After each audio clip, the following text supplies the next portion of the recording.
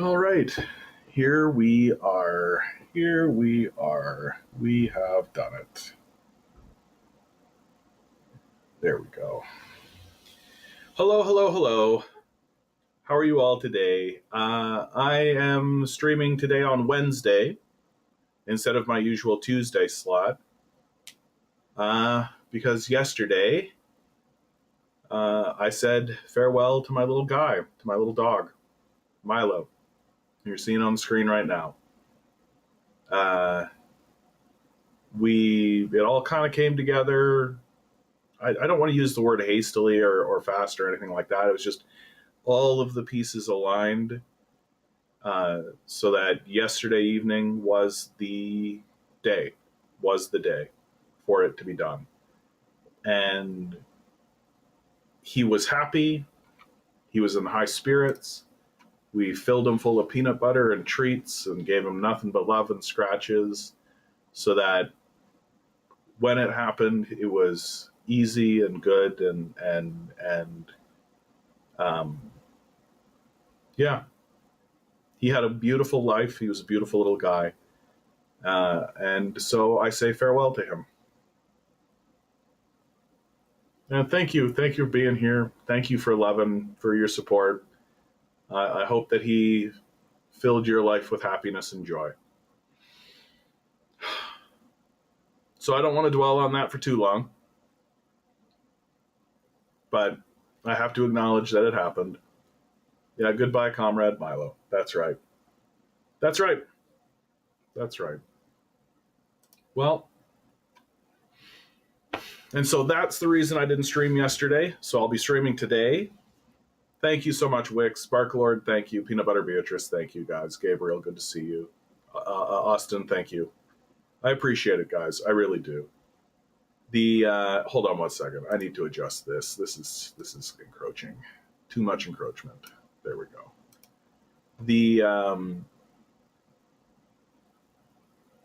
So what this means, of course, is that things are gonna change a little bit around here. I have been defining my schedule a little bit based on the reality of Milo, and now Milo is gone, and so I think I might move the schedule to Thursdays off of Tuesdays. So I might be streaming more often on Thursdays. We'll see about that. You're going to notice a change in how I arrange things. Right now I have like a setup that I'm not happy with. And I was just setting up things this way specifically to accommodate Milo. And now that Milo's gone, I can build things the way I want to. And so you're going to notice a change in the presentation and then the way that it looks. So things are going to change a little bit from here.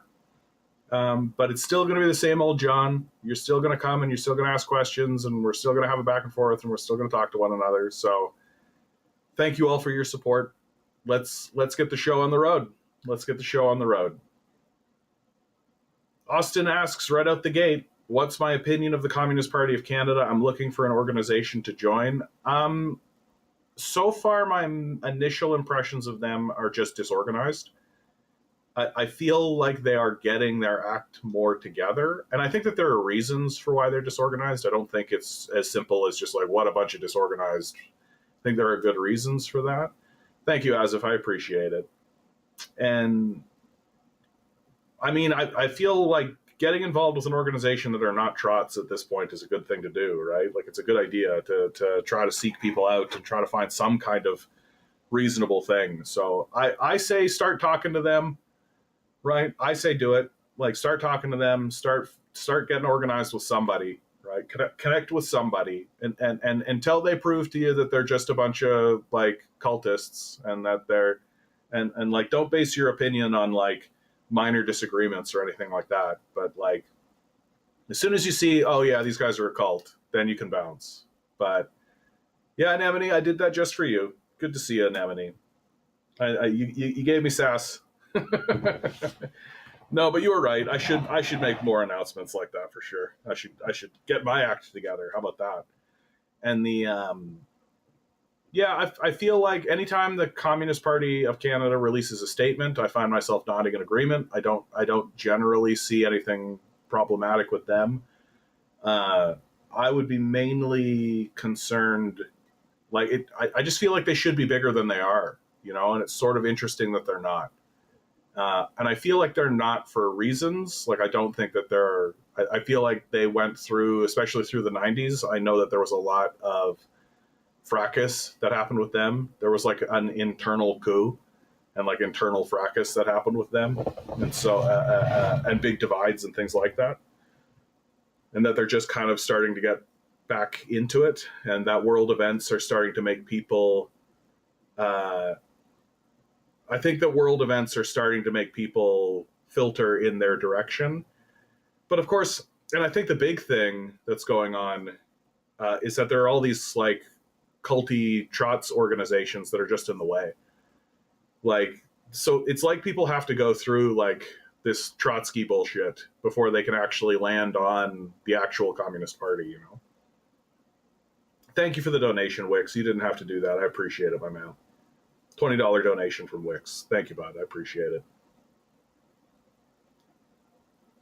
Anemone writes, the only problem I have with them is the same as you, John. Why aren't they bigger? Why aren't they trying to work with other organizations? I think for the provincial election, they got 2% of the vote. Don't quote me. But if they can do that, they can do more. Yeah, I really do think, like, look, if you're a communist party in this country, you got a big fucking target on your back. Right? And people are going to get in there and they're going to try to mess with you and they're going to try to tear you apart and they're going to try to do everything they can to make life difficult for you. And they for sure went through that. Like, they for sure went through that. The idea that it's just like this party operating and everything is their fault. Like, I don't know the specifics of it, and I should do better on that front. I should do a better job of that for sure. But like, I just feel like it's highly likely that they've been dealing with a lot of external power, right? Hull, good to see you, my man. Yeah, there's no other option than uniting the left for us. Yeah, especially right now. I mean, it's absolutely the truth. Like, we have to come together. We have to get organized. We have to get people off of these neoliberal parties. Like, what's happening here in Canada with Mark Carney's ascension, right? And people are like, yeah, Mark Carney and now the liberals, all this kind of stuff. Well, Mark Carney is just another neoliberal. Right? He has no intention of improving the quality of life for anybody. It's just going to be more of the same kind of decisions, right? It's not going to be a shift at all, like even a little. So, like, if you're feeling like your life is in this economic decline, well, Mark Carney is just there to manage that decline, right? So we do need to begin more seriously. And like, the NDP is not an out either, because the NDP is just completely bought out. Like, they're another neoliberal party. So it really is like, and we've just got to come to a point where we're just saying, like, yeah, no more of this capitalist bullshit. We're not negotiating with these guys.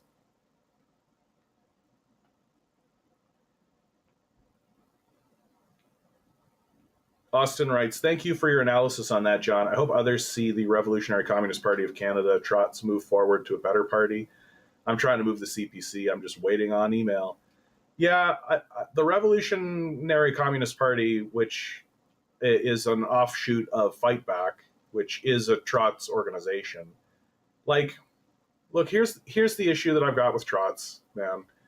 Just read what Lenin wrote about Trotsky. Like, I just don't know why we're getting in the way. I don't know why we're maintaining this gigantic feud, especially when, like, Trotsky was not well regarded. Like these Trots talk like they've got a leg to stand on, and they don't really. Like, they don't really have a leg to stand on. Like, Trotsky was not well regarded in his own party. He was considered a flip-flopper. He was considered not loyal, like, by both the Mensheviks and the Bolsheviks, right? He was considered like a flip-flopper, right? He was a guy that just wouldn't maintain a position and then declared his own position as a third position when it's just like this odd thing. Lenin didn't regard him as a very good Marxist, and like said so. And like said so. And like, their big like coup de grace, like their big like, oh my God, I can't believe it, is that there was this the what do they call it? The bureaucratic dictatorship that denied the rightful king Trotsky his leadership and all this. It's like total bullshit. It's so obviously bullshit. Like, the Soviet archives are open now. You can see it. You can just see it. You can see the vote. And the vote was literally like 4,000 people Trotsky, 70,000 people Stalin. It was like a huge, huge, huge, huge slam dunk. It wasn't close. It's not like Stalin, like the vote was 100,000 for Trotsky and 10,000 for Stalin, but Stalin went in there with guns. It's just not the story. It's not what happened. So the Trotskys don't really have a leg to stand on. And I just kind of like, I don't mind at all if you want to tell me that, like, I've read Trotsky and I found him so inspiring and all this, but don't fucking blow smoke up my ass, man. Like, don't bullshit me. Because if you're gonna bullshit me about this stuff, then what else are you gonna bullshit me about? Like, and that's really what it comes down to with these trots. I'm just like, you guys are just so full of shit. Like, you're so obviously bullshitters. Like, it just drives me crazy. And like, it sucks because within the organization, I think that there are good people. I think there are people who are like, there's a serious thing happening and we need to organize. And these are the people who seem to be organizing. Right. But at the end of the day, like, yeah, the only thing I've found useful of Trotsky is his analysis of fascism. Yeah. Like, it's not to say that Trotsky didn't write good things. Like, he's obviously a good writer. Like, if you read his Trotsky's My Life, like, he's obviously eloquent. I think that's why people fall in love with him, right? Like, I think he's a good writer, and I think he is an intelligent person, right? Obviously, but like, he's just like a spurned lover. That's all. Anyway, I don't want to turn this into a Trotsky thing. It's fine. Peanut Butter Beatrice writes, I wish unions would form a workers' party. Yeah, I wish unions had a spine. And Emily writes, having worked in a union, I doubt they would do that unless they overthrew their board members, the union members, because it's quite corrupt. Yep. Capitalism has effectively made unions useless. Yeah, the capitalism has corrupted it. Like, the union system has basically been fully integrated into the system of capital. And they just recognize that, like, oh, you elect a single individual to lead these organizations? Cool. So we're going to bribe that guy. Right? That's it. Like, it's not difficult. And, like, the unions are kind of toothless, frankly. Like, if you go back to, like, the labor strikes of the Virginia coal mines, these guys were, like, shooting at buildings and, like, doing things. Like, they were arming themselves and there were gunfights. Like, modern unions are not doing that, and they're not going to do that. So,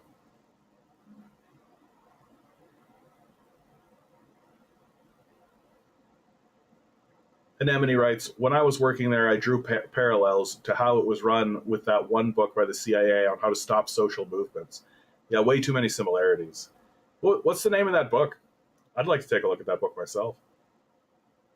And Anemone continues, there was a chance like last year when multiple big unions in Ontario had the most opportune moment to do a general strike and actually create change, but instead they bowed down. Yeah, I remember that. I remember railing against that. Like, they had an opportunity, and they scared the shit out of Doug Ford, right? And they had the opportunity to do something really major, and they just decided not to. Friendly FFS writes, oh, no, I knew it. I knew we were going to keep doing Trotsky. Trotsky had a bit of a rep for being the most capitalist of the communists and kind of just a revolutionary for revolution's sake. Well, like, what is the permanent revolution, right? Like, permanent revolution is like revolution for revolution's sake. It's not popular. People don't like it. It's not a good idea. Like, it's extremely disruptive. And, like, you can take a look at the Chinese. Like, the Cultural Revolution is a permanent revolution, right? It was not popular. When Mao died, the people who were enacting the Cultural Revolution were jailed. It was not popular. People did not like it. So the idea that, like, so it's just a bad idea, right? And when you actually break it down to its fundamental nuts and bolts, it's just a inquisition. That's really what it is. It's just an inquisition.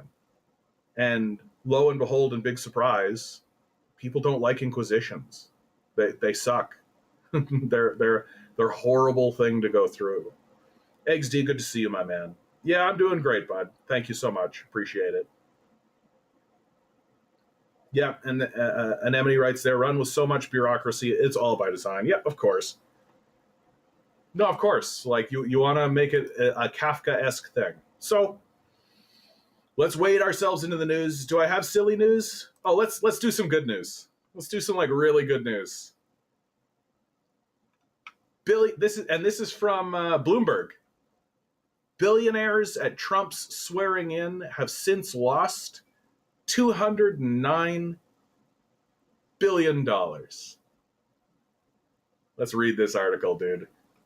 The start of Trump's second term has delivered a stunning reversal for many of those billionaires sitting behind Trump in the Capitol Rotunda, with 5 having lost a combined $209 billion in wealth, according to the Bloomberg Billionaires Index. You love to see it. The period between Trump's election and his inauguration was a boon for the world's wealthiest, with the S&P 500 index hitting several all-time highs. Investors piled into equity and crypto markets, expecting that Trump's policies would be advantageous to business. Advantageous to just generating money. Like, crypto is bullshit. Musk's Tesla Inc. gained 98% in the weeks after the election, hitting a record high. Arnault's LVMH added 7% in the week before Inauguration Day, making the French magnate $12 billion richer.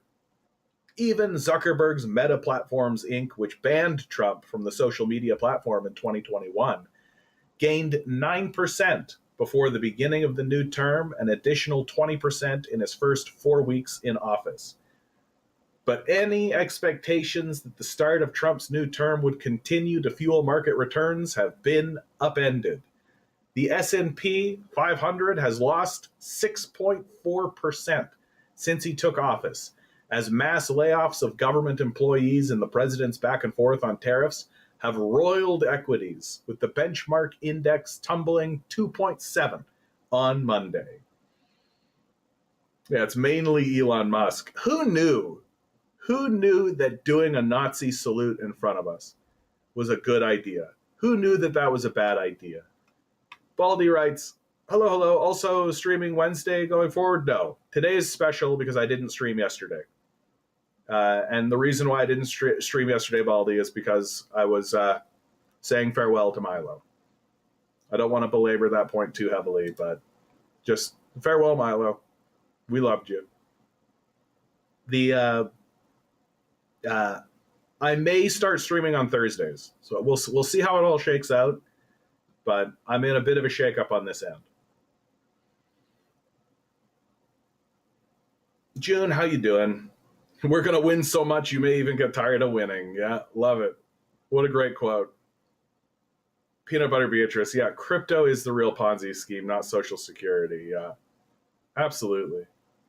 Anemone writes, this economic downturn only affects workers, making their pensions dry up, ensuring they have to work the rest of their lives. This downturn enriches the billionaires because it makes valuable stocks cheaper to buy, making them even more powerful.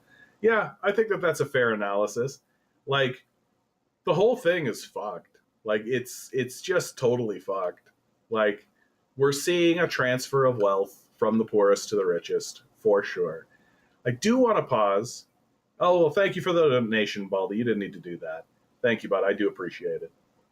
I do want to pause and look at this picture again. This hat is so the greatest.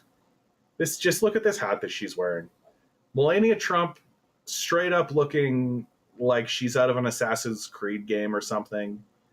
That if like ninjas were to pop out from places, she would basically just unfurl her trench coat, revealing several automatic rifles, and just start like doing Matrix moves and like flipping and flopping. Right? Hamburglar vibes. Oh, damn. Now that's all I can see. Oh, no. Peanut Butter Beatrice. Totally taking the wind out of Melania Trump's Hamburglar. Dude. You've nailed it, dude. That's a total destruction right there. You just took me from like up here to just like boom, right back down.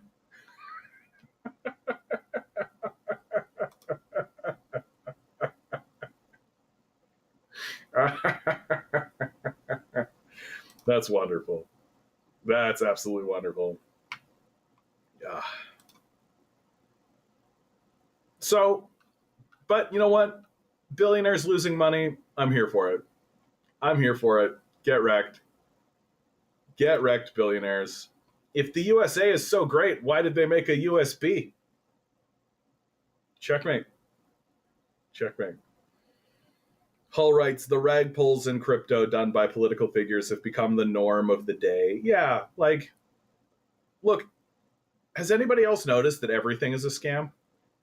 Like, anybody else sitting here just being like, oh, it's all a scam? Like, every part of it, every aspect of it. Like, anytime I'm talking to my bank, anytime I'm talking to any institution anywhere, it's just like somebody's trying to sell me something, like advertisements.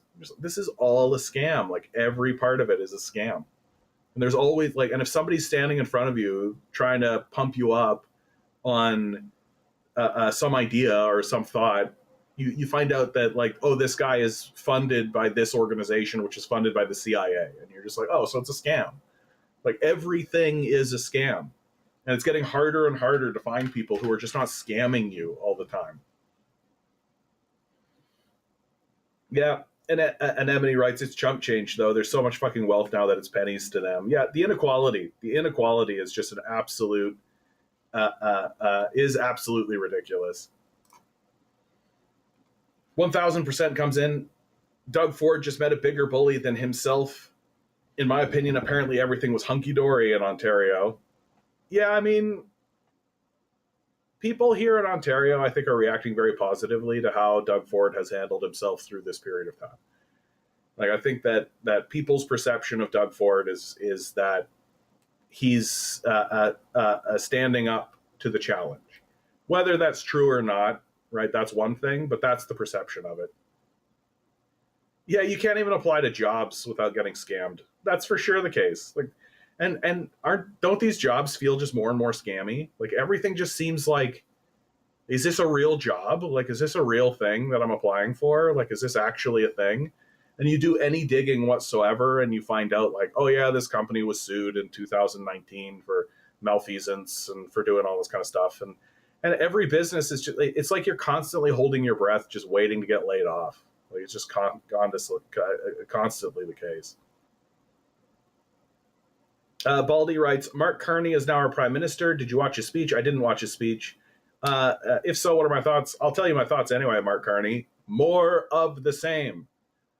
More of the same. More of the same. More of the same. You could just take a look at early kind of news reports, right?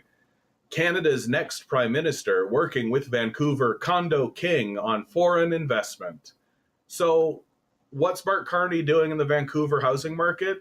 Well, he's working with Vancouver's condo king, Bob Rennie. The two are considering a plan that would see the country's state-owned mortgage insurer use taxpayer resources to attract foreign investment into rental properties. It's just more speculative garbage, right? They're not trying to fix the housing market. They are making the housing market fertile ground for speculative investment. That's what they're doing. And it's just more of the same. It's going to be the exact same policies, the exact same thoughts, right? Which really does go to show you that I think Canadians are, just like Americans, I think, are primarily emotion driven and are primarily interested in optics. That seems to be the case. And that really, I think that the fluctuation that you're seeing here, like if you look at the screen, for those of you who are looking at home, I've put up a federal vote intention poll. This one, I believe, came from, sorry. Well, it was shared by Frank Graves on the usual suspect on the X bullshit, which we should all stop using. In any case, the polling across the board is pretty consistent that the Liberals have skyrocketed, right? They're way up, and the Conservatives are on the decline. And I think that has less to do with Liberals saying anything, and more to do with the Trump administration. That the conservatives had aligned themselves in terms of their projection outward with the Trump administration and with Trump and with the Republicans, right? They were like, oh, the Republicans have a winning message and the Republicans have a winning platform, like they're winning, right? So let's just do what they did, and then we too can also win, right? And it looked like it was working. The whole "fuck Trudeau" movement was boiling over. Everything was working out, and then Trump actually gets into office, starts a trade war immediately with Canada, basically makes the conservatives look like assholes, right? Like basically makes all of the soft support for the conservatives, which is most of the support for the conservatives, turn to the conservatives and go, oh, this is what your plan was? Fuck you, right? So it looks like the Liberals are going to be walking towards another majority. And what's interesting about the way this polling data is working out is you take a look at the NDP line, and the NDP support is also cratering, right? It's also free fall diving down. So it's just like this trade war started, and everybody's just finding the stability, right? That what have I said over and over and over again on this cast, right? People are willing to accept a degree of injustice if it means stability. And right now, the Liberals, you can critique them all you like, you can say what you want, but they are the party of the status quo. Things will continue the way they've been, right? And so if you're in a position where you're like, well, I guess this is stable, yeah, stable decline. It's a managed decline, right? That we will just continue this slow, steady, but it's not a collapse. It's not taking a risk on a new idea, right? It's not giving the reins to somebody and somebody who might be doing something experimental. Like, you know what the Liberals are going to do. You know what they're going to do. And they're going to continue doing the thing that they're doing. They're not going to change. So, and yeah, like, Mark Carney does look and sound boring, right? He's a very boring person. He's like an ex-Goldman Sachs executive, right? He's basically just been working as a neoliberal in neoliberal policy his whole life. And so he's going to get into office and he's just going to keep acting like a neoliberal because he is a neoliberal. And he's just going to keep enacting these bad ideas that aren't working. But they're not working very slowly, right? So it's not like they're getting in and there's these big collapses that are happening, right? That the collapses are happening, they're just happening in this slow motion way, so that the average citizen doesn't really notice them. And then once they do notice them, they have this like happy little scapegoat that they can point at and be like, oh, the problem is actually this. It's not our long-term policies made over, decades. It's certainly not the system of capital. Under no circumstances are you allowed to discuss the system of capital. It's absolutely off the table. 0%. 0%. So stable decline is a good way of putting it. And like, it's hard for me to get really excited about it. Like this electoral season that's going to come around, I'm just going to be like, who cares? Like, oh, Liberals, great. And we're all just going to keep experiencing this slow, steady decline. Because that seems to be what we've all signed up for. And it's all because of just this trade war, right? Everybody's just hunkering down and just being, oh, trade war.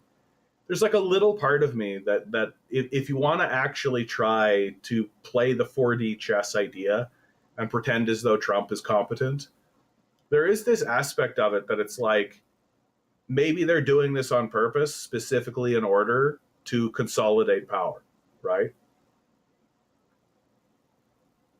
Hall writes, scapegoats equal immigrants. Yeah, that they deliberately invite. The mind games is crazy. Yeah.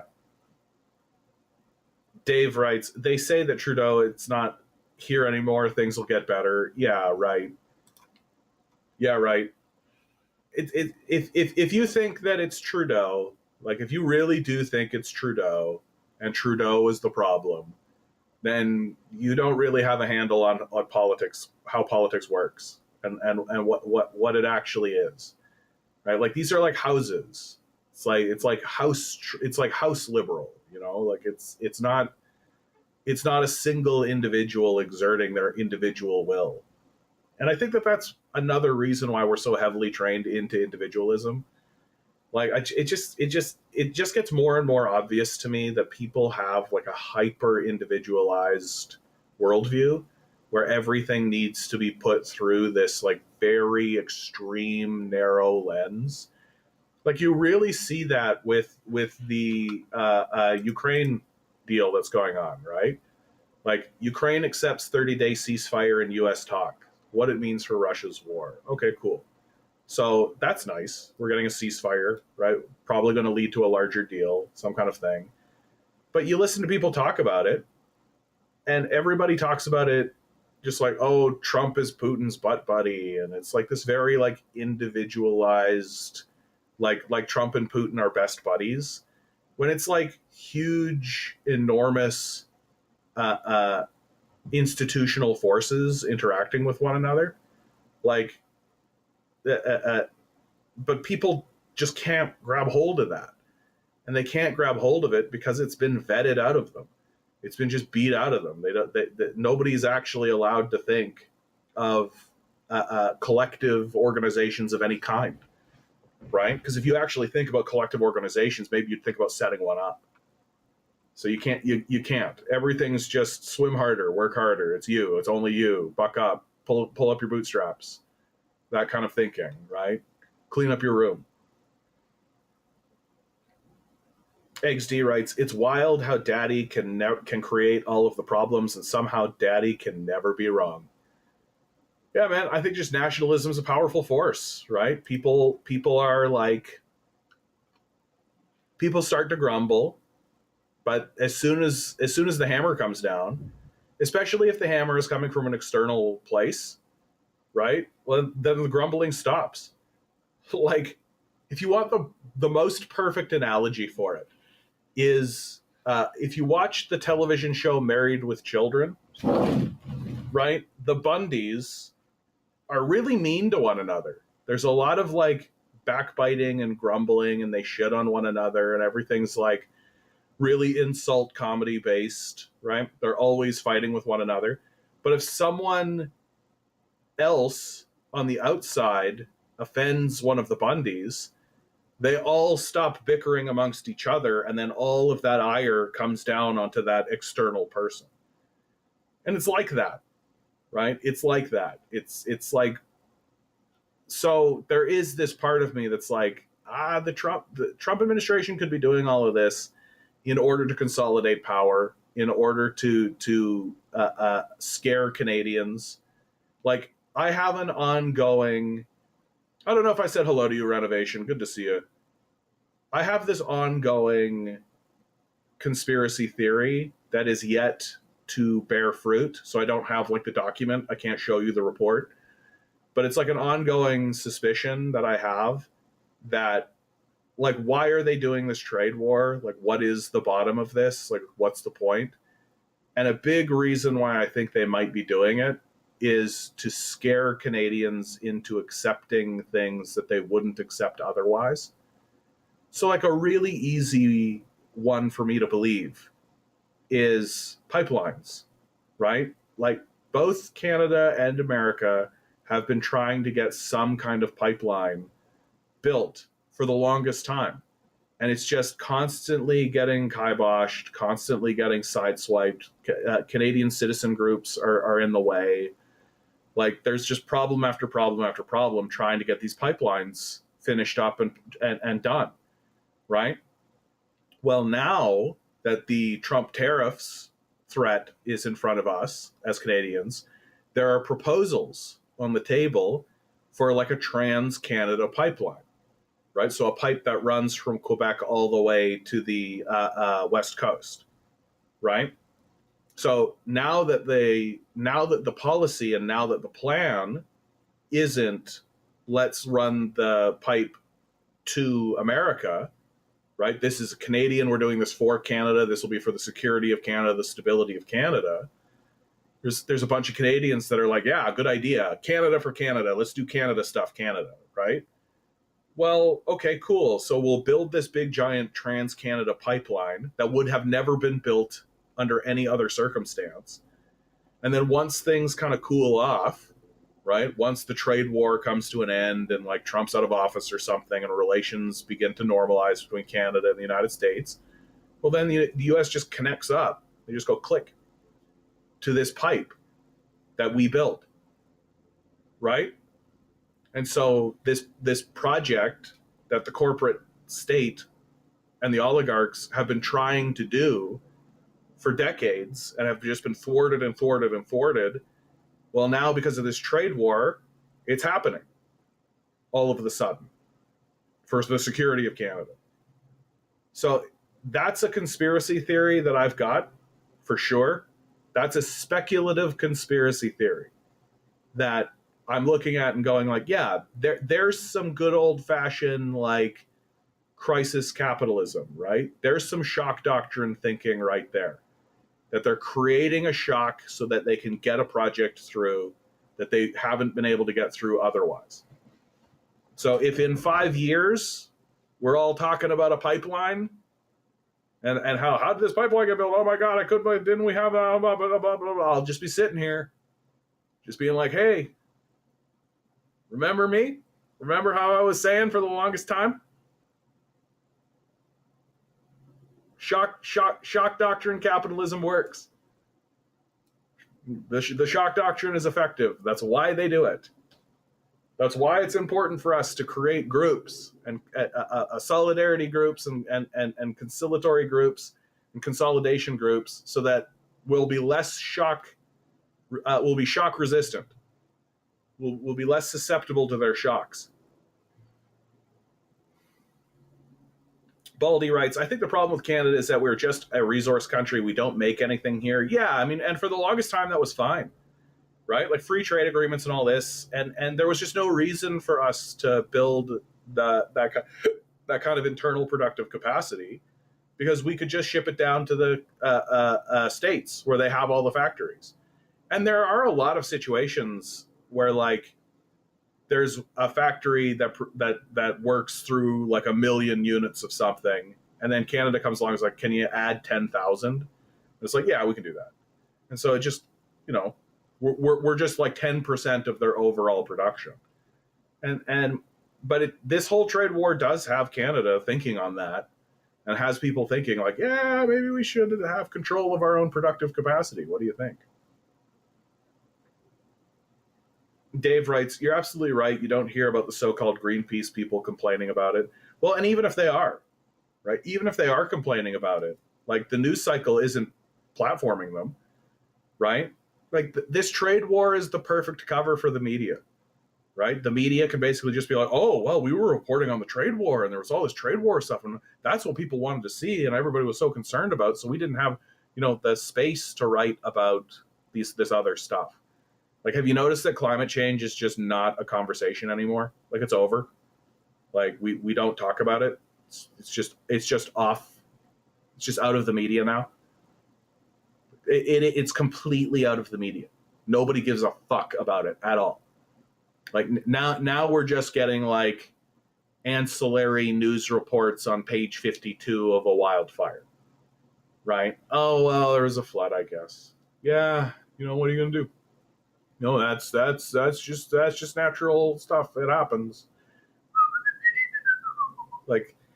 Like there's a reason why the media is so despicable. There's a reason why people search out people like me, because our media is completely compliant and completely complacent and completely bought in. They are just stenographers for power. They're not interested. They're just not interested. Like they're not going to go after powerful people. They're not going to hold these people to account. It's just not real.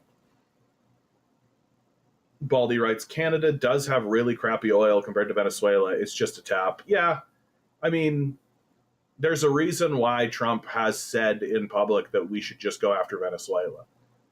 Like, I wouldn't be too blown away if like if after a period of time the Republicans basically start to pivot to Venezuela, because like you really got to think about Venezuela, like it's got to be from the perspective of a bully, from the perspective of a warmonger. It's just got to be way easier pickings, right? Like if you're just like one of these vulture capitalists, right, who don't have a soul, like I don't really understand why they're not thinking about like we could just go to Venezuela. Like literally here's Florida, Venezuela. It would be so easy for us to like park aircraft carriers right over here and just start like a full scale offensive against Venezuela, right? Forget about intelligence, forget about doing any of this kind of stuff. Literally just like start dropping bombs. You've done it before, America.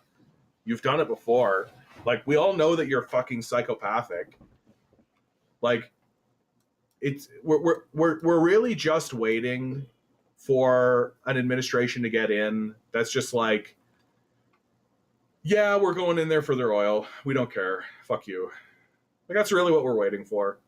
Like we're just waiting for an American administration that's just straight up like, we don't need a Cassius Belli.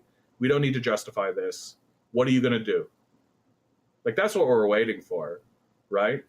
And like that's the reason why Trump is like so crazy scary in the world, because we don't know what his goal is.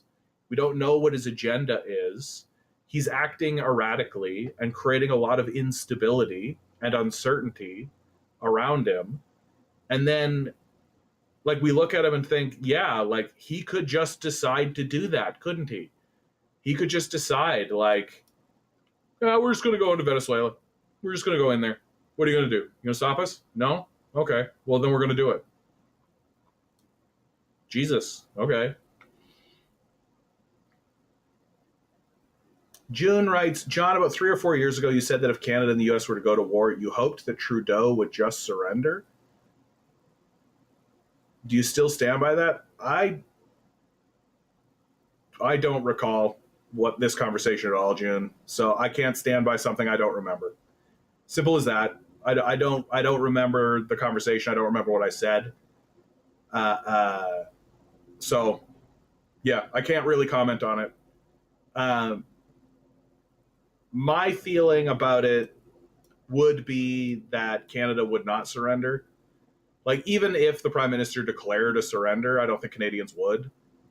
Like nationalism is an incredibly powerful force. There's just no two ways about it. Like you're just not going to beat that out of people.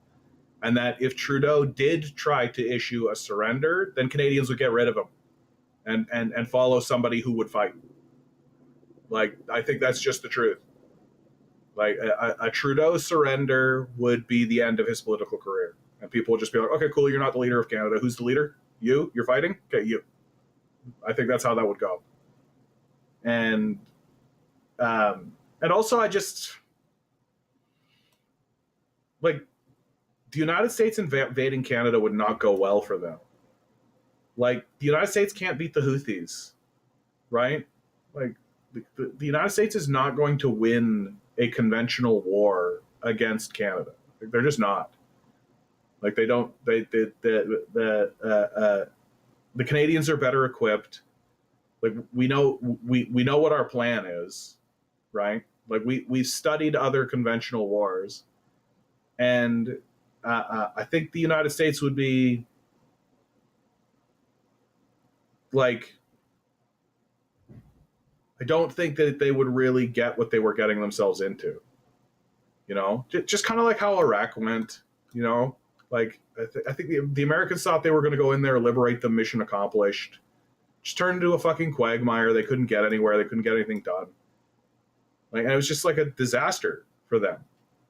Like, but now you're talking about a country that's actually much better equipped, much wealthier, much larger, right? Like and I really don't think you're going to have like high morale. Like I don't see the Americans being like rah rah, let's go to Canada. Like I don't think that's how that's going to be done. So I think that every single piece of that idea is working against the interests and against America. I just don't think that they'll come in and blow some shit up because, they're still big. They're still like a big fucking giant. But the idea that the Americans are going to come into Canada and have a good time and that's going to be easy breezy, beautiful cover girl, it's like it's never been the case. It's just never been the case. Like, America couldn't do it to Vietnam. America couldn't do it to Iraq, right? Like, I think their most successful has been Libya in recent history, but that was just disgraceful. Like, and Gaddafi, I think, was pretty naive through a lot of that.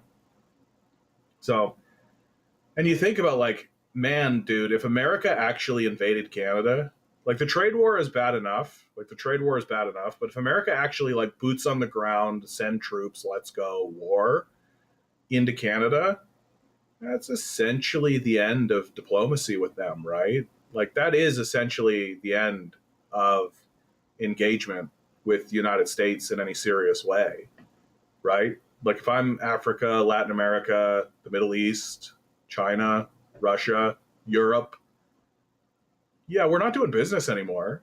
Like, what are you talking about? You guys are obviously psychos. Like, you've obviously lost the plot.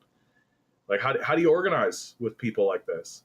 Like, what's going on between the Democratic wing of the institution and in regards to the Ukraine crisis is bad enough. I was actually just talking to somebody about this just today. That, like, at least with the war on terror, George W. Bush did the thing he said he was going to do, right? And the world stood up and was like, this is stupid, you shouldn't do this, bad idea, bad call, right? But at least they did what they said they were going to do. They stood in front of the world and said, we're going into Iraq for, I don't know, weapons of mass destruction, I guess. Right? Whatever bullshit reason they made up, but they said they were going to invade, they invaded. Right? And they were wrong about a lot of shit. And they were dumbasses about a lot of shit. But they did the thing they said they were going to do. Well, with the Ukraine war, people aren't even acknowledging that NATO was involved. People aren't even acknowledging that, like, the coup happened. People are pretending as though it's just literally big bad Putin did a Hitler. That's literally where we're at with huge sections of the system in America and the American populace, right? You can't negotiate with that. You can't do business with that. You can't do trade with that. You can't get involved with that. Like, at least with the Bush administration, it's like if they say they're going to do something and then they did it, you're like, okay, I can negotiate with that, right? That's at least like, oh, you say that? Okay. There's a stability there. This is just instability at the highest level. Like, oh, you guys literally funded a coup, overthrew the government, funded neo-Nazis in that region, and then pretend like you didn't. Oh boy. Like, oh boy, okay. Tough pill to swallow. And so then if you fold that all in with, like, a sudden invasion into Canada, yeah, right, boy. Yeah, right. I'm not sending a single scrap of anything your way. Why would I? You're obviously out of your mind. Like, you're obviously off the rails. Like, you're saying one thing, doing another, invading allies. Like, again, the trade war is bad enough. Like, really, I feel like people don't understand how huge a mark this is, how big a fucking deal this actually is. That, like, so the Americans in the last decade, right, in the last 10 years, started a war in Ukraine, a pointless war that was completely needless, that did not need to happen, while denying it. Oversaw a genocide that literally has the leader of Israel on the arrest warrant list from the ICC and the ICJ. Like, This is what's gone on in the last 10 years. And now they're capping it off by turning to their most stable long-term allies and starting a trade war. Like, this is instability at the highest possible level. Like, this is not somebody you want to tie yourself up in. You do not want to have this person as a trading partner. You do not want to have to rely on this person because they are not reliable, right? Like, if I'm sitting there and I'm India, China, anybody in Africa, anybody in Latin America, it's like, oh, this is how they're treating their friends? Like, how do you think they're going to treat us? How do you think that's going to go? And so it's just, as the United States becomes more and more unhinged, as it loses its mind more and more and more, it's just going to get more and more isolated. And it's a long road for America, man. Like, America's not coming back. Like, it's going to be a long, tedious, grinding road for America to even begin the process. Because they're going to have to do something that no American in American history has ever done. They're going to have humility. And they're going to have to say, yeah, we fucked that one, didn't we? Yeah, we've been fucking up. We'd like to stop fucking up. Good luck with that. Eggs D writes, John, I don't know about you, but I feel like people have regressed on their view on the Ukraine issue. We're back at square one with more. This is all Russia's fault crap. Yeah, I think that it's going two ways, right? The one way is the way that you're discussing, and those are the loudest voices, because the American propaganda system requires that it be Russia's fault internally, right? For internal rationale, for the internal integrity of the internal narrative of the United States empire, that lie is sacrosanct, and so they're doubling down. And I also think there is like a great deal of like emotion to it, that like it has to be the case. It just has to be. It can't be the case that we were lied to. Like, people have so much, like, you think about the Blue Anon people, right? Like, Blue Anon people are completely wrapped up in the idea that it's all Russia's fault. It has to be. We're the good guys, Marvel movie, right? Like, it's not that much different. Like, if you sit down with some people and you start talking to them about Marvel movies, and then you start criticizing like Batman or Superman as like figures, right? People lose their fucking minds. Like, they do. People become unhinged about it because you're attacking their like emotional super daddy, basically. And an emotional super daddy, right, is part of their like emotional landscape. And I think it's very similar to what's going on here, that there are people who are just so intertwined and so interwoven into the idea that we're the good guys, and obviously we're the good guys. Sure, we've made mistakes in the past, but that's the past, right? And so the American system is doing everything it can to maintain the integrity of this bullshit narrative that it's putting forward. I've also seen the other side of it, where people have been kind of going like, whoa, wait a minute, there's more to this story than I've been led to believe. You mean history didn't begin in February of 2022? You mean that there's a whole other series of events that were leading up to this? Yeah, it is interesting that an organization that contains a state that used to be a Nazi state that killed 25 million Russians funded a bunch of neo-Nazis in Ukraine. That's interesting, right? Like, I've seen breakthrough moments. I've seen cracks. Like, I don't think that the narrative can withstand. Like, time itself will break that narrative apart. It's just not. But then there's also the reality that like there's still people walking around talking about the fucking Holodomor, right? That's literally like 100 years ago now, and people are still like, but the Holodomor. You're like, okay, so literal Nazi propaganda is still floating about. Okay, cool. Right? So you're just going to get like dead-brained morons And forget about it if it all seeps into the quote unquote education system, right?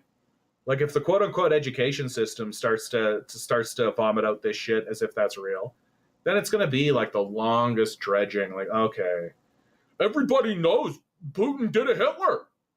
Putin woke up on Wednesday and said, let's go do a Hitler. And so they did a Hitler because Putin's Hitler.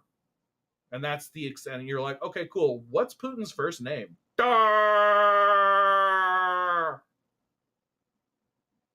Like, that's what's happening. XD. Holographic Mordor ignores Gaza completely. Yeah, like, people are like infinitely distractible and don't really think about things that deeply. And it's especially bad if a person is just like, my nation good. Daddy good. Daddy wouldn't lie. Daddy's good. He's fighting on the side of good and justice. He's like Captain America. He's like Superman. You know, Superman does good things. He fights for truth, justice, the American way. Canada and America, we're buddies and we're good. Good guys. Good guys. That's it. Like, I just, and you know, you get that person's on the internet and they're not really living in the fullness of reality. You know, they're not really engaging with the idea that, like, yeah, maybe your country isn't so great. Maybe America has a pretty sordid history. Maybe that sordid history has never been really rectified, right? We've never really confronted it. We've never really addressed it. We've never taken it seriously, really. And so we're just caught in a perpetual cycle of perpetuating this settler colonial expansionist idea, right? And just and constantly projecting ourselves into the world that way. Like, maybe we should actually think about that. No, we're the good guys. We do good. It's good because we say so. And we say so because we're good. Gotcha. Gotcha, bud. Check. Hull writes, don't know what serenity is, just war, and war, either be trade or conventional.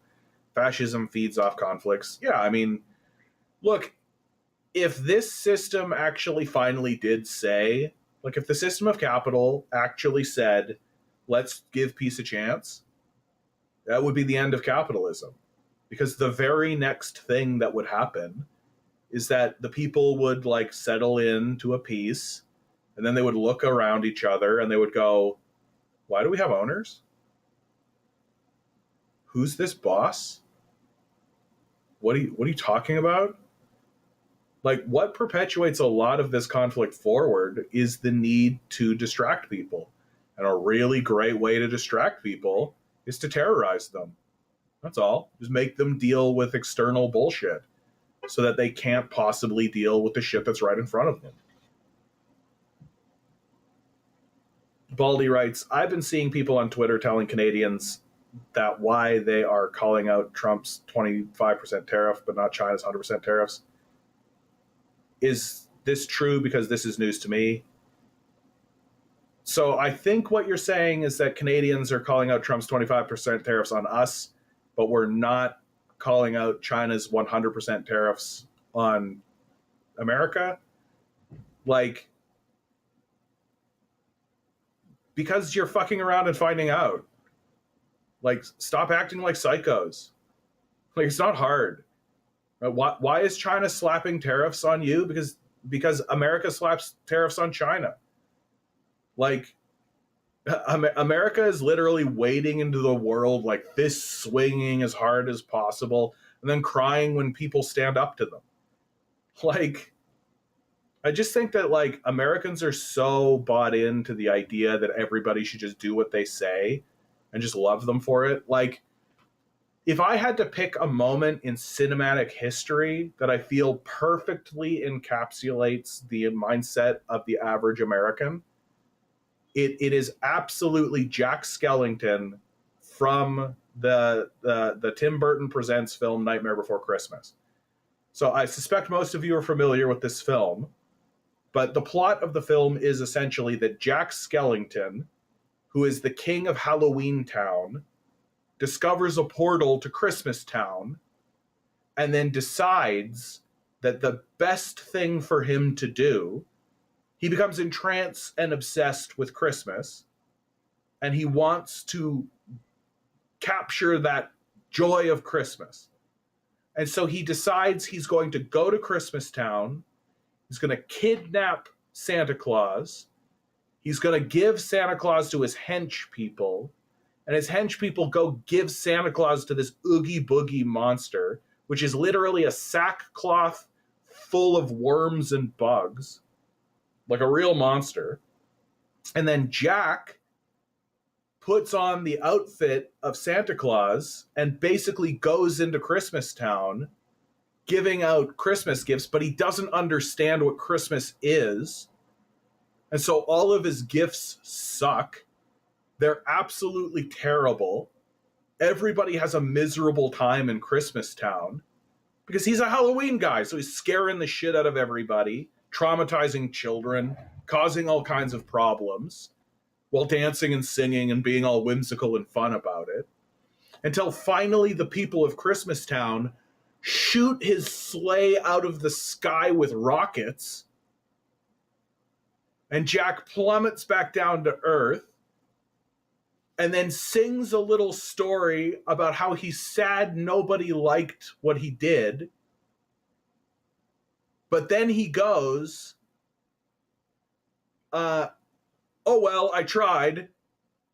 Then he goes back to Halloween Town, rescues Santa from the predicament he himself put Santa in, sends Santa back to Christmas Town, and then grabs the girl that's been pining after him the whole time, who he's been ignoring the whole time, gives her a kiss, credits, Jack's the hero. He saved Christmas from himself. And it's like, yeah, that's America, baby. Like, everything about that story is America. Like, I'm going to go in there with nobody's permission, talk to nobody, co-opt everything, fuck everything up. And then when it royally fucks up and I'm blown out of the sky by rockets, I'm just going to be like, well, I'll try. That's fine. I'm going to go back home, declare victory, and fuck the girl. America.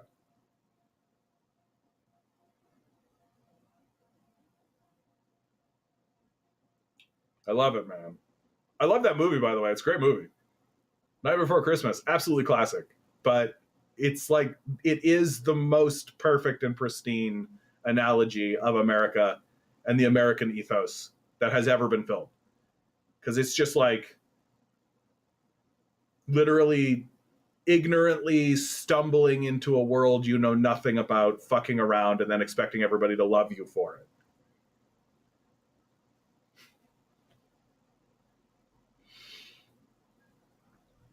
Renovation says, I've seen some Canadians on the internet want annexation. Yeah, there's like 20% support for it, right? It's like 80% against, 20% for.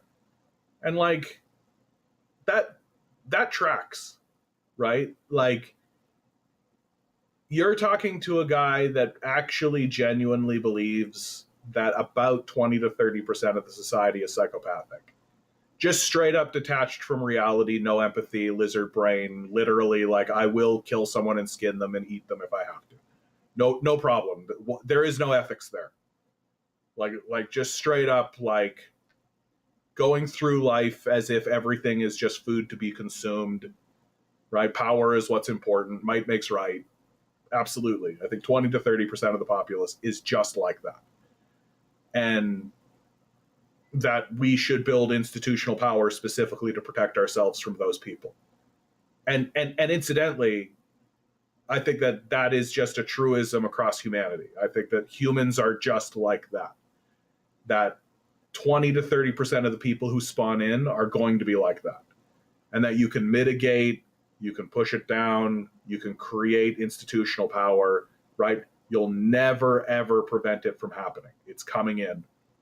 It's coming in, whether we like it or not. Gabriel writes, yeah, XD writes, Albertans. Gabriel writes, we're not all like that here. Danielle Smith is not doing a good job, dude. Like, Danielle Smith is really, like, she and O'Leary really put their foot in their ass. Like, really, really fucked themselves over. I won't be too surprised to see it become like an election issue in Alberta. because pretty much right away, they both were like, oh yeah, Canada should become part of Alberta. And then there's like this big blowback, right? Alberta should become part of America. Yeah. And then everybody's like, fuck that shit. Fuck that. Dave writes, so basically America, it's the new Roman Empire on decline, or the British Empire if you prefer. Like, the British Empire is the more recent example. What's going to make the United States decline more interesting is that the United States as a collective, this organization of states, right? Like, there is this idea of America. There is this idea of a solid, like, American, we are the United States. I have an identity, and that identity is United States citizen, American, right? And so it's going to be really interesting to see states start to peel off from this, and it's going to start to see. It's going to be interesting to see the disintegration happen, because with the British Empire, like, this is Britain, like United Kingdom, there it is, right? And their colonies were like India, right? Their colonies were like all over and along the coast and all this. So like, an independence movement makes all the sense in the world, right? Yeah, we're just going to stop providing you resources. We're going to stop sending them. Like, we're going to stop doing that kind of thing. The Roman Empire's fall is a lot like that too, right? Like, here's Italy, but it's not like the Hungarians or the Austrians or the Germans. And of course, these names are all different back then. It's not like they viewed themselves as Romans, right? Like, they understood that they were like colonies. They understood that they were being administered by Rome, and that there was this Roman Empire, and that there is like a religious narrative of empire going on. They understand all that. But the key difference, like, the Indians never viewed themselves as British, right? They understood that they were Indians. It's hard to believe that the people along the African coast here, right, wherever the Romans were colonizing here, viewed themselves as Romans. Yeah, Gaul, Germania, Dacia, exactly. Whereas the United States, like, whether you're born in Texas or whether you're born in Maine, you're an American, and you view yourself as an American. And so there's that sense of identity. I won't be too surprised to see that as the decline settles in and as states start to peel off, that a narrative of we're the real America begins to emerge, right? Like, it's easy to see how Texas would be like, yeah, we're the real America. Like, we're America. Like, people already will say that shit, right? Like, you move from like Florida to Texas, and a Texan will be like, oh, where are you moving in from? And they'll be like, Florida. And then the Texan will be like, well, welcome to America. Like, renovation, that includes all hyphenated Americans too, unfortunately. Yeah. Like, so so I think there'll be like a slight difference in that regard, but I think that difference will not prevent the decline. It won't prevent the breakup. It'll just mean that when the breakup happens, everybody will have their own America. Like, the maps that come out of Texas will be labeled America, right? We're Texas, America. Just how it'll go. And then, like, let's say Louisiana decides to join up with Texas and they create like a larger, greater Texas. That'll be called America. And this will all just be called like the former United States or something, right? Like, or maybe this will be the United States and this will be America. You know what I mean? It's so like, like, look at this. Look at this. You cowards. You cowards. Google, cowards. This is the worst. This is the worst solution, right? Gulf of Mexico, bracket, Gulf of America, end bracket. Worst solution. Boo. Boo. if you had kept it Gulf of Mexico, I would have been like, okay, cool. They're like taking a stand on that side of things. And if they had gone Gulf of America, I would have been like, boo. But you know what? He is the president of the United States, and they did pass legislation. So whether you like it or not, right? So there's like a justification on either side. But them doing this, Gulf of Mexico / Gulf of America, I guess. Fuck you. Pick a side. Take a stand. I actually think the wisest decision for Google is actually to name it the Gulf of America, because it is legislation and he is the president. Like it is their legals. As stupid as it is, as ridiculous as it is, if the Senate, the Congress, and the president sign a piece of legislation and put it into law, then that's what it is. And you're an American company. Tough shit. Get fucked. June, what are you doing over there, June? Sometimes, June, you're the culprit in this. Sometimes I think you write things just to hear me say it. I think that of you, June. And I'll say it. Well, I'll say it. But I'm on to you, June. I'm on to your little game. June writes, the existence of the Loch Ness Monster disproves the theory of Darwinian evolution. Just checkmate, right? Checkmate, atheists. We got you. We got you.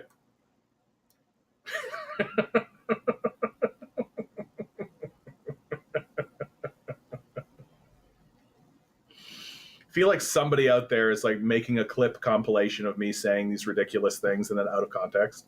And they're just going to like make a big thing and then just like release it. It'll be like 20 minutes of me just saying shit like that.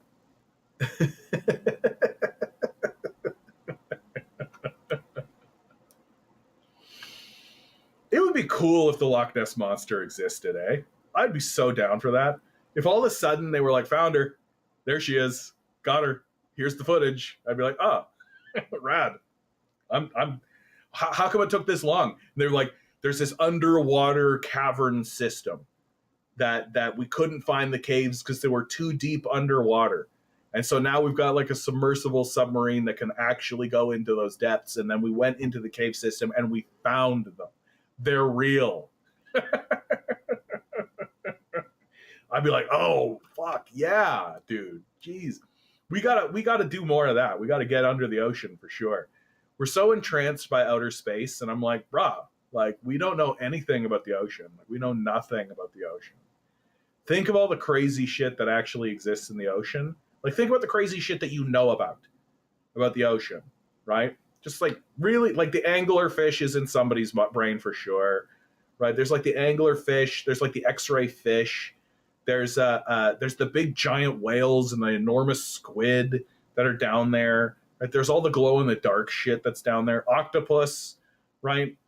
Dolphins are pretty crazy when you think about them. So there's all this crazy stuff that we do know about the ocean, and that's like 5% of what we know about the ocean. Like, we know mainly nothing about the ocean. The only reason we keep going into the ocean is to see the Titanic. That seems to be the only reason that we go into the ocean. We just, nope, there's the Titanic. Saw it again. Like every 10 to 15 years, there seems to be a story surrounding the Titanic for some reason. And, but like, we have no goddamn idea what's going on down there. For all we know, there is actually like an underwater civilization of mermaids that are just smart enough to stay away from us. They're literally just like, nope, not interested in that. And because our technology for coming to see them is so bad and so underdeveloped, they could just see us coming from like a million miles away, and they're just like, just hunker, get out of here, just hide. Don't worry about it. And like in 200 years, we'll finally get a drone down there that's actually good enough, and we'll capture some mermaids. And it'll be a big scandal. The mermaids will hate it. And we're like, hello, humanity. Fuck. Because if we discovered mermaids, dude, like if we discovered something serious down there like that, they would be unhappy. They would not be happy with that. Like if they know anything about us, and if they, like, if my perception of us humans was just us in the ocean, like up there, I would very much be like, these guys suck. Like, this is shitty. These are shitty creatures. We need to stay the fuck away from these creatures. And like the mermaids are like, yeah, they can talk and communicate like us. Oh, then why are they so fucking stupid? Yeah, they're not trying to go the way of the First Nations, man, for sure. I think that way about like Bigfoot. That like if there is like a Bigfoot style creature or culture, that they are 100% just like, stay away from the humans. Nope, not interested. Not interested. Over on Twitch, we got some people come in. The Mighty Pickle, good to see you. Cormac asks, first time chatter, why a Palestine and Soviet with the Canadian flag? So I am Canadian commie. That's the name of the channel. Soviet flag, obviously the communism connection, right? And then, of course, this flag here is to signal my support for Palestinians in the midst of this Palestinian genocide that they're experiencing. I tend to take heat for the Canadian flag because people come in and be like, that's representing imperialism and all of that kind of stuff. And I just bite the bullet on it. And I just go, yep, you're right. But I'm a Canadian. And this is the Canadian commie. So Canadian flag.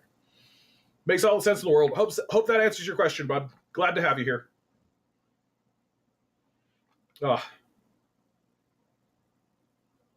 So here's an article. And the thing that fascinates me about this article, so this is from China Daily. China Daily is the Chinese Communist Party. This is their propaganda paper that they release. And so here's the Chinese Communist Party, or the Communist Party of China, my mistake, saying, Canada putting itself in extremely awkward position. So I'm really looking forward to reading this article. Santora, good to see you. Santora writes, I finally live and now have the ability to listen to the streams. Big chances, some sad, some happy, others odd. I can use the news. Good to see you, Santora. I'm glad that I'm here for you, my man. So, Canada putting itself in an extremely awkward position. China announced that it will impose additional tariffs on some products imported from Canada based on the results of the anti-discrimination probe on Saturday. Effective for March 20th, an additional 100% tariff will be imposed on imported rapeseed oil, oil cakes, and peas originating from Canada, while aquatic products and pork will be subject to an additional 20% tariff. The decision comes after China's anti-discrimination probe determined that Canada's restrictive measures against some Chinese products have disrupted normal trade order and harmed the legitimate rights and interests of Chinese enterprises.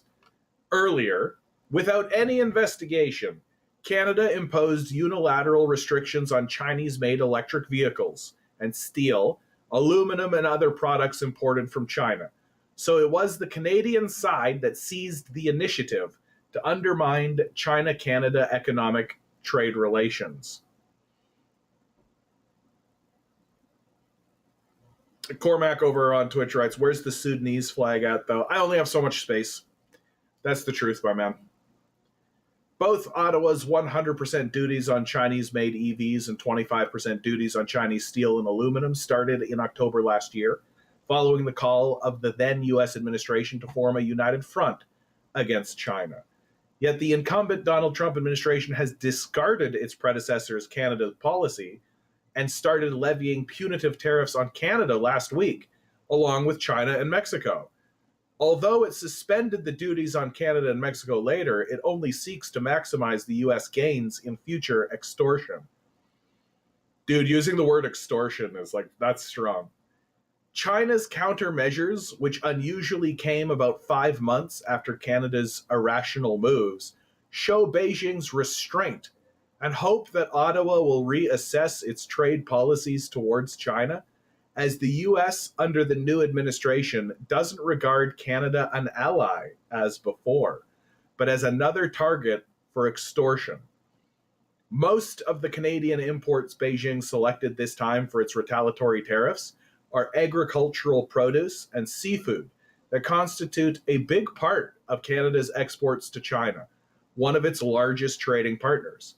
So Beijing's move should serve to remind Ottawa of the irrationality of its ongoing attempts to woo the US by suggesting its willingness to continue to hold a united front with the US against China. Notably, Beijing has unveiled its retaliatory measures about 12 days ahead of them coming into effect, clearly indicating its hope that Ottawa will take advantage of the window of opportunity to analyze the situation and correct its wrongdoings. This is pretty condescending, dude.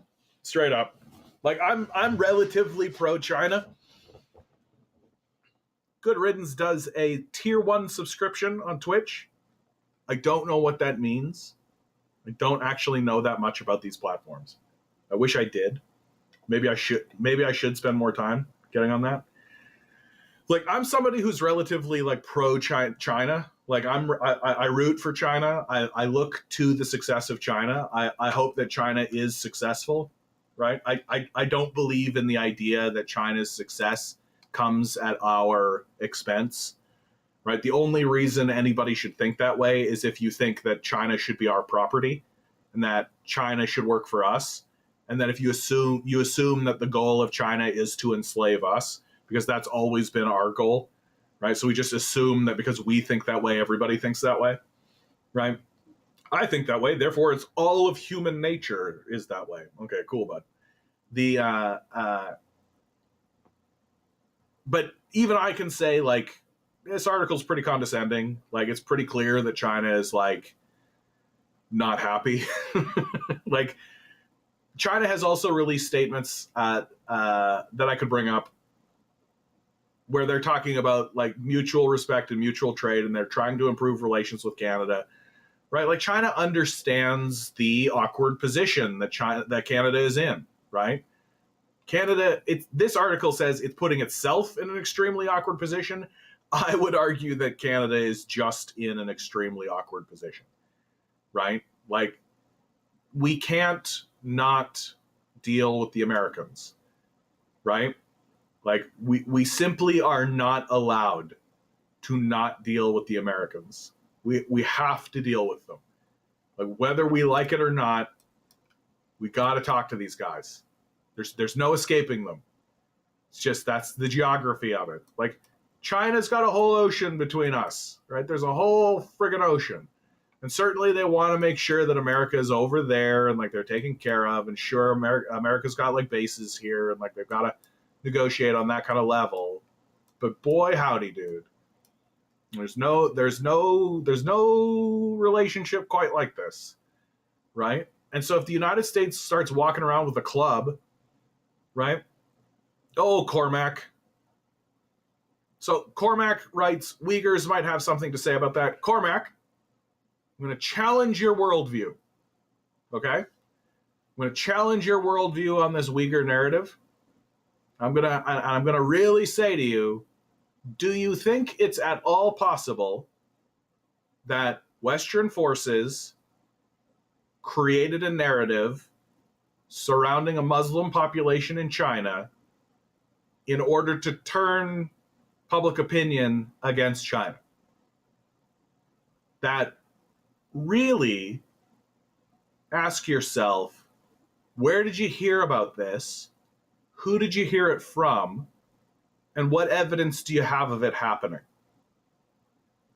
Like, really ask yourselves those questions in seriousness. Because I'll tell you that anytime I dig into this issue, I keep finding CIA asset Adrian Zenz at the bottom of it.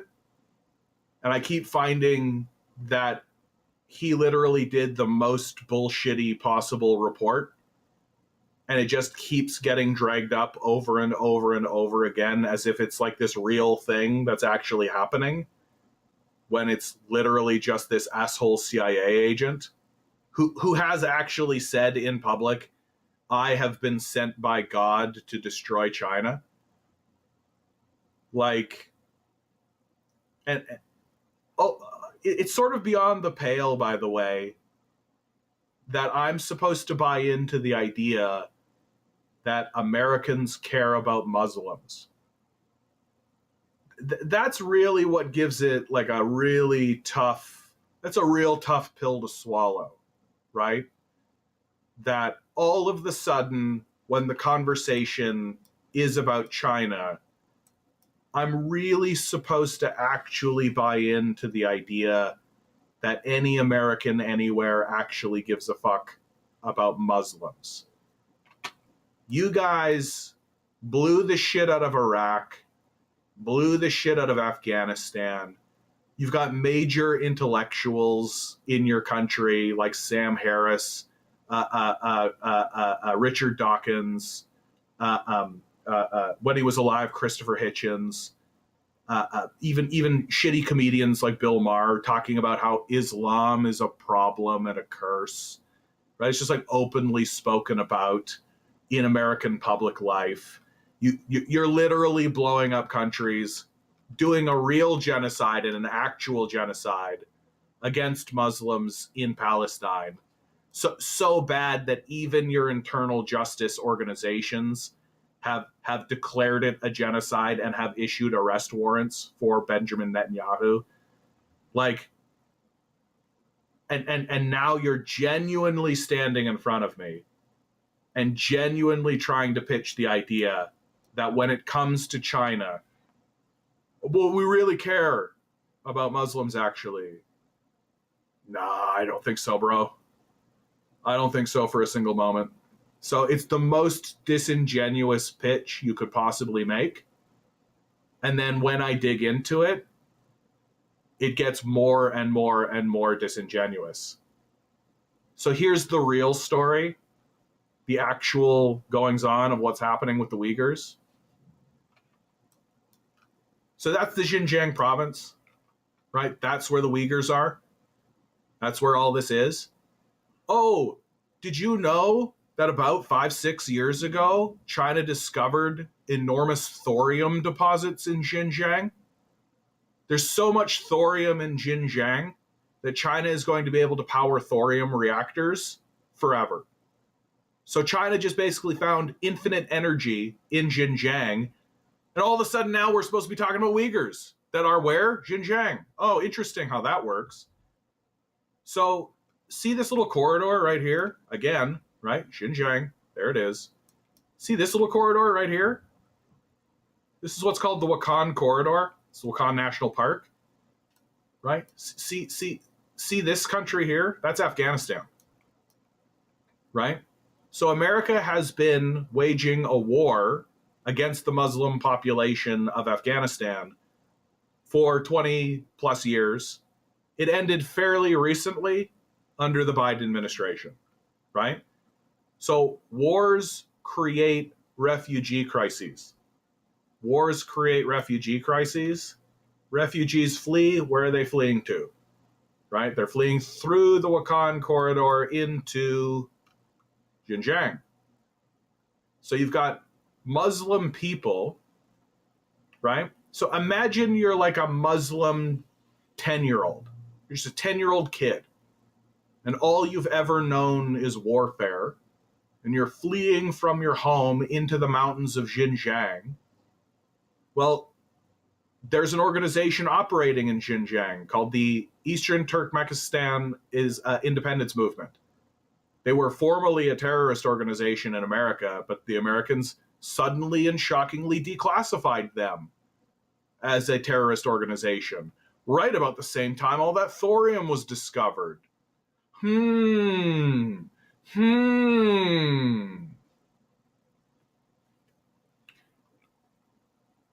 So these Muslim radicals, right, they start going into the urban centers of Xinjiang, and they start killing people.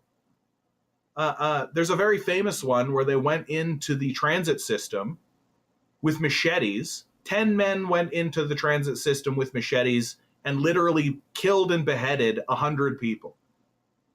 So each man killed 10 people.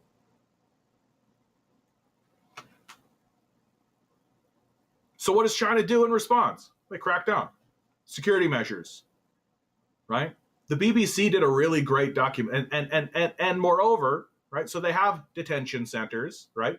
Very similar to the ones that America has on their border between Mexico and America. But the difference is that the Chinese will teach the people there Chinese, give them some basic skills, and try to integrate them into the larger Chinese economy. Like, imagine the American detention system that exists, except they tried to teach them English and give them welding, right? So that's what's actually going on. The BBC literally sent a film crew into one of these facilities, and that is actually what they found. They did it with all the shade that you would expect them to do it with, but they didn't find anything. So when it comes to this issue, and I'm concerned you've already left, so I won't continue, but when it comes to this issue, I really strongly challenge your worldview on this and really ask you, like, where did you get this information and why do you believe what you believe?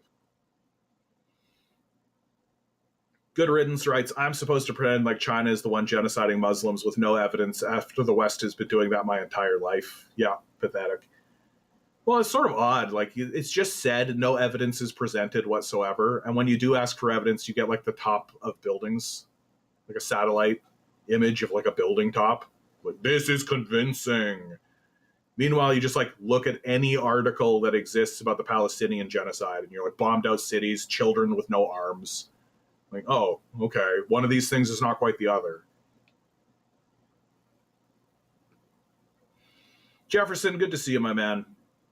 Hall writes, Call of Duty, Canada versus USA. Housing Cowell, good to see you, my man. These tariffs seem to be an indirect way to allow American bourgeoisie to steal from Canadian proletariat and Canadian bourgeoisie from American proletariat and making people feel powerless about it. Yeah, I think there's something about that. Like, I think that the oligarchs are usually using our nationalism against us.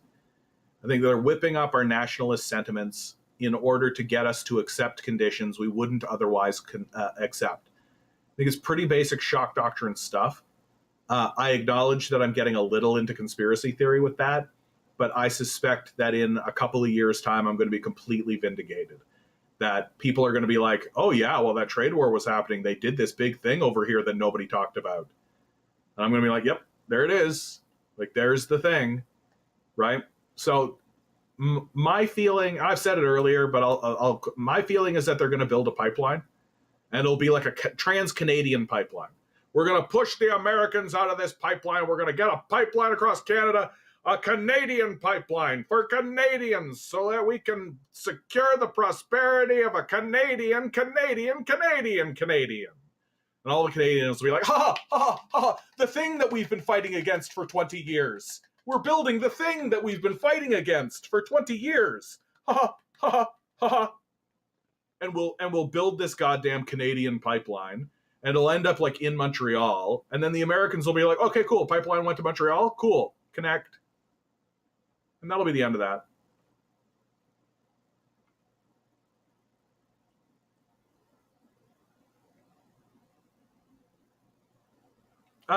Cormac writes, I'll be honest, I can't really listen to this. I'm Sudanese and Muslim and dislike Americans as much as you. I cannot take your argument seriously. Just a conspiracy theorist. I mean, the CIA is not a conspiracy theory, and I won't bother trying to present evidence because you don't have any, right? The burden of evidence is on you. You're the one making the claim, and you don't have any. That's the reason why you're backing out of this conversation, man. Like, this statement that you've made is just you just being huffy, right? You have no evidence. You know you don't have any evidence. So you're just being a little bitch. So, toodaloo, my man. If you refuse to engage with reality, you don't get to stick around. It really is that simple. You can present evidence or you can leave. Yeah, bad faith. Yeah, just a huffy little bitch. Just a huffy little bitch. Not interested in the truth. You just wanted your confirmation bias confirmed. And then when you got confronted by reality, you realized, I'm just not going to present evidence. I won't present any evidence whatsoever for my outrageous claims that there's a genocide happening in China. Okay, what's the evidence? Can you show me a picture? Okay. We just don't need to talk to you anymore. No, you're right. You're not worth the effort. No. Too stupid. Not willing to engage with reality. Just a huffy little bitch. I should have known better than to even engage. It's just embarrassing at this point. Like, people just want to believe the CIA for whatever reason. Like, it's crazy. Like, it literally is like the CIA lies to your face, and then you just believe them. What have I done?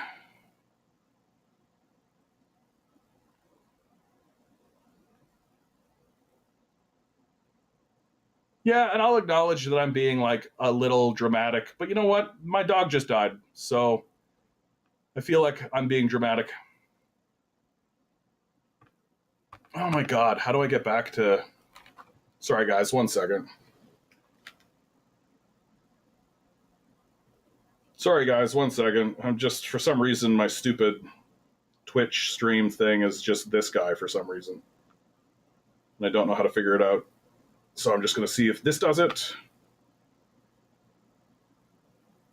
You know why I get upset about this? You know why I got upset about that? Because you literally said you're not interested in presenting evidence. Shut up. Like, stop talking. Straight up, stop talking. If you're not if you're not interested in presenting evidence, you're too stupid to talk to. Literally, nobody should open their mouth if they are not willing to present evidence. It really is that simple. And it's amazing how often people actually believe that their ignorance is better than my knowledge. It's amazing how I'm expected to suck up and kowtow and be nice to you while you're literally accusing a nation of genocide with no evidence whatsoever. Moron. You're a deeply stupid person. Stop talking. Ugh. Jesus fucking Christ, dude. Jesus fucking Christ, dude. Like, it's so dumb. Like, it's so fucking dumb.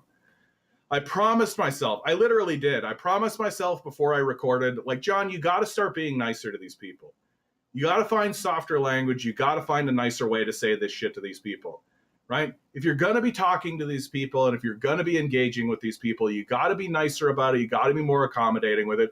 You win more friends. You get more flies with honey.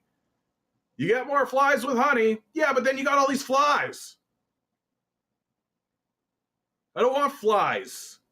I want rational people who are convinced that evidence is the basis of our decision making. That's what I want. If you're literally going to stand in front of me and say, I'm not interested in defending my accusation with evidence, then you're a fucking idiot. You're a fucking stupid person who should be dejected from the conversation as fast as fucking possible. So bye-bye. Bye-bye. Not interested in talking to stupid people today. Jesus fucking Christ. Jeff, good to see you. Thank you, Jeff. I appreciate it. Thank you, Jeff. Yeah, I mean, fast forward to now, you literally see China addressing this directly and actually building up Xinjiang. Like, you can go see a bunch of travel vlogs. People have been there. Like, that's the most embarrassing part for these losers who refuse to provide any evidence for their claims, right? People have gone to Xinjiang, right? People have walked into Xinjiang with cameras. You can go on YouTube and see it. Like, it's just the most childish possible position you can hold. There's a genocide happening there. No, I can't show it to you. So it's literally the fucking Skinner meme, right? It's the Principal Skinner meme of like, oh, there's a genocide happening in Xinjiang. A genocide happening in Xinjiang right when they discover thorium, while the government is funding Uyghur groups in Xinjiang, while the Uyghurs are freely expressing themselves in cities wherever they are. Yes. Can I see it? No. Evidence. Literally any evidence. Literally anything. I won't show you evidence. That's my favorite, dude. That's really what set me off. I won't even be bothered to provide evidence for my grotesque claim that there's a genocide happening there. You want to see a real genocide, dude? There's a real genocide right there. You can see it. It's right fucking there. It's easy to find. Takes 30 seconds of a Google search. I can show you all the evidence in the world for it. You want me to buy into this? You better show evidence. God, there's too many losers, dude. Too many fucking losers.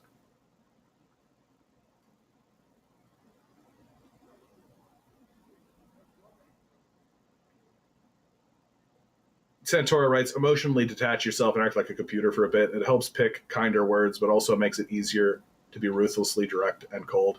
Nah, like, I'm sorry, like, as much as I like waffle back and forth and talk about this on this stream and like fight this urge and all and so on and so forth and blah blah blah, you know what? At the end of the day, they're not worth it. They aren't. Some people just need to be told to their face that they're a stupid person and what they're saying is stupid, and I don't care. Like, I don't care if they're gonna walk away from it and be like, and make whatever, because they're gonna do that anyway, right? Because they're too stupid. They're not intelligent enough to find their own shoelaces. Like, I won't provide evidence. Okay, then. The Earth is flat. Like, Bigfoot's real. The moon landing was fake. Like, and that he would accuse me of being the conspiracy theorist. That's the best. You're a conspiracy theorist providing all this evidence for your claims. Okay, cool. Cool. Yeah, XD, I won't show you evidence. The CCP is just bad, okay? It's logic. Stop asking too many questions. Yeah. The far right pipeline, basically. Yeah. It's just stupidity upon stupidity, right? Like, and the idea that we're meant to take that seriously. I think that's the big part of it.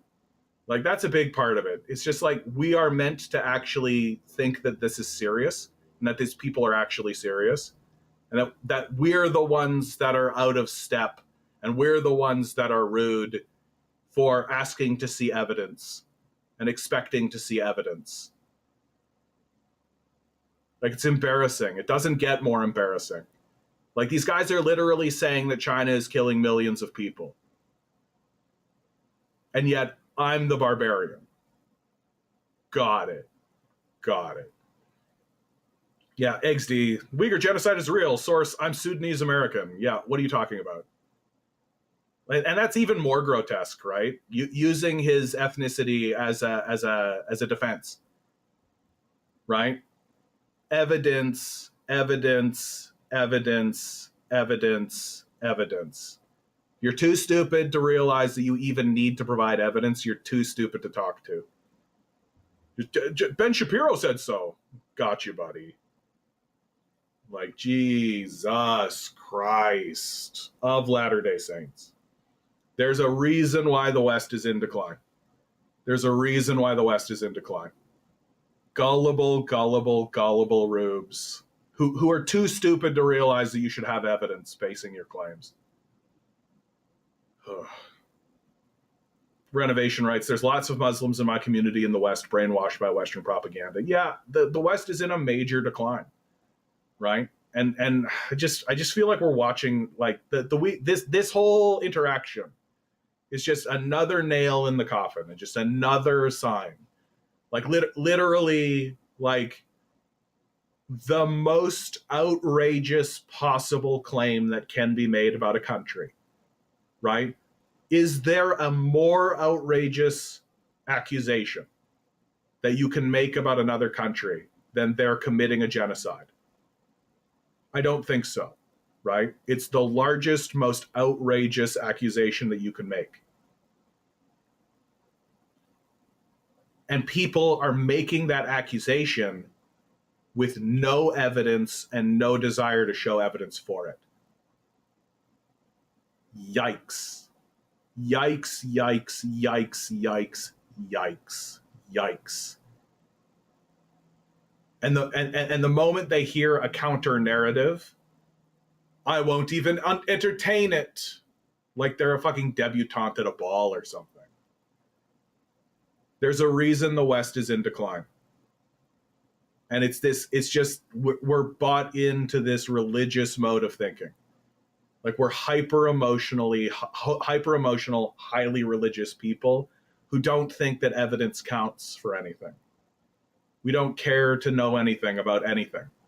We don't care to provide evidence. We don't care to provide facts. We don't care.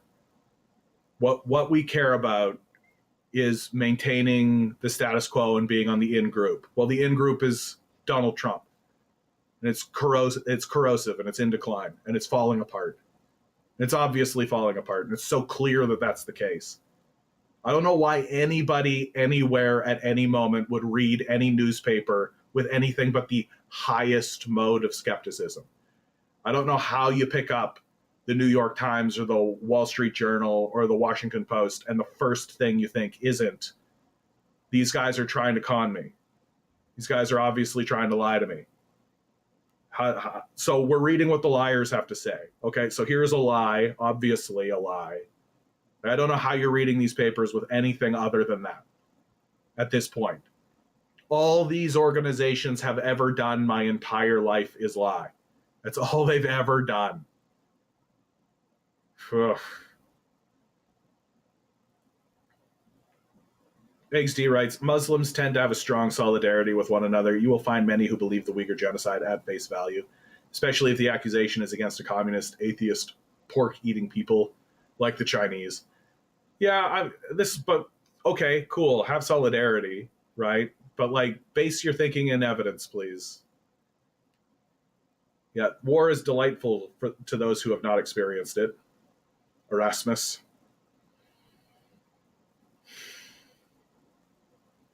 The Uyghur genocide one is so frustrating because it's just as unbelievable as it gets. Like, it's beyond the pale. Like, why would they do it? Like, what? For what? To what end? For what purpose? Like, the reason why the Israelis are committing a genocide against the Palestinians is to steal their land. Right? And that's pretty straightforward. Like, China does not need the Xinjiang's land. Right? They don't need the Uyghur Muslims' land.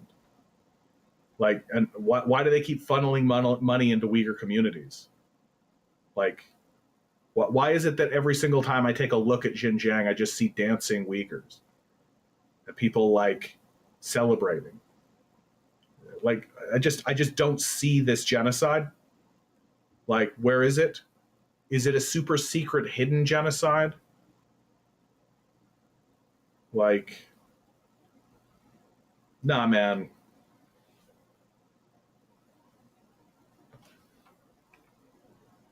There's a reason the West is collapsing. There's a reason it's in decline. And it's just this hyper-emotional, hyper-religious worldview that says, I can just say whatever I like and I don't need to show evidence for it.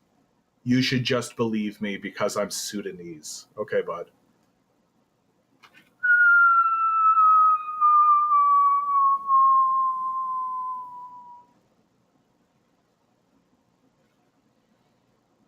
Yeah, Jeff is basically nailing it, right? America is just upset that they tried to radicalize them to start an insurgency into China, and when China responded with education, jobs, and investment, they cried genocide. That's exactly what happened.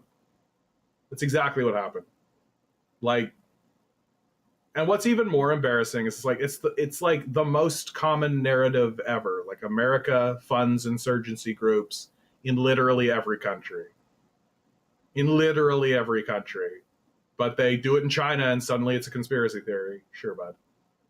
Like, there's so many narratives. Like, the Uyghur genocide narrative is like this, where, like, eventually the CIA will just publish a document on their website and it will be like, the CIA's plan for to invade China using Uyghur. Like, and I've got a document on the Discord somewhere from like 1995 that's essentially that plan, right?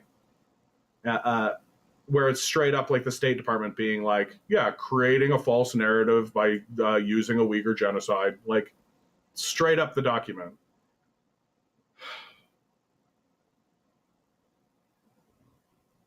Yeah, no one's going to look at that CIA document. The xenophobia is too strong. Yeah, just hyper emotional, hyper reactionary. I just can't take it anymore, man. I certainly can't take it right now. I certainly can't take it right now. It's just too much. I just don't know. I just don't know how you get into a position where you don't care about evidence. Like, I just don't know how you do it. Like, I don't know how you get there. I don't know why you stay there. Like, if you find yourself there, I don't know why you're suddenly like the earth is flat. You can just believe that. Okay, cool.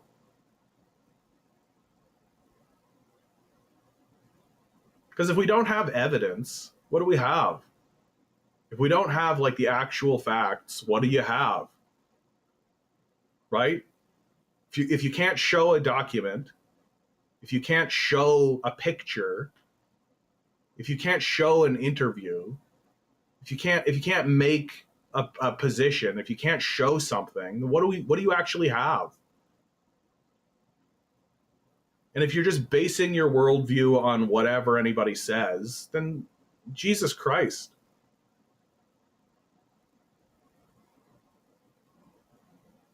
Emotional attachments to their favorite movies and video game, that's one, yeah. Jeff writes, hey, buddy, I don't drink, but if you want to meet for a coffee, my number hasn't changed. That's sweet of you, Jeff. Thank you. Exhale says, what's up? What's up to you, Exhale? Good to see you. Okay, I got to get over this because it's just... I'm just always blindsided by it. And, like, it was extra blindsided because, like, this guy said it. He said it out loud. Like, he said he wasn't going to provide evidence. He just said it. Okay, then shut up. Like, just shut up. Like, you're not worth talking to.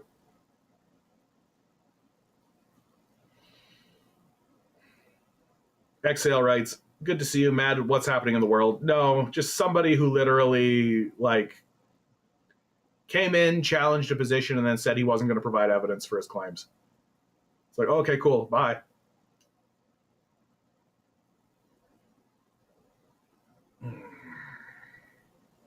But it do be like this, right?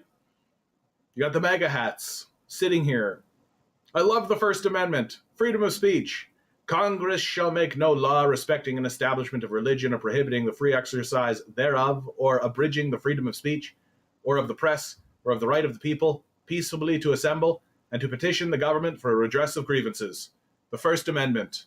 I love this thing. Fuck Israel. You will be deported!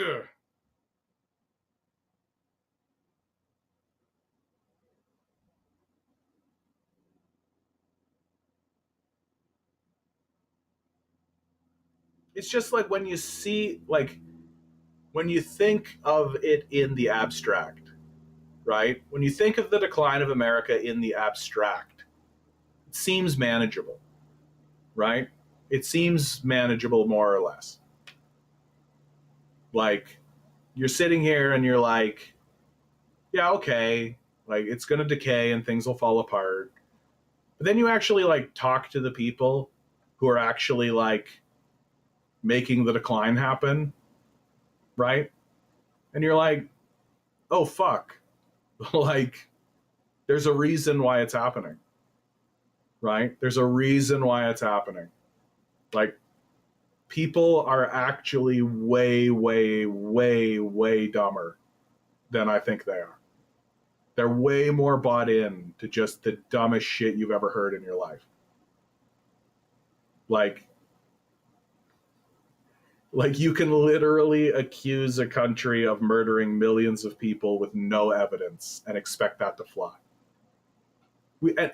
And also expect somebody to not be upset about it. Like, we have no standards. We're a dim-witted, moronic group of people. We deserve this decline. We should decline. We should break apart. It is absolutely the case that this cannot continue. It is for the best. It is for the best. Because we're an idiocracy. We're actually worse than the movie Idiocracy. Because in the movie Idiocracy, the president of the United States of that movie acknowledged that there was a problem, tried to find solutions for that problem, and actually, in fact, solved the primary problem of the movie. So President Camacho from the movie Idiocracy is a better president than any other president in my lifetime. By a good distance. By a good amount. Jesus fucking Christ. Yeah, intellectualism has always been frowned upon. Yeah, but it's not even intellectualism. Like, evidence for your claims. How is that intellectualism? How is it intellectual at all to just be like, oh, you're claiming that millions of people are dying? Can I see a picture of it? No? Okay, champ. Like, statements made without evidence can be discarded without evidence. Democrats, when they're in the minority, I'm too weak. Democrats, when they're in the majority, I'm too weak. Democrats preventing workers from developing class consciousness. Ah, lasers.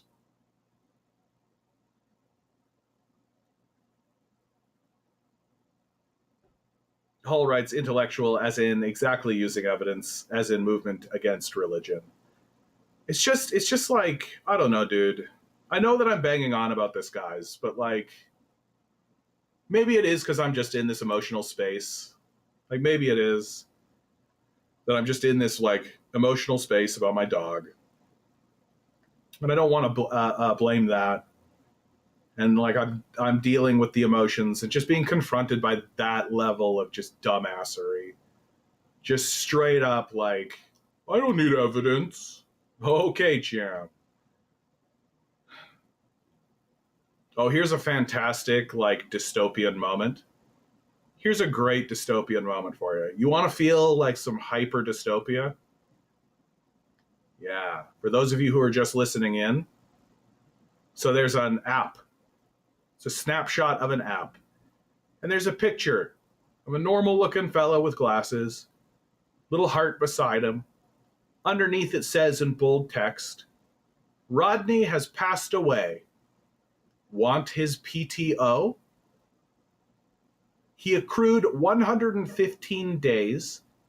Bidding starts at 8 p.m. on Thursday. Please do not use company time to place your bids. And then there's a button that says buy for $47,503.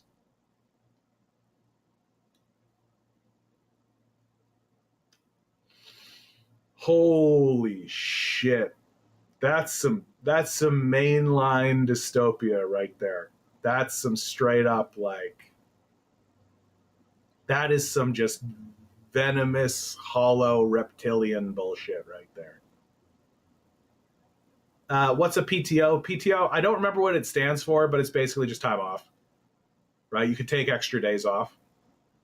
And so this guy had accrued 115 days off, right? Yeah, paid time leave or paid time off or something like that. I forget what PTO stands for, but that's what it is. Personal time off. Yeah, so if you want 115 days of it, you can buy it for $47,000.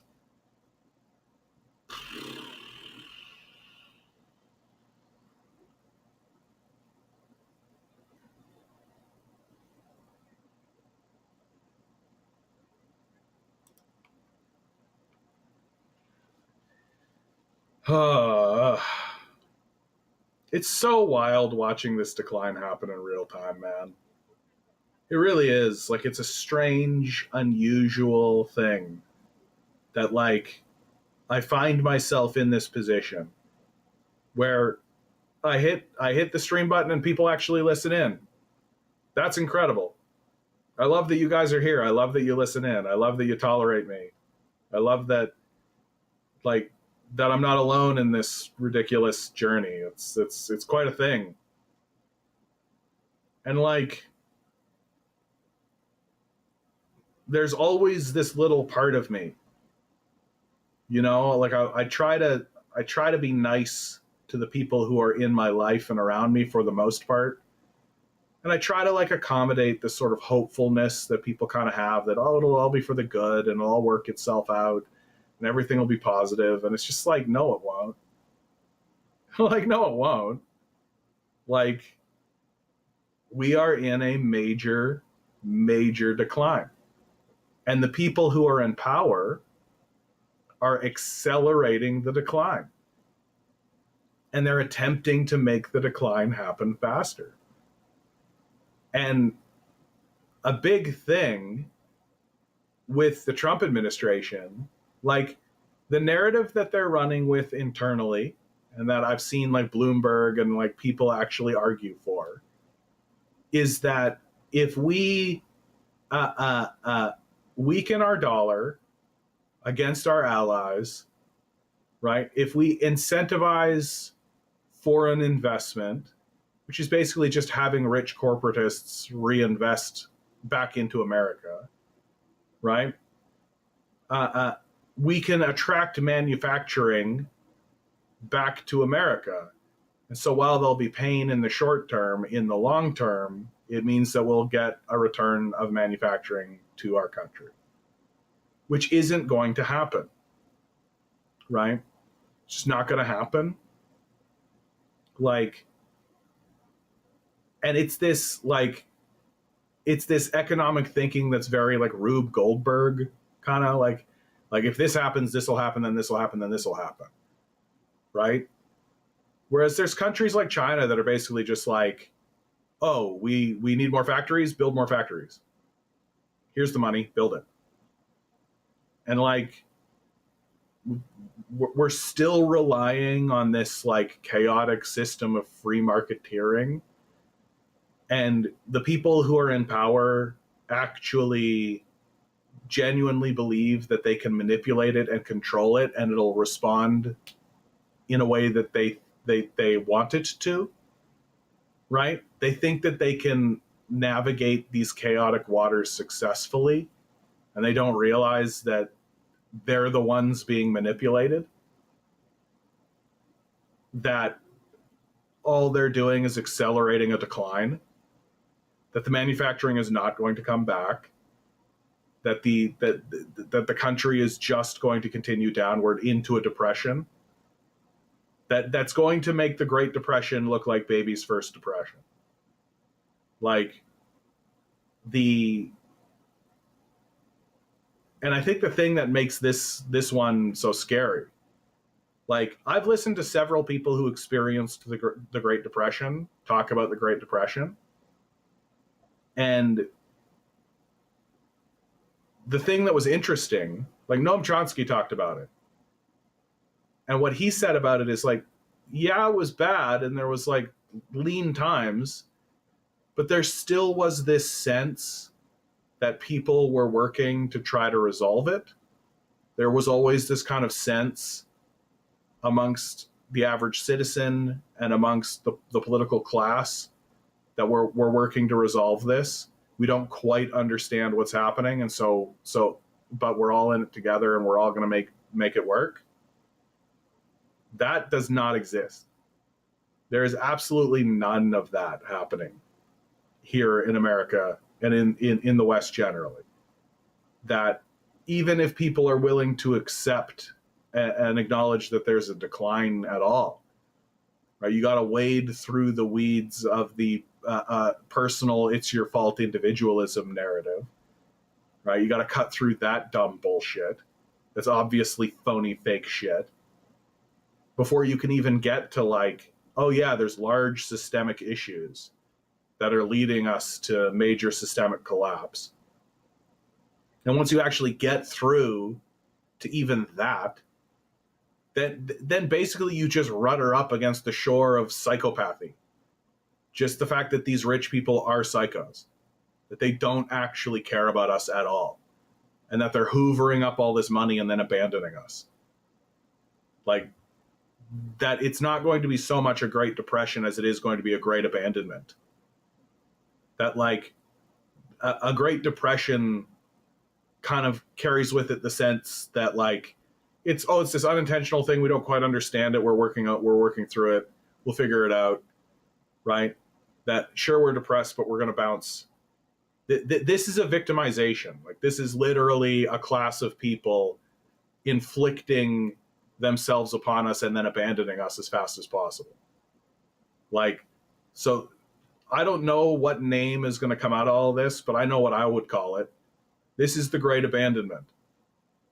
That the wealthy are not seeking to solve problems. They're not trying to resolve the issues.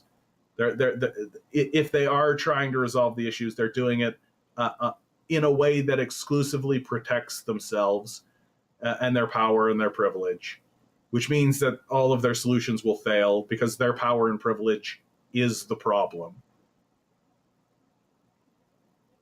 And so it's an abandonment. That's what we're witnessing.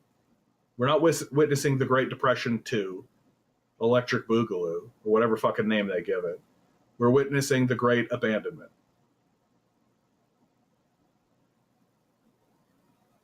Remember when they said, if we raise taxes on them, the rich will just up and leave?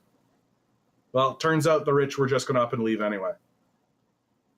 That's what they're doing. Like, they're literally building castles. Like, Mark Zuckerberg is building an underground bunker in Hawaii. Like, they're building like gated communities in Texas. Like they're literally abandoning us. We're watching them do it. It seems like nobody gives a fuck. Nobody cares. Because nobody gives a shit about evidence. Like, nobody actually gives a fuck. When you actually confront people with this, and then they just turn into a snarky dumbass bitch who says, I don't need to provide evidence for my claims. Cool, bud. That means that you won't respond to evidence.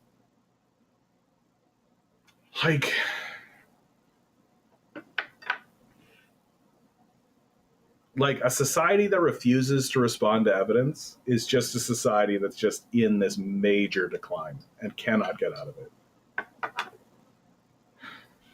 Talk to your neighbors, get to know the people around you, build up your reputation with those people, arm yourselves.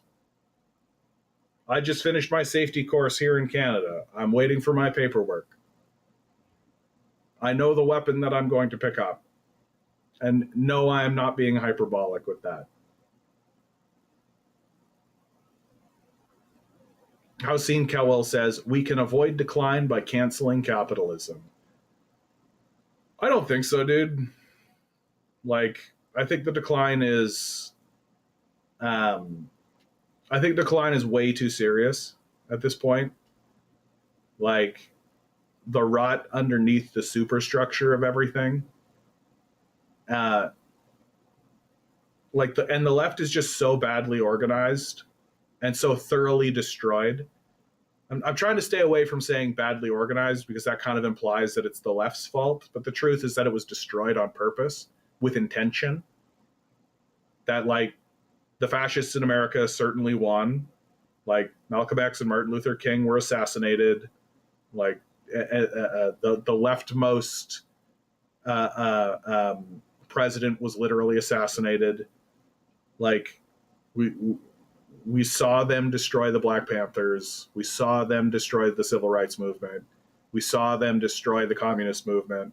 We saw them destroy the Union Movement. We watched them do it. We know they did it, right?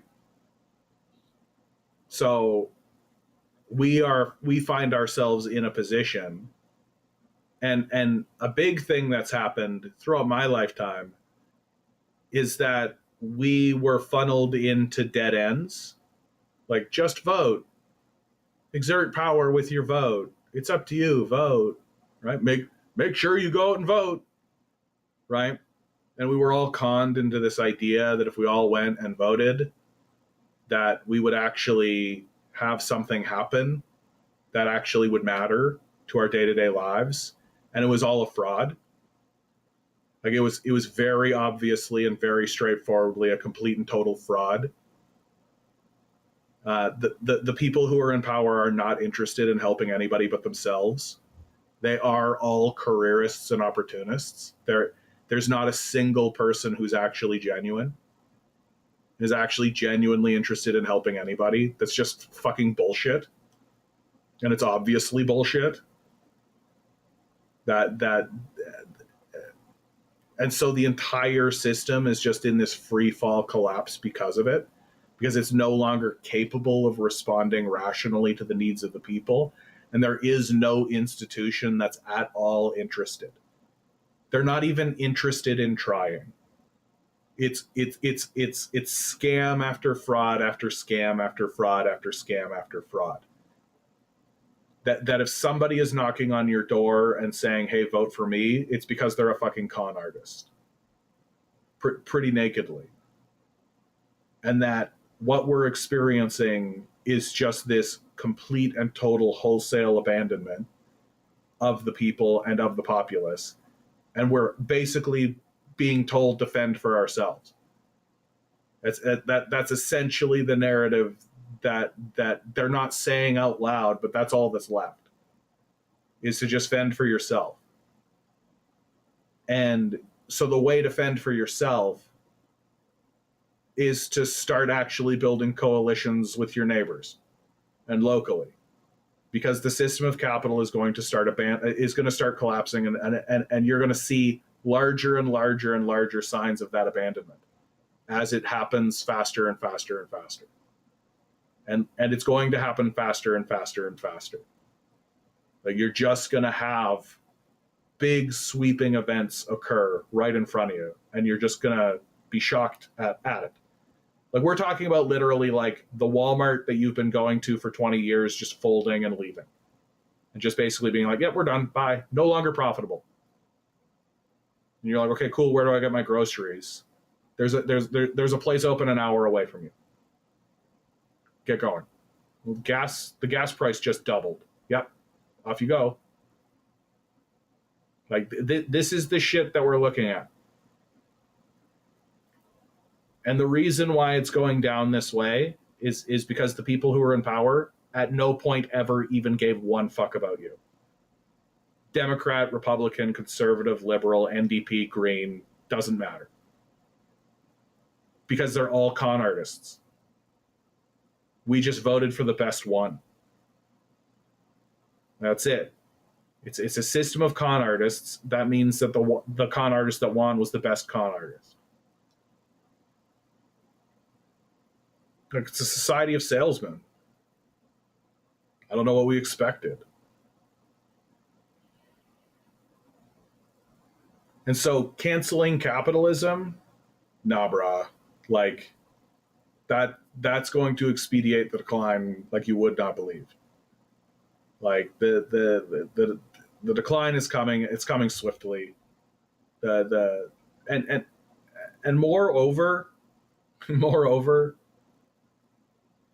like it's getting harder and harder and harder for me to believe that we're all innocent in it.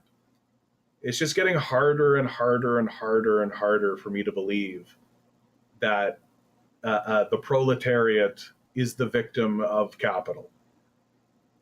Yeah, have you talked to some of these guys?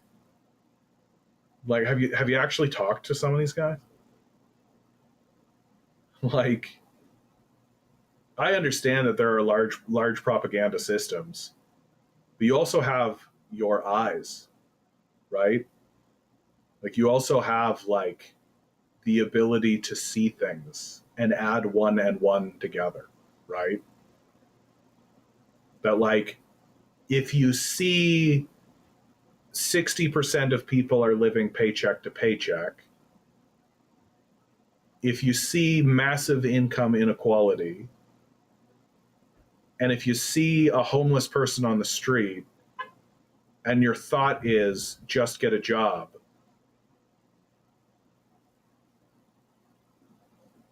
then I think we're part of the problem.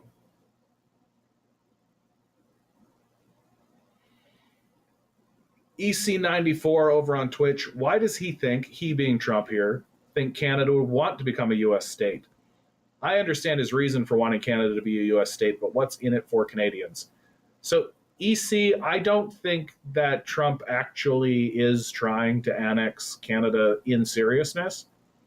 The process of annexing Canada is like, it's an enormous, overwhelming process that Canadians are overwhelmingly against. We're not in favor of it at all. And sure, you can find the one crank Yahoo psycho out there that's fine with it. Okay, cool. Like 80% of Canadians are not down. The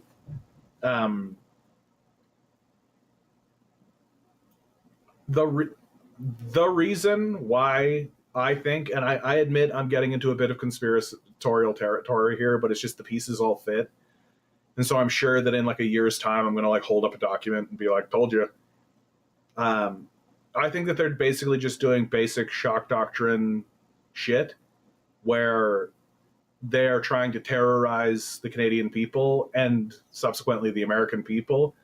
And through that terrorization, have us accept policies and ideas and projects that we would not otherwise accept. And that while we are in this tizzy of tariffs, while we're in this like, oh my goodness, what's happening? The price of eggs, oh my God, right? While that's all happening and while we're dealing with all of that, we are, we're just basically going to turn a blind eye or be unable to deal with them ramming a project down our throats. So I'll give you like a clear example or a clean example of what it could possibly be, right? And it could be a lot of things, right? But one of the things that America and Canada, the bourgeois has been trying to do is they've been trying to get a pipeline built across Canada for the longest time, right? They've been trying to get a pipeline built into the United States. They've been trying to get a pipeline across Canada. They can't do it. People are standing in the way, standing in the way, standing in the way.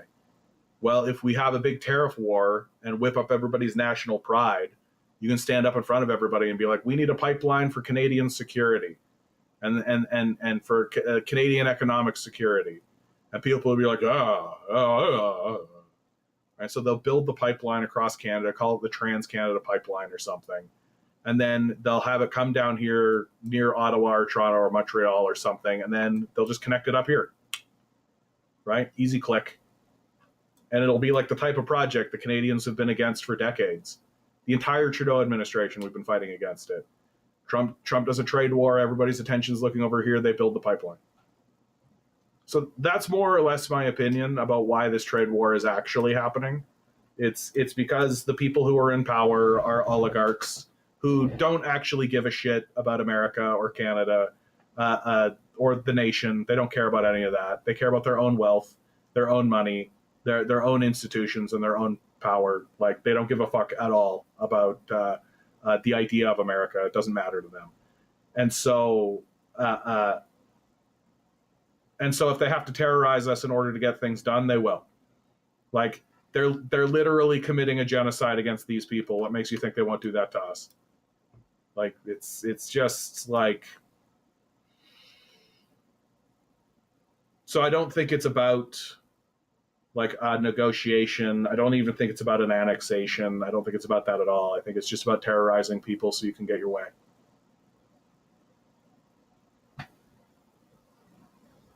Jeff writes, while we are discussing tariffs, we aren't discussing the genocide. It could be a big distraction. I mean, it's obviously a gigantic distraction, right? Like, it came out of nowhere. It is a stupid idea. It's extremely chaotic. It's extremely disruptive. It doesn't actually work the way they keep saying it works.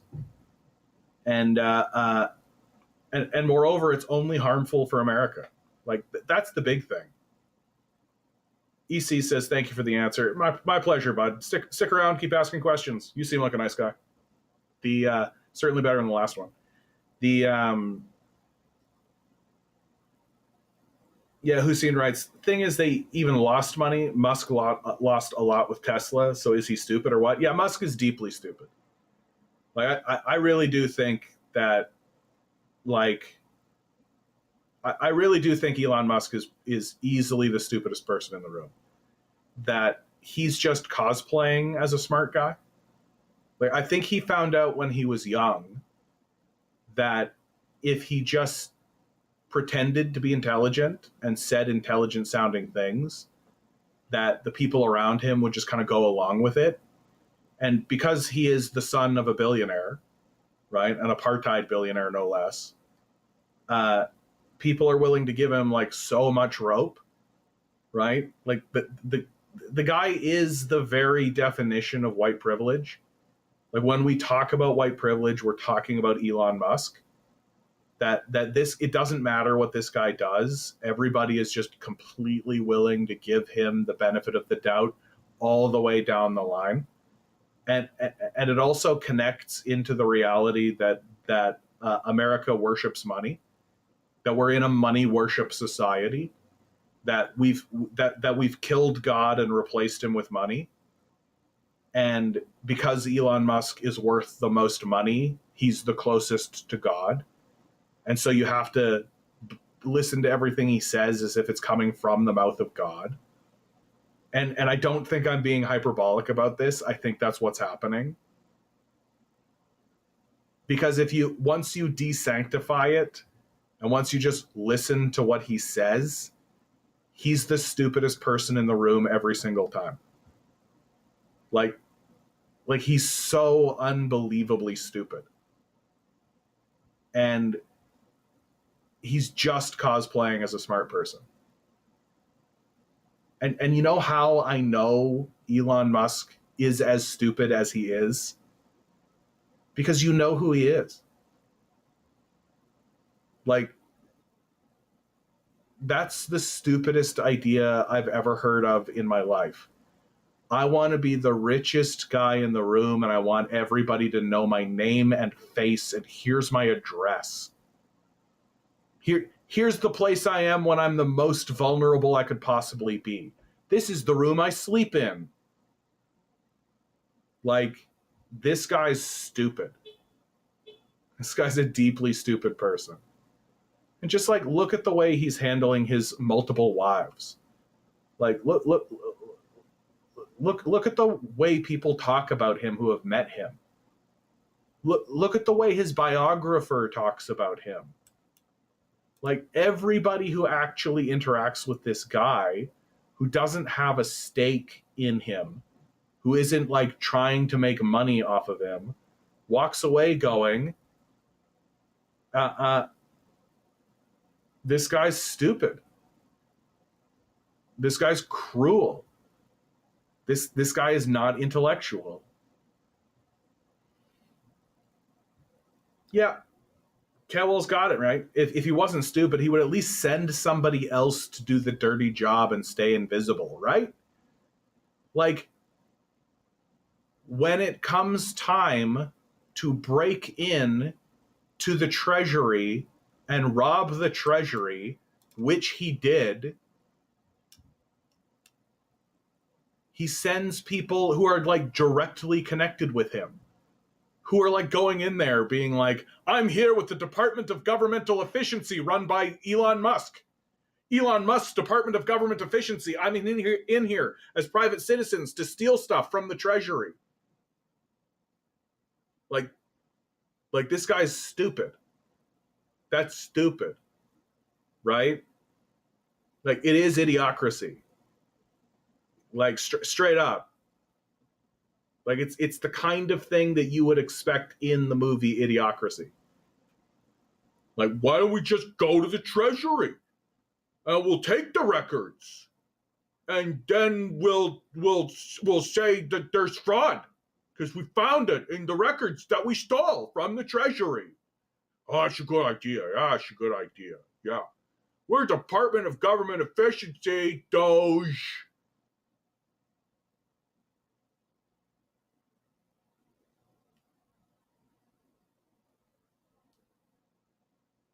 New CIA drone pilot writes, good afternoon, John. how's the new governor working out for Canada? Thanks, CIA John Pilot. I needed that right now. Yeah, Mark Carney, right? They put a Carney in charge of the circus. Simple as that. There'll be no meaningful change. He's a liberal. EC94, Musk is the definition of the word corny. Corny. No, I just think he's a fucking loser. Like he's just this enormous loser who like struck it big because he had all of the opportunities right in front of his face because his dad is an apartheid billionaire. Like his dad makes his money in apartheid South Africa, right? So that essentially means that Elon Musk can essentially do anything he wants, and because he's got all this fucking collateral, right? He's got this billionaire collateral behind him. Like, I think the most shameful thing that and what really tips the hand to let you know that this guy is as stupid as it gets is that he actually wants you to believe that he's a self-made man. He actually tries to pitch the idea to people, and people believe it. Like, that's even worse. That he's a self-made man, and like, there's a little part of me that's like, does he actually believe that? Is he that stupid that he actually believes that having a billionaire father doesn't color people's opinion? Like, yes, Mr. Musk, I will give you the loan for that thing because we know you have a billionaire for a father.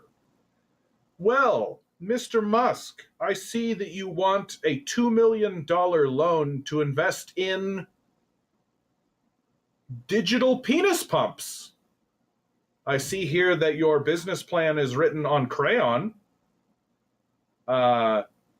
You've written here your reason for wanting to do it is it would be super mimi lols. And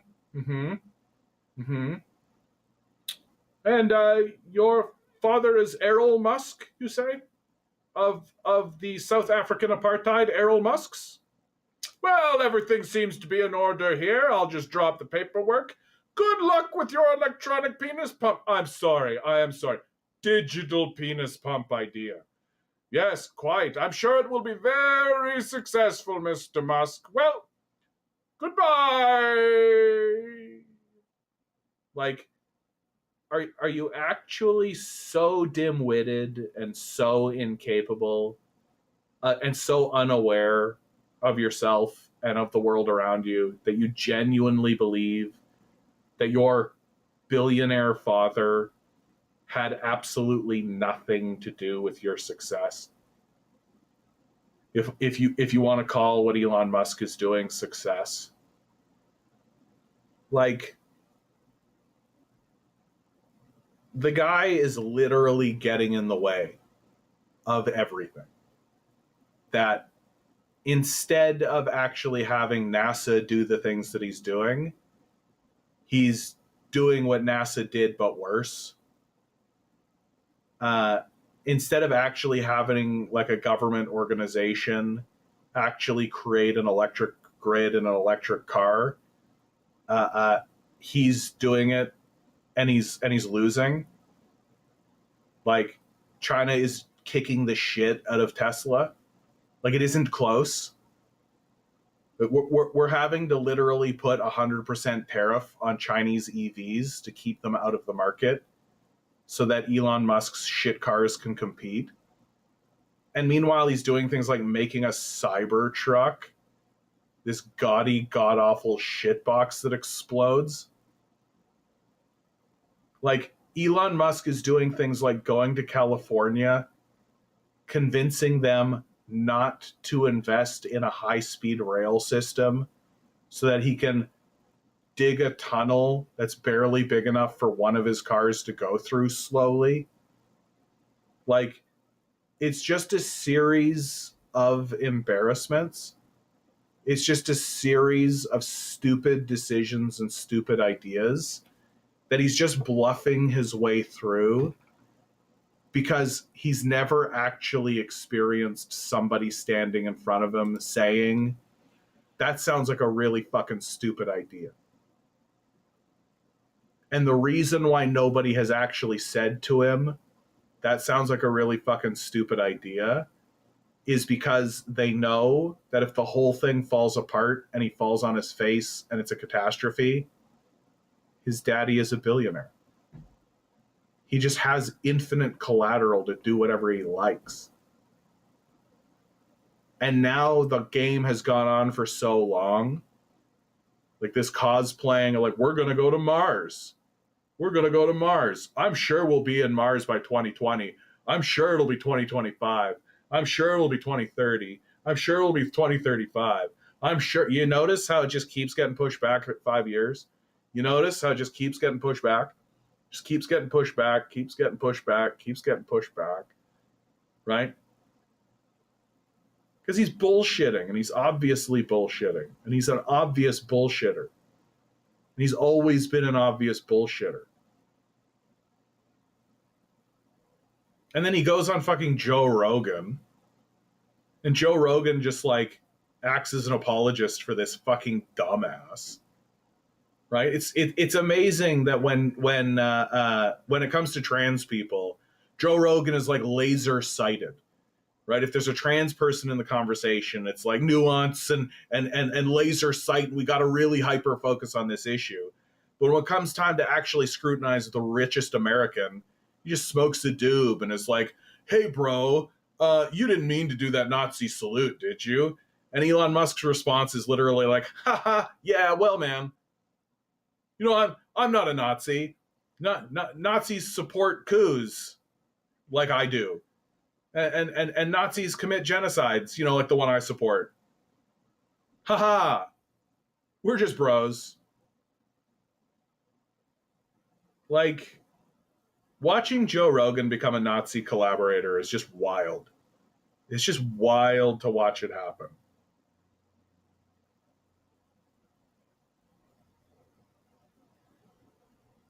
Hall writes, he's also socially awkward as a person. Well, yeah, like he doesn't have human interaction, right? Like, because of Musk's position, like this is kind of the tragedy of Elon Musk, right? And there is something tragic in him as a figure, because he was born a billionaire. He was born into a billionaire family, right? He's never once had a real conversation with a human. It's just never been the case. He's always been in this position of elevation. He's always been in this, so he can always be detached. He can always be aloof because there's always this exit hatch. It's just always right there. 100% of the time. He can just pull the lever, the chute will open, he'll float off, and everybody else dies in a fiery inferno. He always has it. Which means that he can't actually engage with regular people. He can't actually understand or empathize with the average plight of the average citizen. He literally lacks that capacity. Like, we've done the studies, we've done the work, we've looked at the paperwork, we know what happens to people who have an extreme amount of wealth. We know what happens to them. They get brain damage. They get brain damage right in their empathy centers. And so Elon Musk is born that way, is born with this damaged empathy center. And so, like, take a look at some of the shit that he's saying now that he's close to the White House. He's literally saying, we're just going to shut everything down and see what happens. It's like, bro, people rely on that to live. You shut that shit down, people die, for sure, 100%. Like, 100%. Doesn't matter to him. He doesn't care. He doesn't have the empathy centers. He doesn't have them. He wasn't born with them. Or if he was born with them, they got damaged right away. And so he can't understand what's going on. And he wants everybody to love him. Like look at how hard he works to try to get everybody to like him.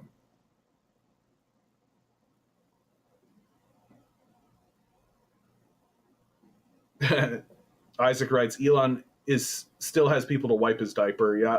Jeff writes, now I'm picturing Elon lip singing to Born This Way by Lady Gaga. It made me giggle. Well, like, remember how he was on Saturday Night Live? Right? Like, why in God's name did this guy go on Saturday Night Live? Why on God's green earth did this guy go on Saturday Night Live? Doesn't make any fucking sense at all. QZ over on Twitch writes, hi from Moscow, first time chatter. Hope you're here to be beautiful, bud. Glad to see you. Ask questions if you like. It's like ego, sure, but like, it's so specific. You know what I mean? Like, it's so obviously like fame seeking. Like it's not enough to be a billionaire. It's not enough to be in this upper strata. It's not enough. He needs the people to love him.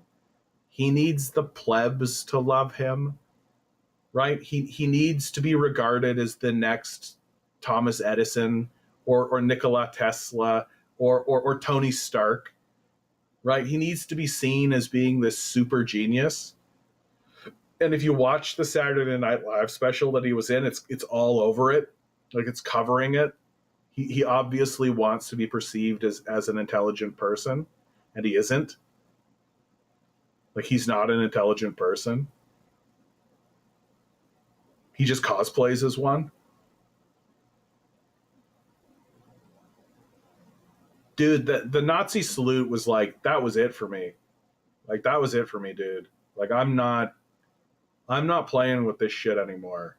Like, you're going to stand up in front of us and you're going to do a Nazi salute, you're a Nazi. And if you're going to act as an apologist for that, then you're a Nazi apologist. Like, I hope Joe Rogan fucking eats shit. I hope his podcast collapses. I hope Ben Shapiro and his ilk fucking drag him down into hell with them. Like, just absolutely disgraceful, disgusting bullshit. And all of the apologetics that came out, he was just throwing out his heart twice in exactly the same way. He has autism, which is just grotesque. Using autism as an excuse. Peanut Butter Beatrice writes, I think he knows he's utterly boring, unremarkable, and a black hole of inadequacy.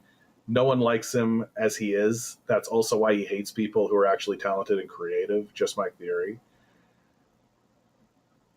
The problem I have with your theory, Peanut Butter Beatrice, which is good theory, is that it implies that he has awareness. I don't think he does. He, like most of us, myself included, right, are primarily reactive. Human beings are primarily reactive most of the time. Even people who can get into a place where they're not reactive will, if they don't remain vigilant, fall into reactivity. It's absolutely the case.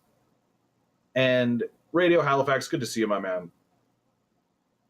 That Elon Musk is just reacting. He's just reacting. And my thinking is that everything about this guy just screams validation. He just is in this constant state of needing validation.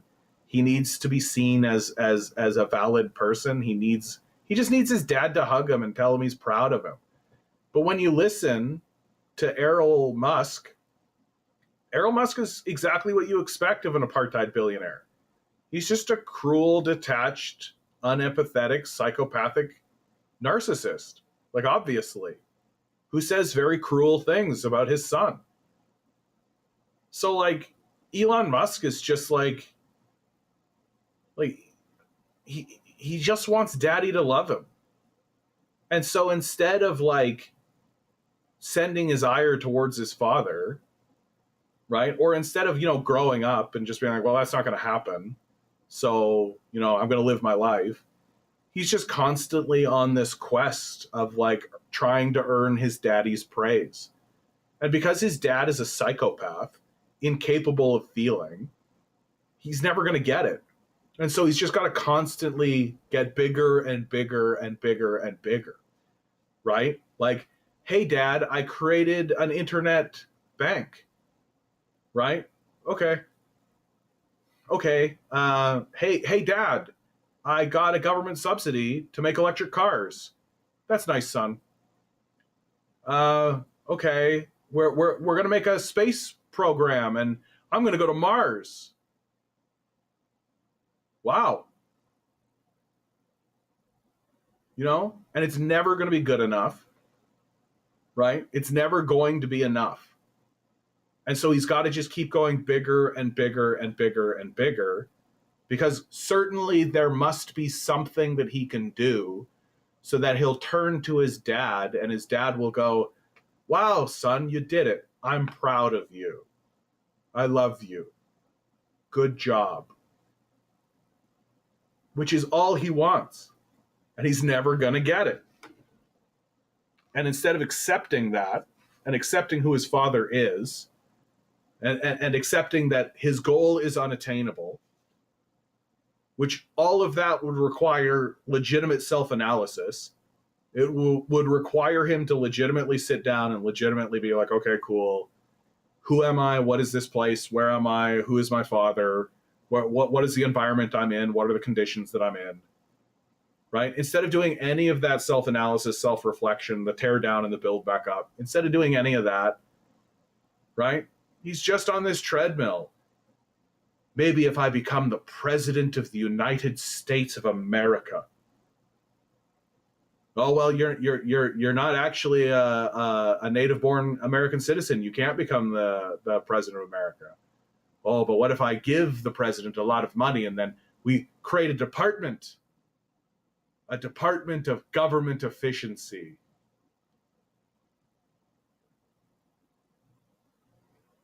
What's up over on Twitch? Good to see you, my man. Hope you're doing well. Hope you're doing well too, my man. And so there's like a huge tragedy to the life of Elon Musk, because everything he's doing is to earn the adulation of one person who can never give it to him. And so he's trying to fill that void with our adulation. That if everybody loves him, then it'll all be okay. And it isn't, because it's a different kind of thing that he's pursuing. And that all of his projects are destined to fail, right? Like, SpaceX will fail, Tesla will fail, and the reason why they'll fail is because superior models exist in the world and are building superior versions of the things that they're trying to do. And eventually they'll just come to a point where all of the dickering and the humming and the hawing and the waiting and the catastrophe and the gatekeeping, all of this dicking around and tearing down and rebuilding, starting over, right? Eventually there'll just come a point where we're going to be building like a rocket that'll explode again, and China will have built a moon base. They won't begin to build the moon base. They will have built it. And it will be completed. And they will be in the process of launching serious machinery towards Mars. Like, that's how far behind we're going to get, because we keep buying in to this man's ego. And we keep listening to this guy over and over and over again. We just keep buying into his bullshit over and over and over and over and over and over and over again. And it's not going to be until he dies that we all look back on it and go, was this a con? Was this guy just grifting us the whole fucking time? And the answer is yeah, dude. He was grifting us, but even worse, he was grifting himself. Because he actually believed that doing any of this was going to earn his father's love. Which was the one thing that you could never get because it never existed. And that's the tragedy of Elon Musk.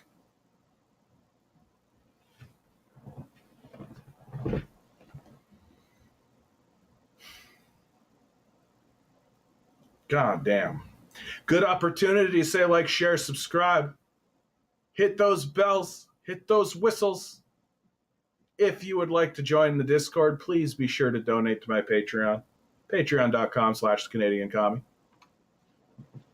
We continue sharing articles, having discussions, having loud, boisterous debates with one another about things that are serious, and we solve the world's problems, in fact. You could solve the world's problems, too, with a $1 donation.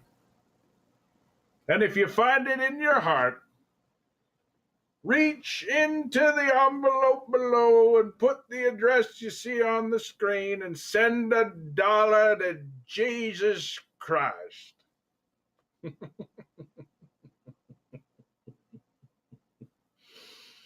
I just can't help myself. That's what I think of anytime I hear that like, share, subscribe stuff, by the way. Every single time. Somebody's like, hey, be sure to like, share, subscribe. And they could say it in like the nicest way. Right? They could just be like, and people who I like, I'll be watching stuff. Like I'll watch like The Gray Zone or something. And they'll be like, hey guys, be sure to fight the algorithm, right? Be sure to fight the algorithm, like, share, subscribe. And the only thing that I can think of is, I'm looking out into God's creation. I'm seeing a vision of a name floating into my consciousness thanks to our Lord and Savior Jesus Christ. Ethel. I know that there is doubt in your heart. Ethel, I know that there is doubt in your heart, but I want you to know, Ethel. That if you just reach over into your purse and pull out a single dollar bill, and you find a pen and you find a paper and you write the address you see below, Ethel, and you put the dollar bill inside of that envelope, Ethel, and you send it in the post, that doubt will disappear. That the burden will be lifted from you and be sent into heaven towards the Lord and Savior Jesus Christ. So please, Ethel, send that dollar bill.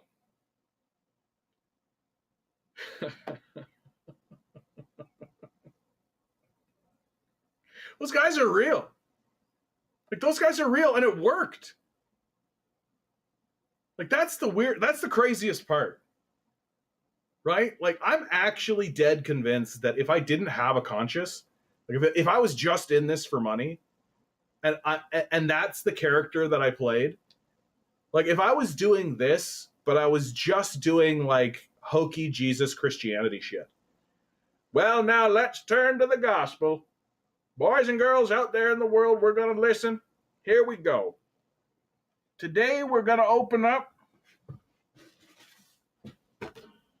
the Gospel of John. I do love the Gospel of John. The disciple Jesus loved. Like a brother.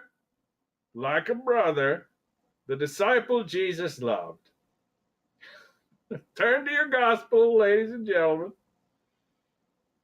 In the beginning was the Word.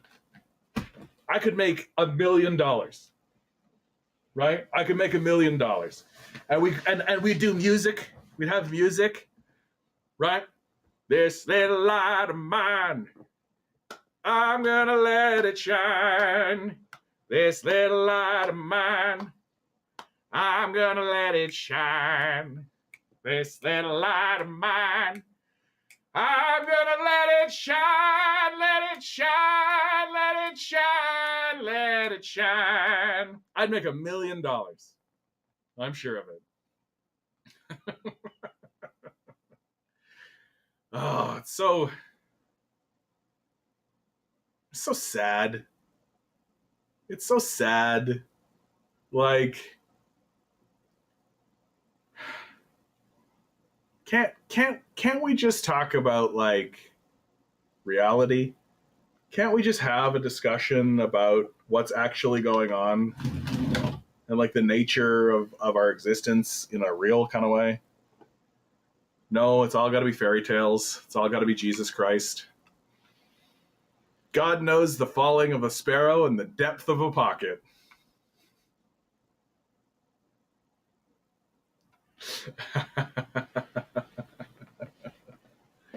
Like guys like Pat Robertson, man, that guy was like a multi-millionaire, dude. The guy was like taking private jets. He like owned a private jet. Like, that's crazy, dude. It's crazy Go Nuts University. It was all just peddling Jesus.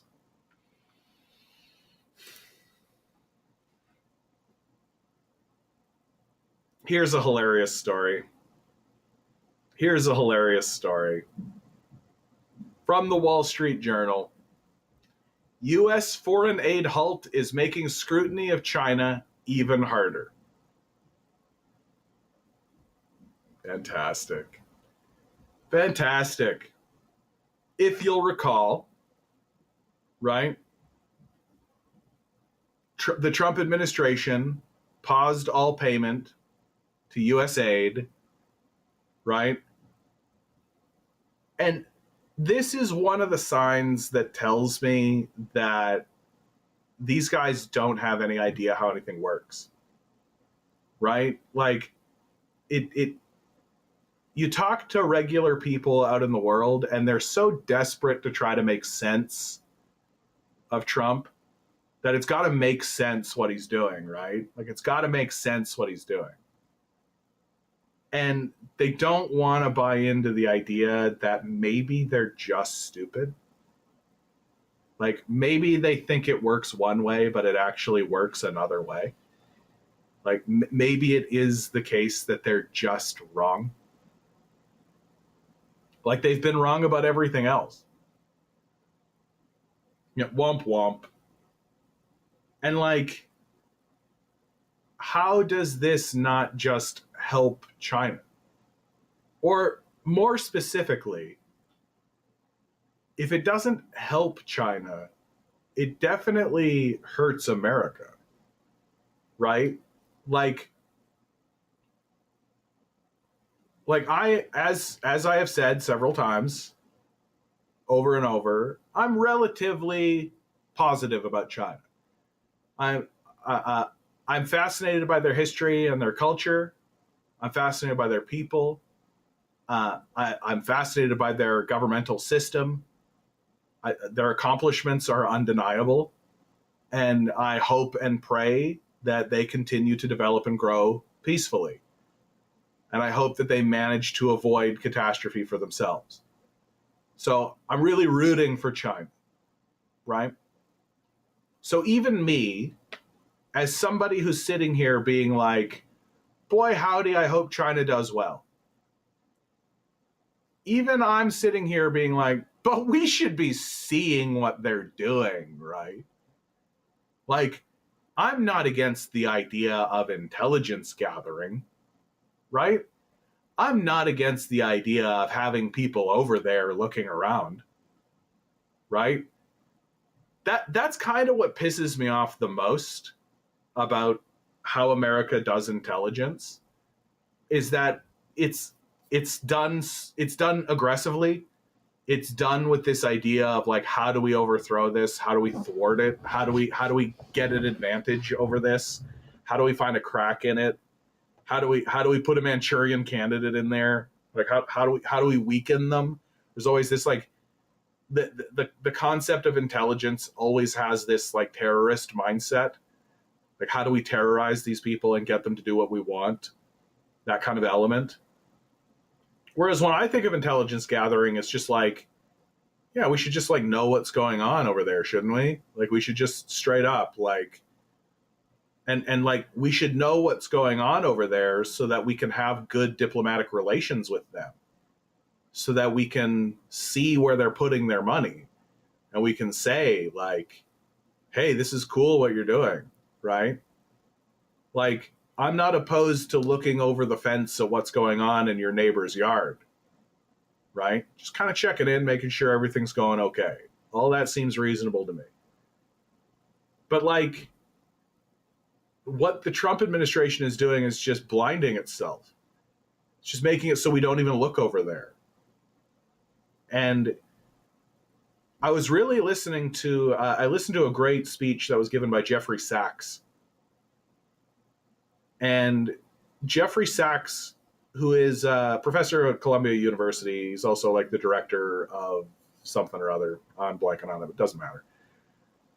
He points something out, and he pointed something out that I was like, oh, you know, I've never thought of that, and that's really true.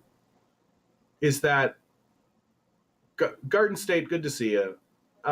America is running its foreign policy off of game theory, right? There's something that's taught in university and schools called game theory. And I've done a little bit of game theory work, but not enough to be like an authority on it. But as I was doing the game theory work, there was something that was kind of ringing wrong in my ear about it, but I just never really pursued it. And then Jeffrey Sachs says the entire theory of game theory is that we don't talk to the other side. We don't actually talk to the other side. That's sort of a crucial foundation of game theory. That we make our plans and our strategies, but we don't actually make discussion or do diplomacy or negotiation with the opposing side. And he points out that this is a crucial error. This is a fundamental error, and in the worldview of American policymakers, because it's not actually a game. It's not actually a game. We don't actually, like, we're not on a chessboard. These are human beings living in a human environment, trying to stabilize that human environment and be stable.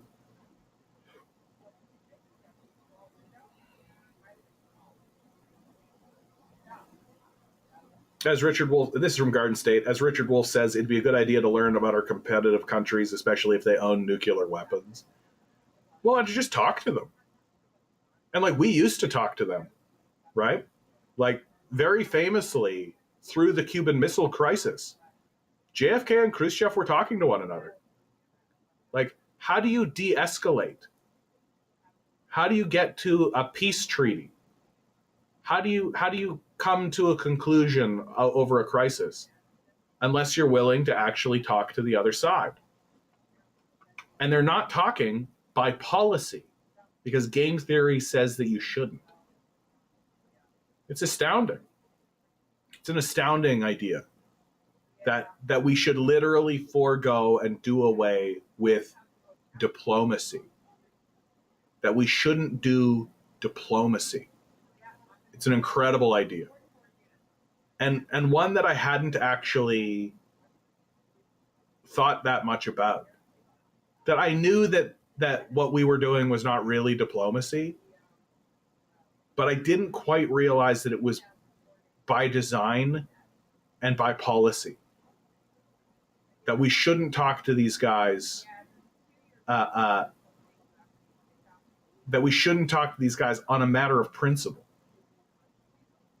Like, that's stunning. You don't want to talk to other nuclear superpowers. You don't want to try to, like, negotiate, get your ducks in a row, right? You don't want advice. You don't want alternative perspectives. You don't want any of that? No? Garden State writes, huge demonstrations in Puerto Rico going on as we speak, fighting back against the privatization of its beaches. Oh my God. Hundreds are being arrested as the U.S.-backed government of Puerto Rico, by the U.S.-backed government of Puerto Rico. Yeah.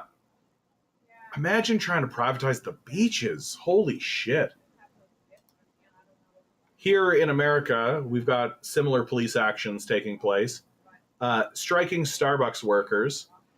I had the article. I think I got rid of it, but uh, striking Starbucks workers are being arrested and pulled out of their Starbucks for the crime of striking, I guess. Like, how much longer? What the hell is this? Oh, yeah. This, of course, happening under the auspice. Starbucks gives the new CEO a $96 million bonus, then a month later lays off 1,000 plus workers. Like you're arresting people who are striking at a Starbucks. That's how gross it's become. That's how low it's become. Like, that's how far these capitalists are willing to go in order to enforce their system of capital on people. That you're not even allowed to strike at a Starbucks. Forget about like a factory. Forget about like a manufacturing plant, right? Forget about like an agricultural center. What about an Amazon or a Walmart? No. A single coffee shop. The chai must flow, writes JT. Yeah. Garden State writes, remember when Starbucks was the good corporation? So I worked at Starbucks for about 5 years. I worked at the very first Starbucks that was opened here in Toronto. And when Starbucks began, I could kind of get on board with their vision, right? That their vision was to bring the European cafe culture to North America. That the only thing that was going on here was like Dunkin' Donuts, right? Tim Hortons, that kind of thing.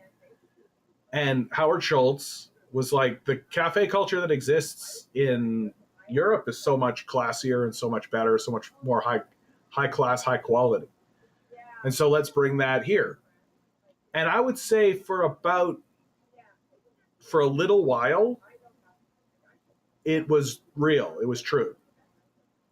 And then it just got capitalized and it just turned into a fast food restaurant.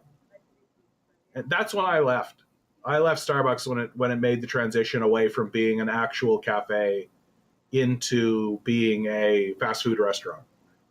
When they started talking about competing with McDonald's, I was just like, we're good here. Like, I don't need to participate in this anymore.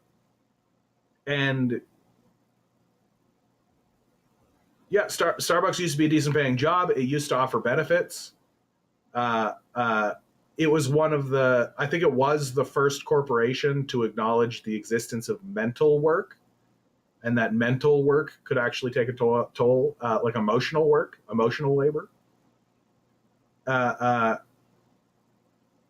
Inverted Mystic writes, Starbucks tricked people into thinking it was ever for the people. It was always a business. I don't think that that's completely true. Obviously, it is a business, so you need to have certain things in place. But if you take a look at the early days, like the first decade of Starbucks was genuine. Like they offered a higher wage. They offered a benefits package, which was completely unheard of. So they definitely were trying to attract a higher quality of workforce. But all of that just went away. And it's just become a shittier and shittier place. And one of the things that I think really brought Starbucks down in terms of its quality for sure is that like its culture, like the corporate culture of Starbucks, it's just poison, just absolute poison. You would have you had like local management, your manager, right? The store manager. And above them, you had a district manager. So you'd have a manager of like between 5 to 10 stores. And of course, that went from 5 to 10 to 15 to 20 over time, of course. And then you had like a regional manager. And near as I could tell, the district manager's job was to justify the job of the district manager. That I can't imagine a more worthless job. Just absolutely pointless. They never did anything or said anything that was valuable to anybody. They were always an impediment. They were always causing problems. They were always getting in the way of the job and always causing more issues than they solved. Massively, too. Like, not little, not small things. These people were not valuable. And the only reason they really existed was so that there was some kind of hierarchy in place, so that if the president said, we should do this thing. And the most embarrassing part about, like, one of the big things that really made me go, oh yeah, the people that run this place are morons. So Starbucks was struggling to get in to certain neighborhoods. That some neighborhoods, especially here in Toronto, they just don't want a Starbucks there, right? They just don't want a Starbucks there, right? Makes sense, right? We don't want a corporate store in our little eclectic oddball neighborhood, right? You think if you don't know anything about Toronto, this isn't going to make any sense. But like Kensington Market is exactly like just like a little kind of grungy, specific sort of place that just does not want your corporate store in there. And the people who live there will not allow a Starbucks in, right?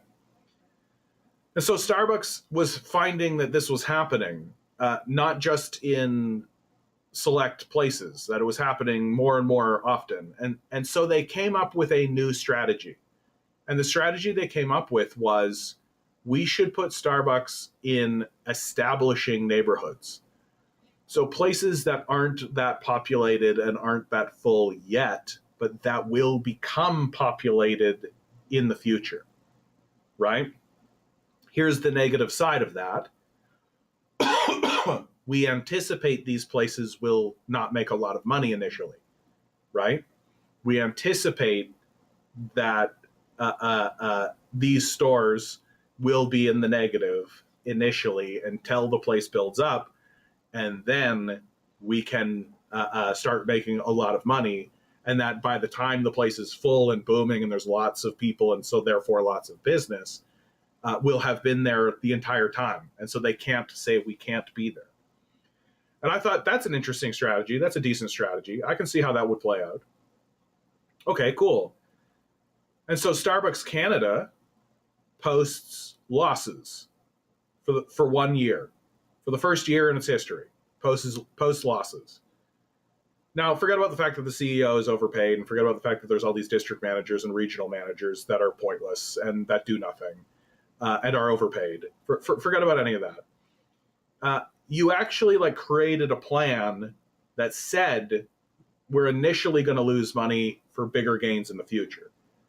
But instead of actually saying that, okay, we built all these stores with the intention of losing money in the short term so that we can do long-term gains in the future. Instead of that, they all freaked out, right? The worthless regional managers and district managers left en masse. There was a huge layoff. They shut down a whole bunch of these stores and then reconsolidated and changed their market strategy to more mid-level sized stores. And so they basically like planned to lose money, did lose money, panicked immediately, fired everybody, and then restructured their business to be basically a Tim Hortons. I was like, you guys are stupid. Like that's the fucking stupidest thing I've ever seen in my life. I actually think there's only one thing I've ever seen that's one business decision that's stupider than that. And oh man, should I tell this story? I'm going to tell this story. It's fine. I worked at a place where a couple of rich idiots came in and bought the place. That the place at the time was being run by a more hippy dippy kind of a guy who was more like locally sourced food and part of the neighborhood and all this kind of stuff. But at least he was like a restaurant guy. And so he knew kind of what cafes were like, and he knew what restaurants were like, and he was making good decisions in that regard. These two rich idiots come in, and they say that they're going to turn the place into a wine bar. Okay? Cool. You're going to turn the place into a wine bar. So this establishment closes at 5 p.m. because the transit stops running at 7 p.m. Right? No buses come into the neighborhood at all. 0%. No transit after 7 p.m. I said this to this guy, and he said, don't worry about it. And I went, all right. I watched these rich idiots do a renovation. So they spent hundreds of thousands of dollars on a renovation of the space. They made menus. They hired staff. They chased out the old management in a manner that I think was illegal. And so they had to pay that out. And they bought $300,000 worth of wine.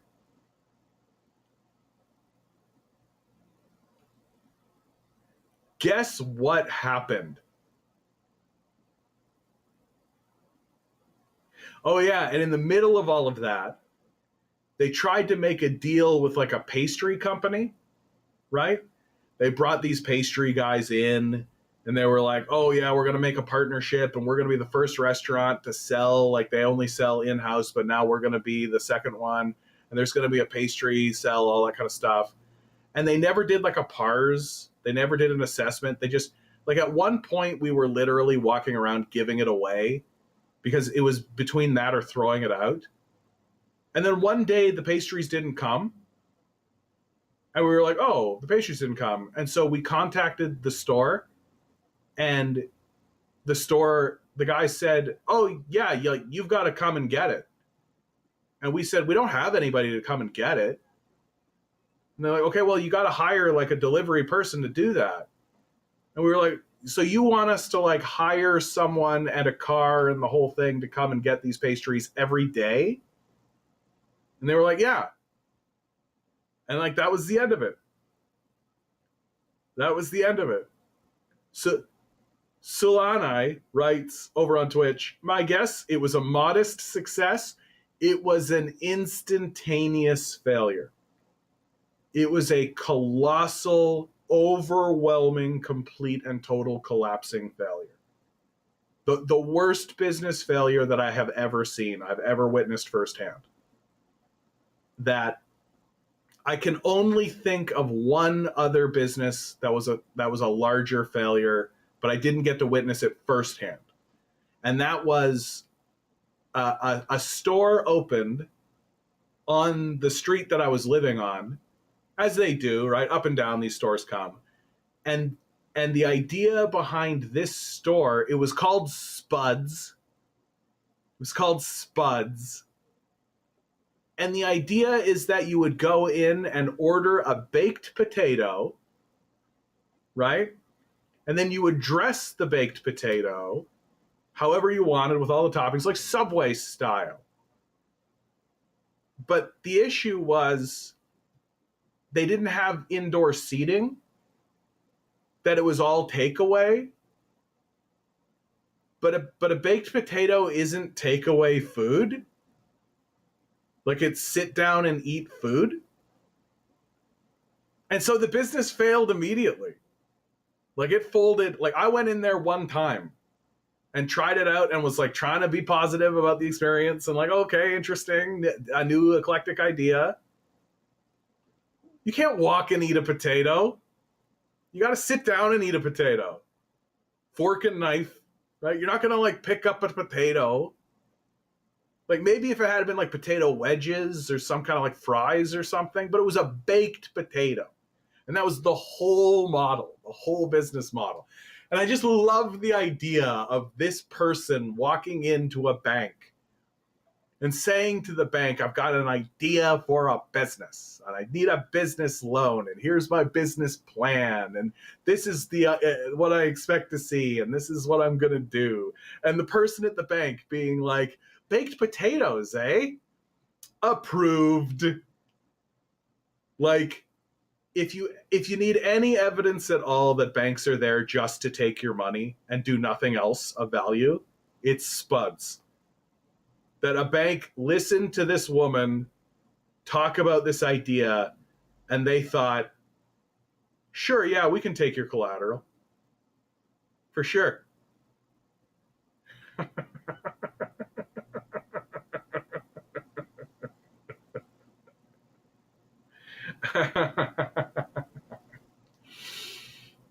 And so this guy who bought $300,000 worth of wine immediately gets pushed out of the business. The other dimwit idiot eventually fades out and leaves, leaving the silent partner to like scramble around and find somebody to manage this establishment for him while these dunder-headed idiots fucked around. And then we had all of this wine, and initially we were just sort of steadily trickling it out, right? We were steadily trickling it out, trying to recoup steadily. We put stuff on sale, steadily trickling out. And then eventually the whole place gets hit with a flood. I would say about $100,000 worth of wine was destroyed. Yeah, that seems right. Joseph, good to see you. And so that's the stupidest business decision I've ever seen anybody make firsthand. And the entire time I was sitting there, I was like, if these two idiots had have just listened to the workforce, if they had to come in and said, hey, we're not restaurateurs, we have ideas and thoughts, of course, but we acknowledge that you guys have been doing this for a long time, and we'd like to hear what you guys have to say about these ideas, right? Then I would have thought differently about it. Then I would have been like, oh, okay, cool. Like, oh, your wine idea? Yeah, transit stops running at 7. Like, there's my big concern about this. People can't drive here. People aren't going to walk here. So what's your business model?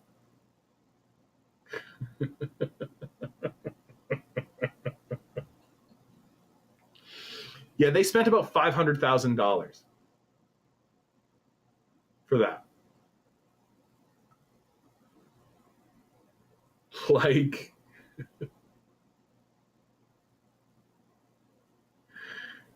like they could have just given all the staff $500,000 and it would have been better. They would have been more successful if they had literally taken $500,000 and just given it to the staff. Eggs D writes, they must have thought they were total hotshots. One of them certainly did. I think there was like one guy who thought he was total hot shit and another guy who was just kind of in for the ride. Right? So it was like a cocky asshole and just a dumbass, basically. Yeah, Anemone's got it too. No, it's more likely they thought it was a game. Yeah, and it's of no consequence to them. Right? Oh, well, moving on. Right? Ooh, now let's see what it's like to run this type of business. Yeah. Joseph writes, isn't Starbucks owned by some Israelis? No. Starbucks is still technically owned by Howard Schultz, although the name Schultz. But Starbucks got in pretty hot water and is in the midst of a boycott, in fact, because they support the Zionist project of Israel. So I don't think that they are owned by Israelis. I don't think they're owned by Zionists, although Schultz might be a Zionist. I'm not sure. But they definitely have ties. And they've been boycotted, and that boycott has had an effect. Although, they're total cucks. So who gives a shit? Like, the Anemone writes, and they're sitting there putting in and taking out money in random areas, not realizing they're destroying the business. Yeah, I mean, I think that they're just like looking back on them, it's just like they genuinely believed that the force of their will could make it happen. It's like main character syndrome, right? It's like, it's going to work because when I play a video game and I build a restaurant, people come, right? There is there's no actual thought about what's actually going on, and like the reality, like people have dreams, people have ideas, people have a vision of what they want, and sometimes they're just not willing to accommodate reality. Like they're just not willing to use evidence in their decision making. They're just not willing to do it. And I've been guilty of that in the past when I was a kid, right? But you get to be middle-aged and you're like, okay, cool. Like I'll need some evidence. Yeah, more money to advertising, less to inventory. That should do it. How about transit stops running at 7? Like, that's the end of that business idea, right? Like, and what's so stupid, right? What's so stupid, Joe? Good to see you. Is that if your idea was open up a wine bar, right? Well, there's 1,000 places that you could have done that, right? Down here where I live, you walk down the street here, and there's a bunch of empty buildings. There's a bunch of empty properties. There's a bunch of empty commercial properties. In a place that if you opened a wine bar, I think you'd actually be pretty successful, frankly. Especially if it was nice and you had a nice catalog and a nice array, right? You could open up a nice wine bar down here if you had the money. Nope, it's got to be here. It's got to be in the absolute worst place to do it. It'll be successful anyway because I say so. Like, it was such a colossal failure that there is a little part of me that thinks it was some kind of like money laundering scheme. You know what I mean? Where like these rich guys are just using this kind of thing as like a slush fund. And they're just sloshing the money around so that they can sorry. Somebody over on Twitch just spicy pasta enjoyer writes, first time chat, hey slut. And then immediately follows it up with, sorry for calling you a slut.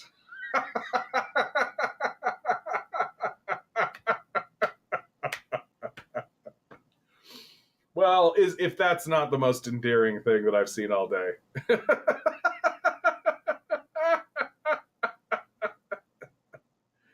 Oh, that's amazing. Anemone writes, it's really not hard to run a successful business. Restauranteering is different. I've been in restaurants my whole life. They have an 80% failure rate. Like, it's no joke. Like, it's a no fuck around business. Like, you get fucking blown away for all kinds of reasons. And most of the time, the reason why your business is failing is because you're not actually accommodating your clientele. Like, you're not actually accommodating your clientele. Like, I remember I watched an episode of, it wasn't Kitchen Nightmares. It was one of these Gordon Ramsay shows, though. It was the one where maybe it is Kitchen Nightmares. I don't remember. but it's the one where he goes into failing restaurants or struggling restaurants and then fixes them up so that they do better, right? So he essentially goes in and acts as a consultant. And it is actually amazing. Now, Hell's Kitchen was the reality TV show. It doesn't matter. It doesn't matter. It literally was him going into restaurants that were struggling and fixing the place up so that they were doing better. And I'll always remember this episode where he walks into a place and it's this big brick building, red brick building, right? And he walks in the neighborhood, and the first thing that he always does is he tries everything on the menu. So he has them bring everything on the menu. And sometimes some of the stuff they bring him is stupid. Like, it's really like, this is our specialty. Spicy Spicy Passive Enjoyer says, hey, can we forget all of the slut thing and talk politics? Of course. Just ask a question, dude. I'm fine with that. So they bring out their food, and it's like pasta. It's a pasta restaurant. And he's like, your pasta is excellent. This is great pasta, right? I don't know why you're not doing so well. And he talks to the staff, and the staff is happy. They're regular clientele. He talks to the regular clientele. They're all happy with him. And he's just like kind of confused. And then he walks out of the establishment, and he looks down the street, and he sees right on the next block over, pasta restaurant, Italian restaurant. He looks the other way, Italian restaurant, pasta restaurant. He goes, looks back at the building.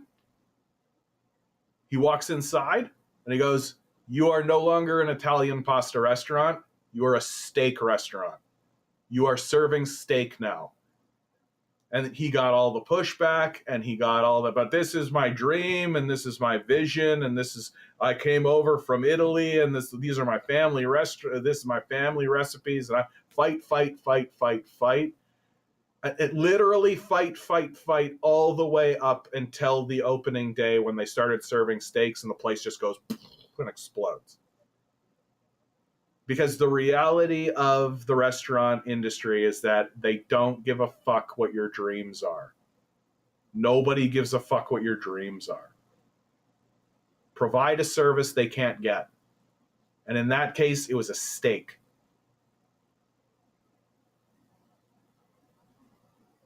Spicy over says, okay, I like you.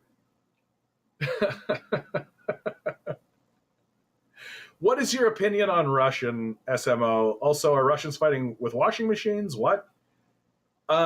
So, do you care to get a little bit more specific about that? Sulani writes, no one cares. Well, that's universal everywhere, not just restaurants. Yeah, I mean, like, you can't just shove something down somebody's throat, right? It's gotta be what somebody wants.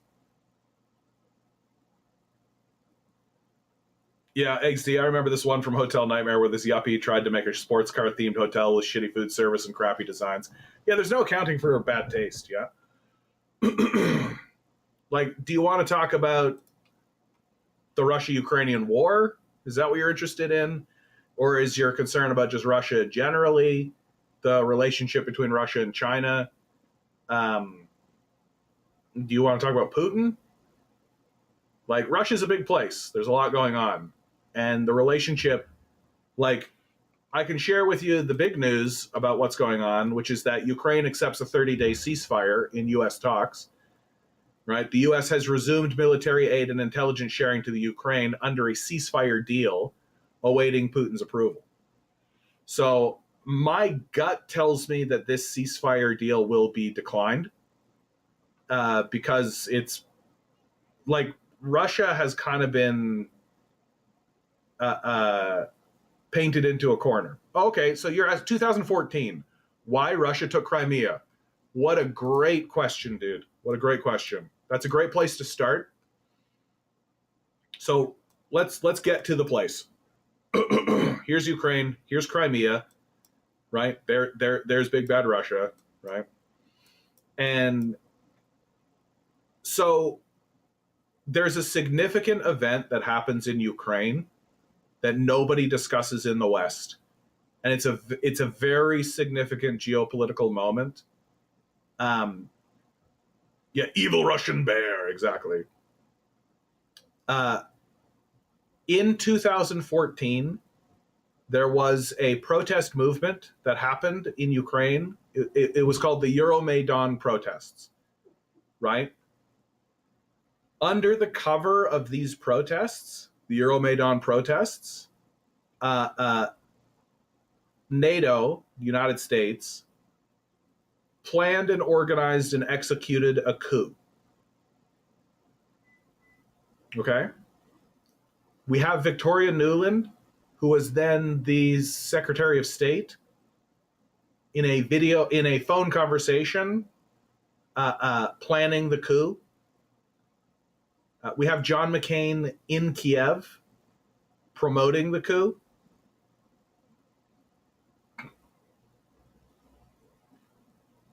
Yanukovych, the elected leader of Ukraine, is chased out, and I always forget this guy's name because he's such a small bit player, but he's such a key player. I should remember his name.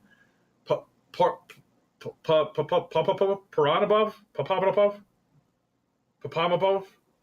right? Poroshenko. Thank you, XD. I can always rely on you, bud. I appreciate it.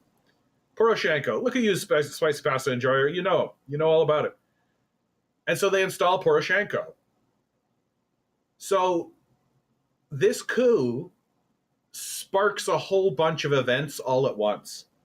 Just like a cascade, a ripple throughout Ukraine, throughout Russia, throughout Europe, throughout the rest of the world, into the modern era, into the today time. When that happens, Crimea, right? It's not like Russia stormed in and took Crimea, right? Crimea basically just flips over to Russia, right? The people living on Crimea basically went, whoa, coup, bye. And they just go and flip right over. The reason why there isn't actually much banging the pulpit for any kind of military action on Crimea is because every single time we poll Crimea, it's like 95% support we're with Russia. There's literally zero traction to return to Ukraine. So it's just not a point. It's the kind of thing that people go like, Crimea should go back. And that's basically as far as that goes, because nobody actually takes that seriously. And the people of Crimea certainly don't take that seriously. And so after the 2014 coup, Poroshenko takes the people who performed the coup, funded by NATO and now being trained by NATO and armed by NATO, and he rolls them on down to the Donbass region, right? This region right here. And he starts shelling them. Not surprisingly, because of the coup, there's all these Russian separatists who have started organizing. And so they start by destroying the local airport. They begin shelling hospitals. There's the Mariupol massacre that happened. There's this great reporter who's dead now, God rest his soul. His name's Russell Bentley. Russell Bentley was an American Marine, former American Marine, who in 2015 moved into the Donbass region and was reporting from the Donbass region the entire time until his death.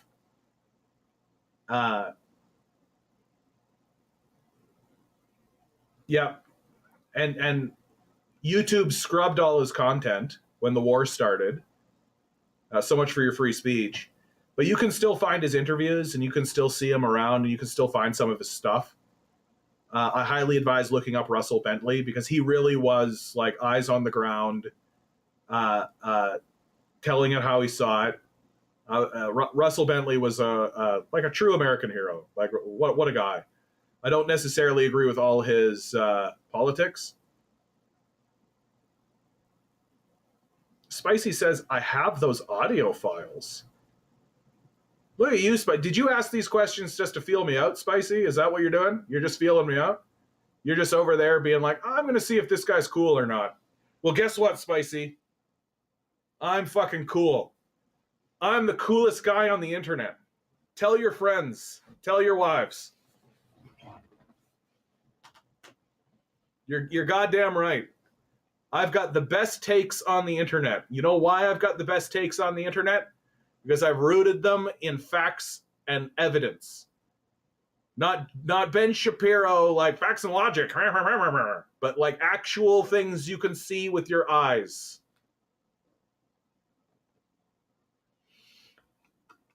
Spicy says, it's not to feel if you're cool or not. Well, then what's up? What's up, Spicy? Huh? What's up? You come in here all hot? Come in here all hot, being like, hey, slut? Get me all worked up?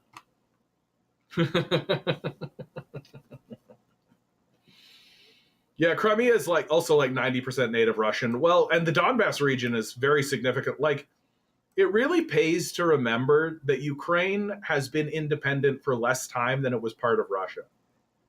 Like, it really pays to remember that, like, people really bang on about, like, Ukraine is an independent state with its own independent bit, its own independent, has the right to independence. So it's like, I'd say it's a bit more complicated than that.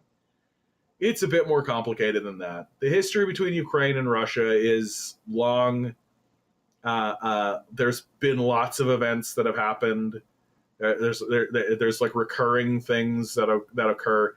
I think the thing that scares the shit the most about Ukraine is that, like, this is the path that Hitler took to invade Russia. This is the path Napoleon took to invade Russia. Like, it doesn't make them feel cozy and comfortable.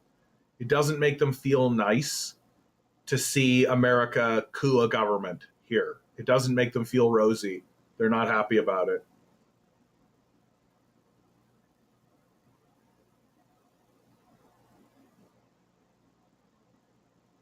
Spicy says, either you are a slut or you are true to your research. Can't it be both? Huh? Can't it be both? What are you slut shaming me? Spicy? Is that what's happening here? Am I being slut shamed? Huh? Huh?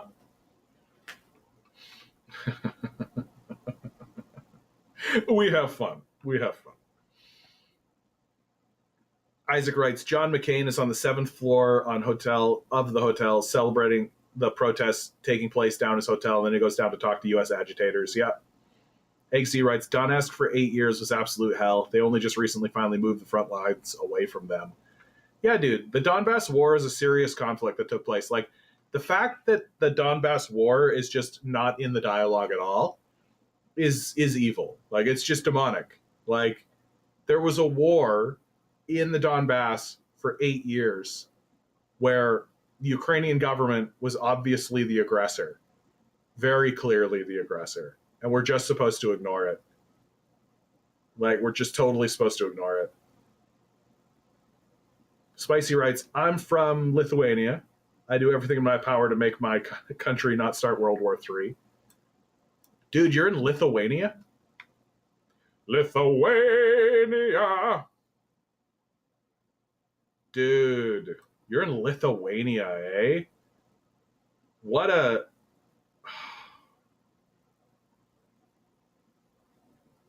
So, like, post-World War II, probably not much by way of reconstruction, eh? Probably not much by way of rebuilding, right? Like, there's a little bit of rebuilding happens in Poland. Belarus gets a good deal of it, but like all of the efforts are focused, right? Are focused in here. Real easy for me to believe that Lithuania, Latvia, Estonia kind of get left out to dry. And then you have like the betrayal by Gorbachev and the collapse of the Soviet Union. Oh God, yeah, dude. No, I suspect Lithuania is like, it's not like you're a big, gigantic place. What is Lithuania's largest export?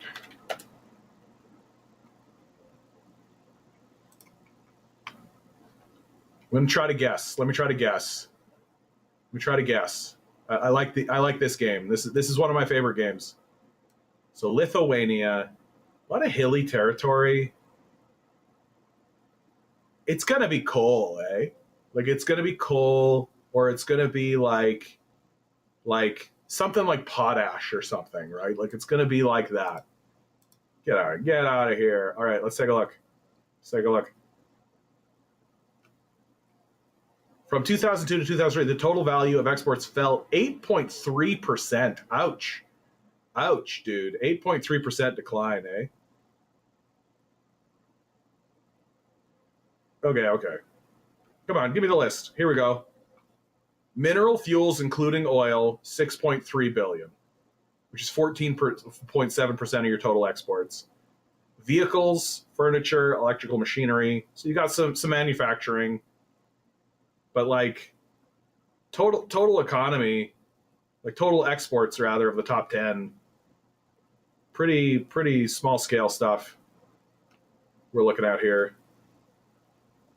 Top products generating, hey, look at you, tobacco, cereals, wood, fertilizers. Yeah, pretty basic stuff. Ooh, you're in deficits for mineral fuels. You're in deficits for, wait.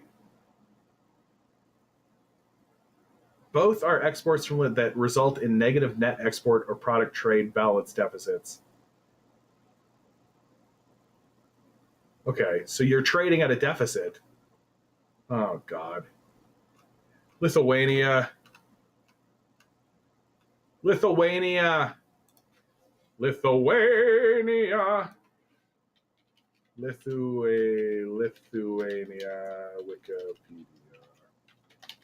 I love doing this kind of stuff. It's been a little while since I've done a deep dive on a country. The Republic, Baltic region, 3 Baltic states. Yeah. Towards the end of World War I, Lithuania, developed country. On 11th, a year before the dissolution, became the first Soviet republic to break away when it proclaimed the restoration of its independence. Lithuania.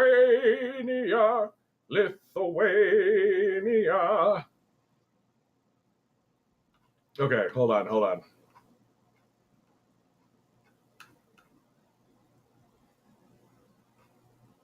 Foreign relations. I gotta tell you guys, I was blown away when Lithuania joined NATO. Like, I really was. I was like, Lithuania joined NATO? That's crazy talk, dude.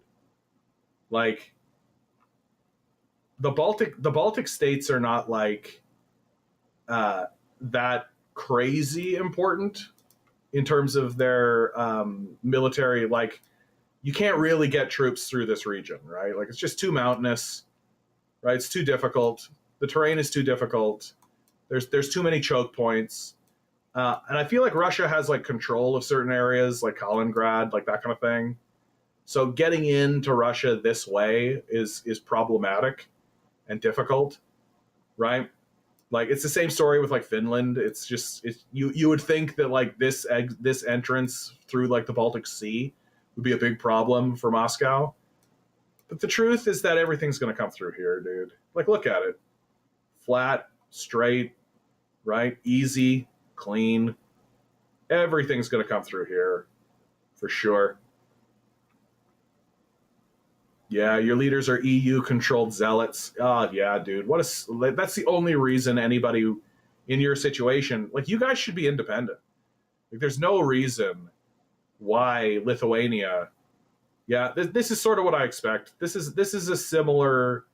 You see this same kind of graph with all of the former Soviet states, right? Plugging along. Things are going okay. Lithuania's the green. Yeah, plugging along, right? Steady growth. And then, boom, the dissolution of the Soviet Union. Crater. And it took you guys, so it's not until here that you're back where you were. So it took a decade.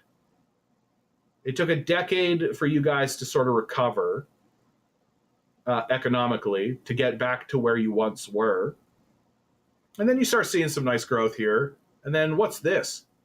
That's the 2008 financial collapse. Is that what that is?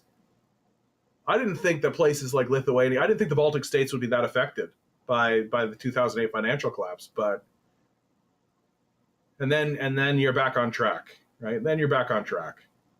Things bumping along. But this only goes to 2018, so I don't know what's been going on. We are independent. If you let me go, master.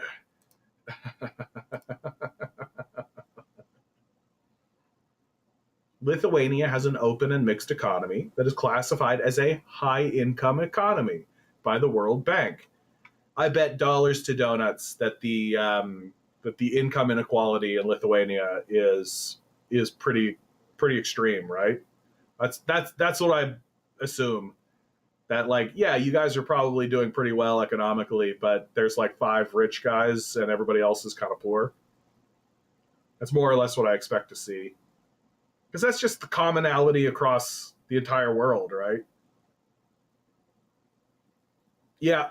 Spicy goes, the whole graph is fake. All companies are in control by shares of either BlackRock or Vanguard. Yeah, you bet. That's more or less what I expect. Like, it's all BlackRock, Vanguard, 6th Street now, right? Like, there's no, and like, so this economy could be like, yeah, the economy's going up, but you are making the same wage that you made back in the 80s, right? Your wage hasn't gone up a single iota, I bet. On average, more than 95% of all foreign direct investment comes from EU countries. Sweden is historically the largest investor, 20 to 30%. Spiked foreign investment, number of greenfield investment. Lithuania was 3rd after Ireland. So this is basically just like roundabout speak of like this is the 95% of all foreign direct investment. That's BlackRock.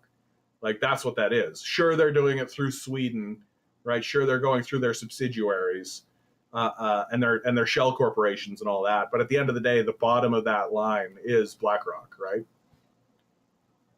Yeah, your country belongs to America.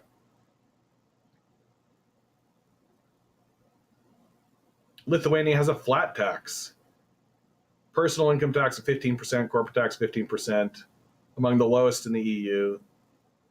The country has the lowest implicit rate of tax on capital, 9.8 in the EU. The corporate tax is 15% and 5% for small business. 7 free economic zones operate. Class of special economic zone is the geographic area where goods may be imported, stored, handled, manufactured, reconfigured, or re-exported under specific customs regulation, generally not subject to customs duty. Yeah, so this is just like black sites, right? So you got like these black sites where they can basically do whatever they want. Nobody's supposed to give a fuck. Oh, yeah, dude. So you're like us. You're fucked, right? You're like us. I think they were trying to do the same thing to Ukraine. Russia objected to biz. I mean, dude, this makes all the sense in the world to me. Like, forget about like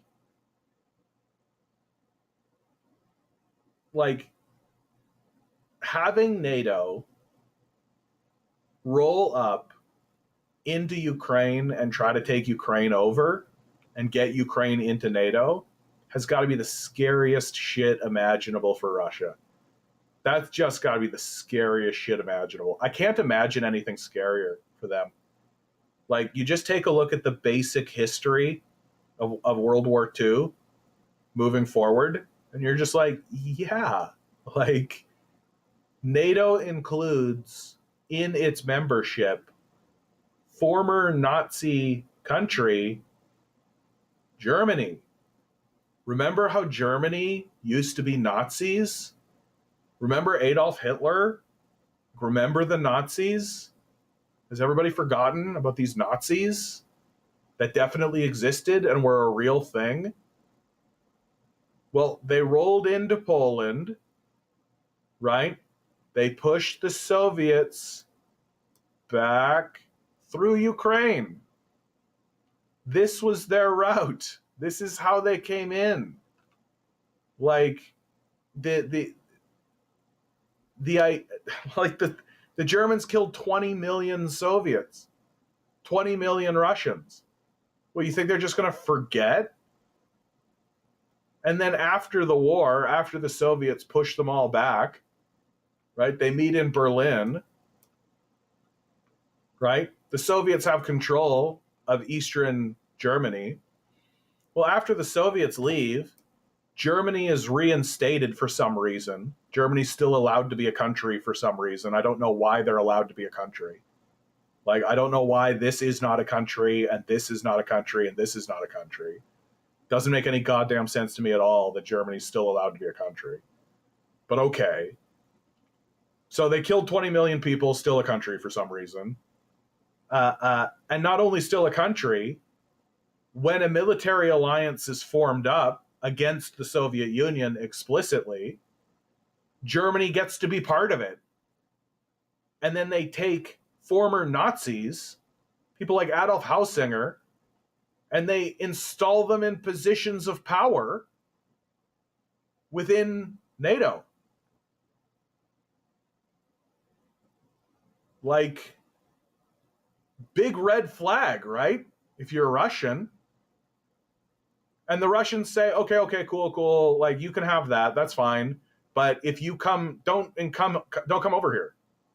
Don't encroach. Well, what did Bill Clinton do? Encroached. Big encroachment. The Russians being like, don't like that. Don't like that one bit. They literally are just like, don't do Ukraine. Just don't do it. We will fight. Don't do it. Well, what do? They coup the place. Like, I can't imagine why anybody would think that Russia should be chill with this. Like I cannot imagine a stupider position to hold than to actually say out loud, Russia should be fine with us coupping Ukraine. That the organization that contains within it former Nazi country Germany, with this symbol, by the way, like, this is what's so fucked up about the whole situation. NATO flag. Like, this thing's a swastika, right? Like, sure, they made it blue, right? But there's the swastika. I don't know how you can't see it. I don't know why anybody looks at this thing and sees anything other than the swastika on it. And that we're all supposed to just be like, yeah, that's completely normal. It's completely normal that former Nazi country Germany is given a position of prominence in an organization to destroy the country it has previously invaded, where it murdered 20 million people. And in that organization, their flag is blue instead of red, but the central image, it kind of looks like a kind of swastika. Yeah. Yikes, bro.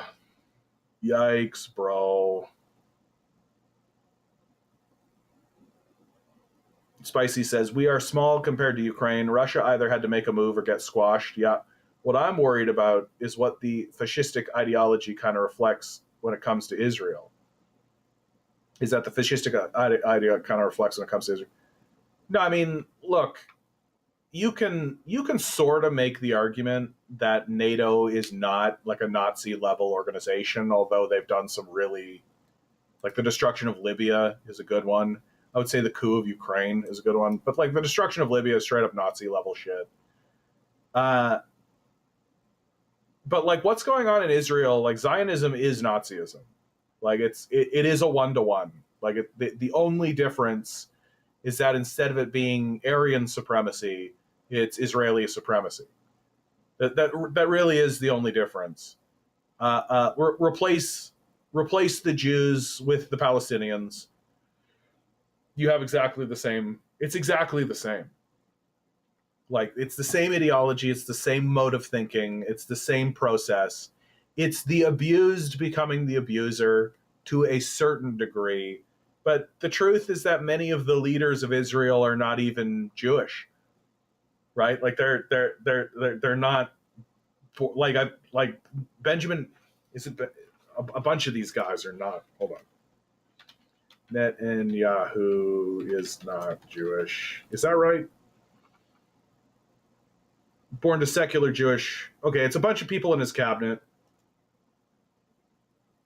It doesn't matter. But like, what they're doing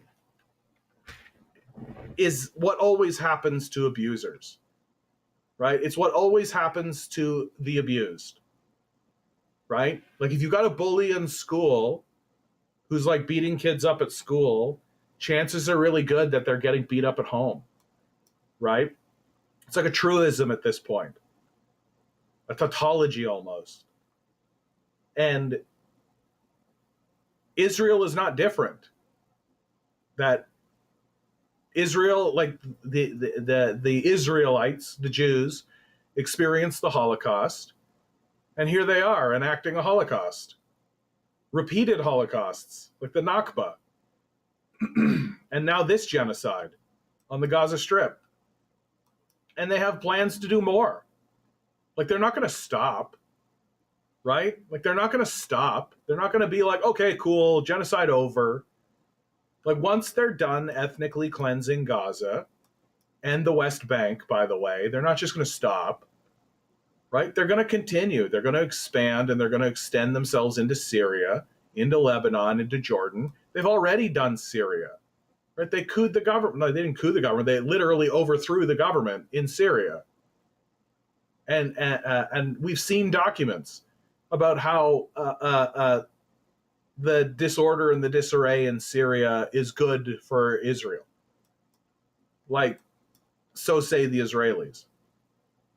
Like, the whole thing is as fucked as it gets. And it's all based completely on American support.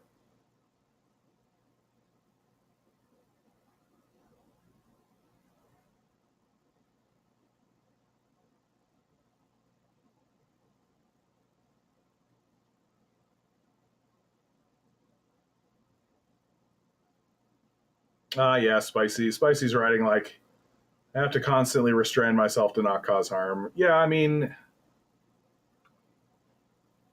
like,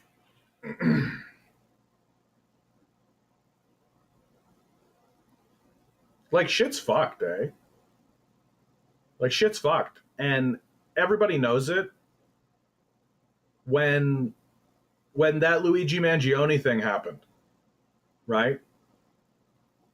When Luigi shot that guy, everybody stood up and cheered. And I think that really shocked the shit out of people. I'm not gonna give you advice. I'm not gonna give you one way or another, my man.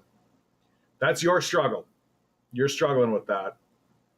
Clearly. My advice is to find a community of some kind. Talk to people, talk to your neighbors, get to know the people around you. Right?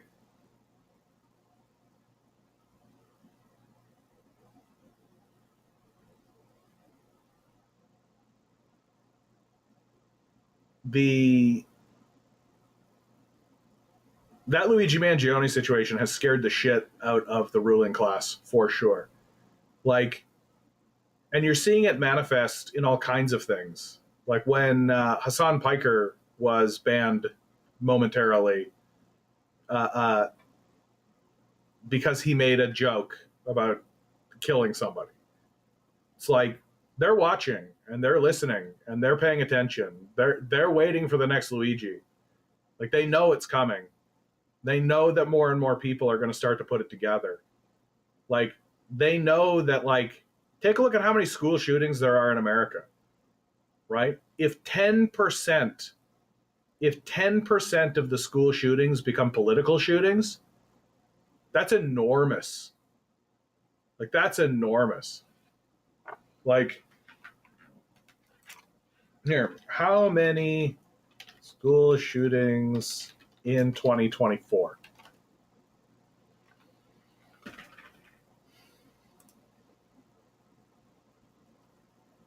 They've even tracked them where they're happening. School shootings, yabba yabba. So there were 39 school shootings in 2024 that resulted in injuries or deaths. There were 39. There were 38. So 39 school shootings in America. That's, what is that? 3? Yeah, that's about 3, like 2.6 a month. And there were 51 in 2022. So if 10% of those, let's call it 3,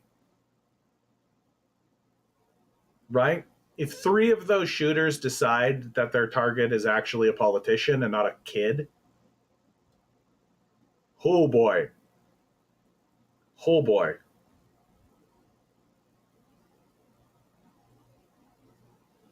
Garden State writes, multiple CPUSA branches have reopened across my state just this last year.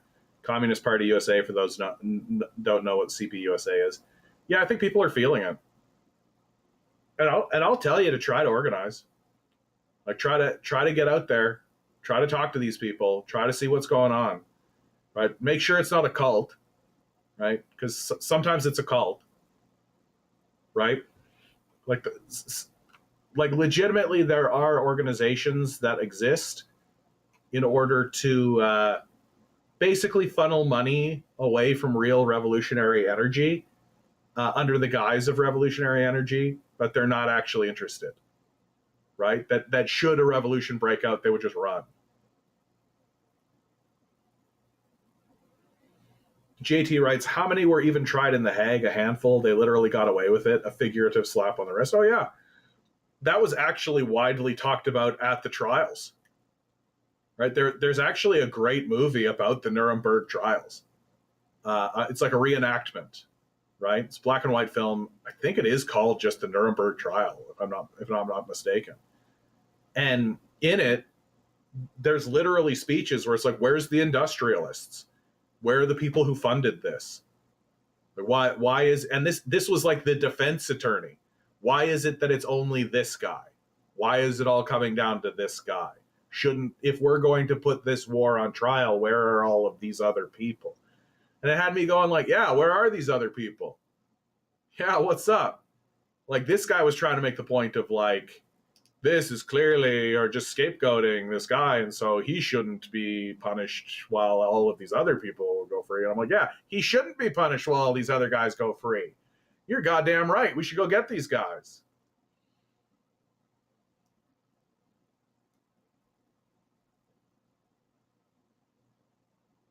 Yeah, the U.S. never investigates the school shootings. Of course, they don't care.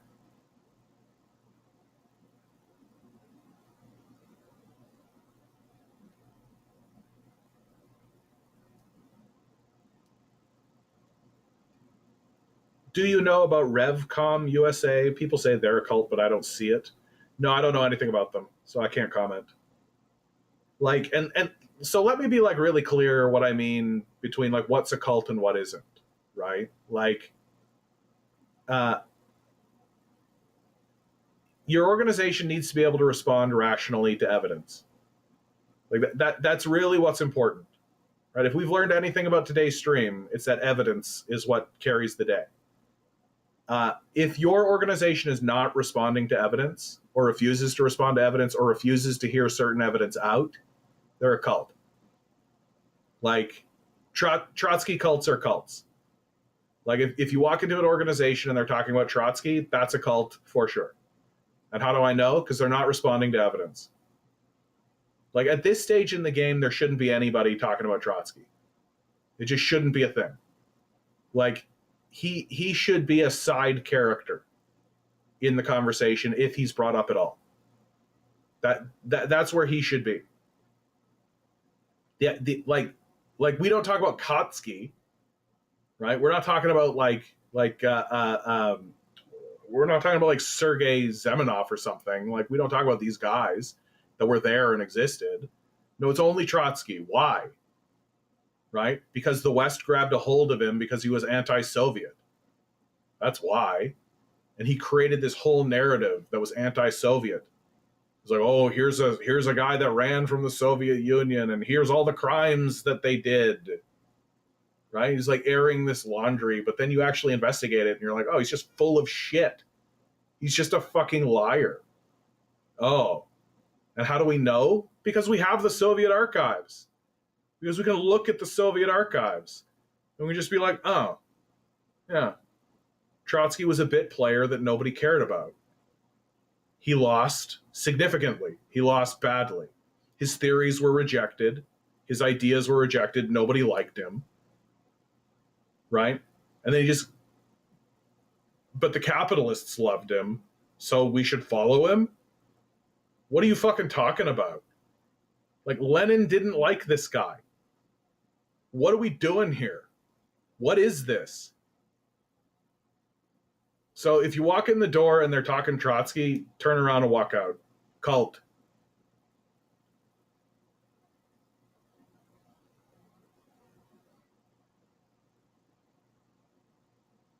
JT writes, I should watch it again. Haven't seen it since grade 11. Yeah, I should give that one another run up, another watch. It's pretty dry, but like, it's a pretty straightforward, like procedural court drama, right? I mean, the stakes are pretty high.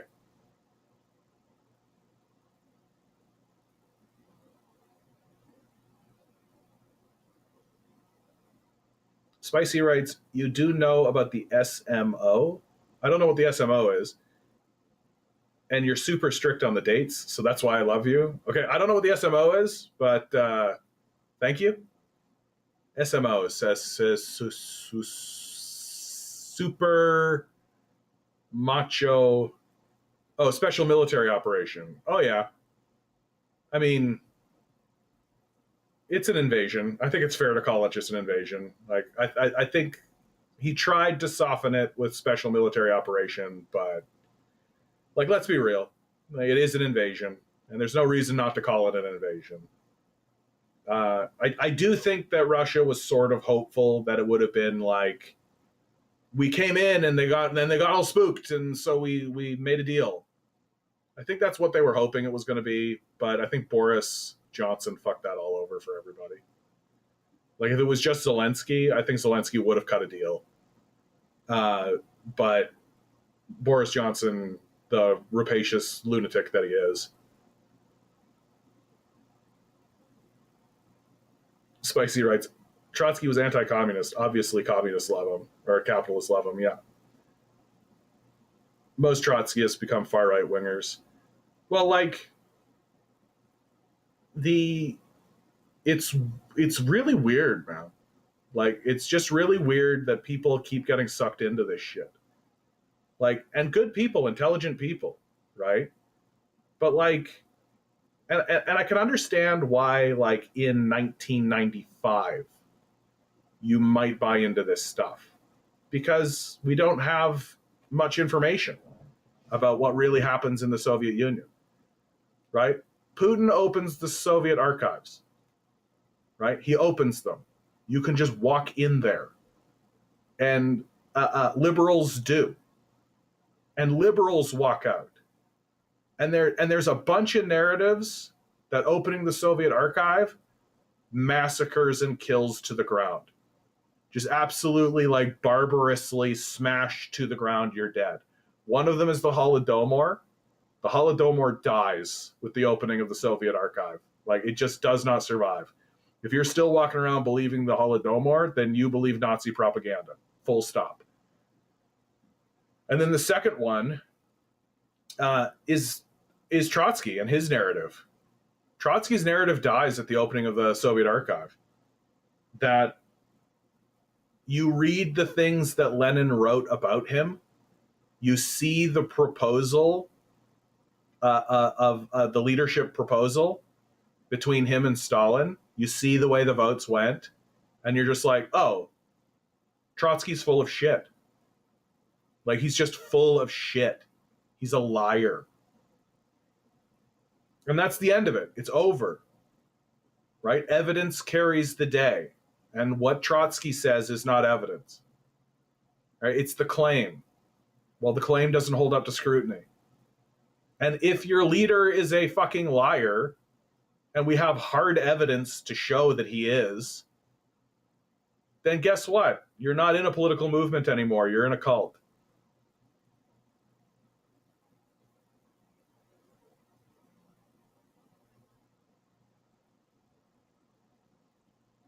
Yeah, Spicy's right. Like, it's against international law to invade a sovereign country. Russia did violate multiple treaties. Was it reasonable? I don't know. Let the viewer decide. I think that Russia was put in a predicament, and it was put in a predicament on purpose. Like, I think that NATO did what it did, and it did what it did on purpose. That uh, uh, that the quote unquote international law that we're discussing was written by NATO. And so NATO figures out how to skate through it while still maintaining international law that they wrote, right? But what they were doing was funding far right militant groups in Ukraine and provoking Russia. Like, they're absolutely provoking Russia. Like, and so, like, sorry if I don't care that much about laws written by an organization with Nazis in it.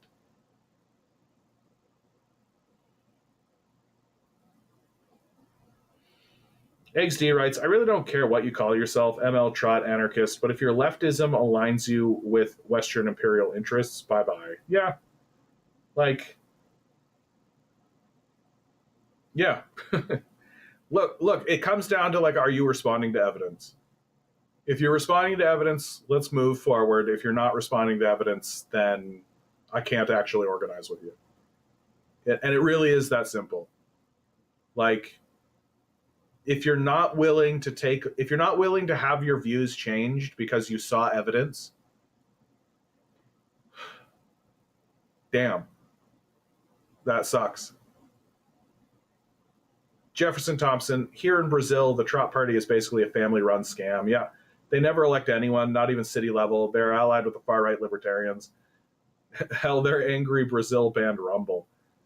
Yeah, I mean, I think that what they fundamentally exist for, and the purpose of these sorts of movements, is to find new, impressionable, or desperate, or disconnected, or isolated people who are of a communist bent, of a left-leaning bent, and they basically promise, they fill their heads with promises of change and revolution, and they just kind of exist to funnel money away from them, right? And they pool the money into these sort of black holes. You never actually meet the leadership. You don't actually know who the leaders are, really. Everything's kind of kept isolated. They're like little cell groups, right? And then nothing actually happens, right? They might, like, go out to a protest, right? But nothing ever happens. And you just hear story after story after story of these guys actually kind of getting in the way and causing problems.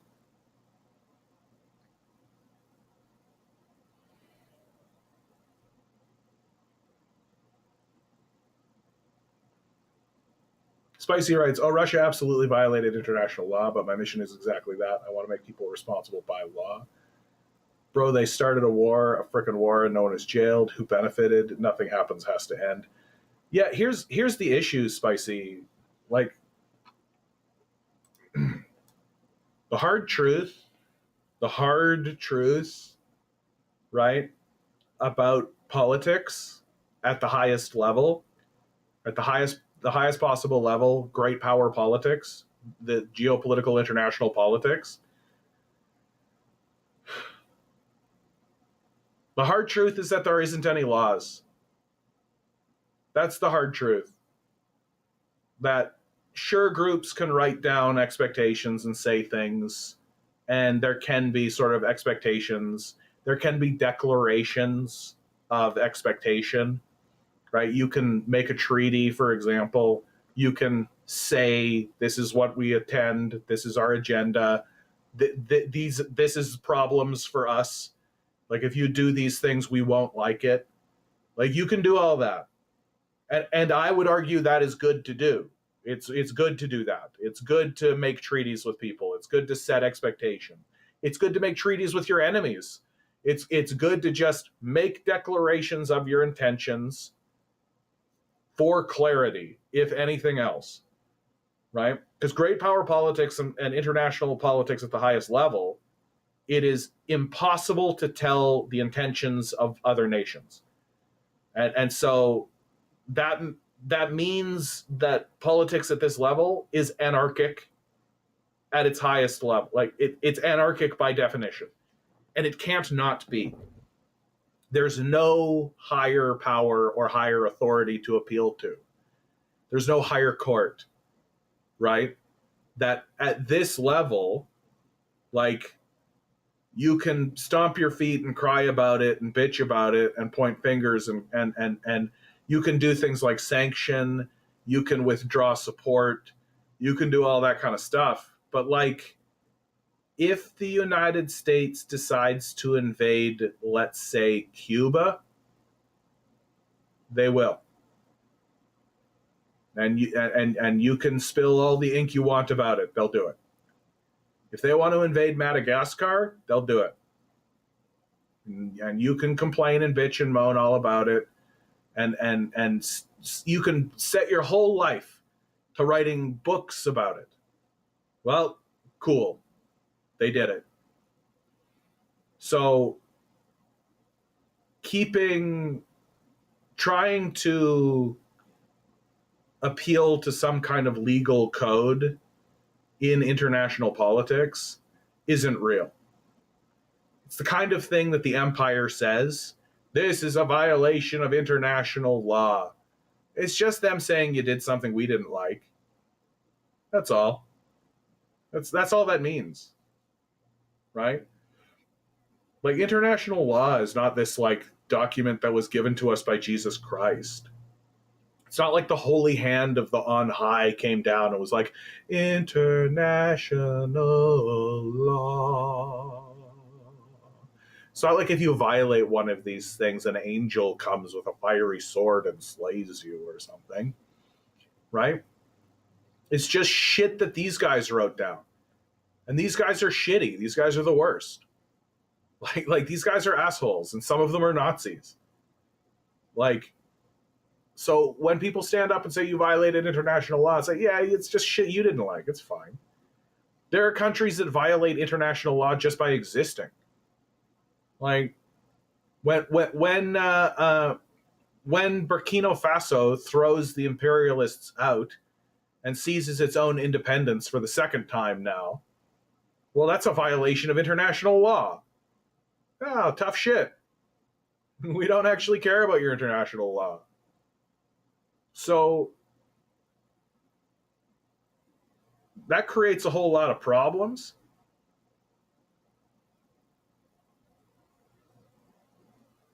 That creates a whole lot of problems, as you well imagine.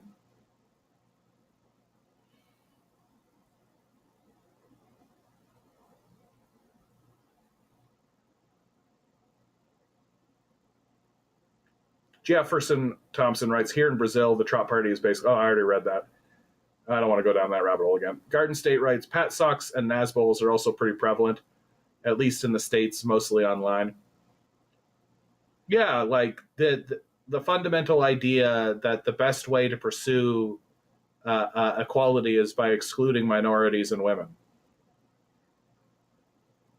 That's the best way to do it. If we ensure that that the needs of straight white men are met, then everyone will have equality. Everyone shut up and listen to straight white men again. That'll get it done. We'll successfully organize a broad coalition by explicitly excluding most people.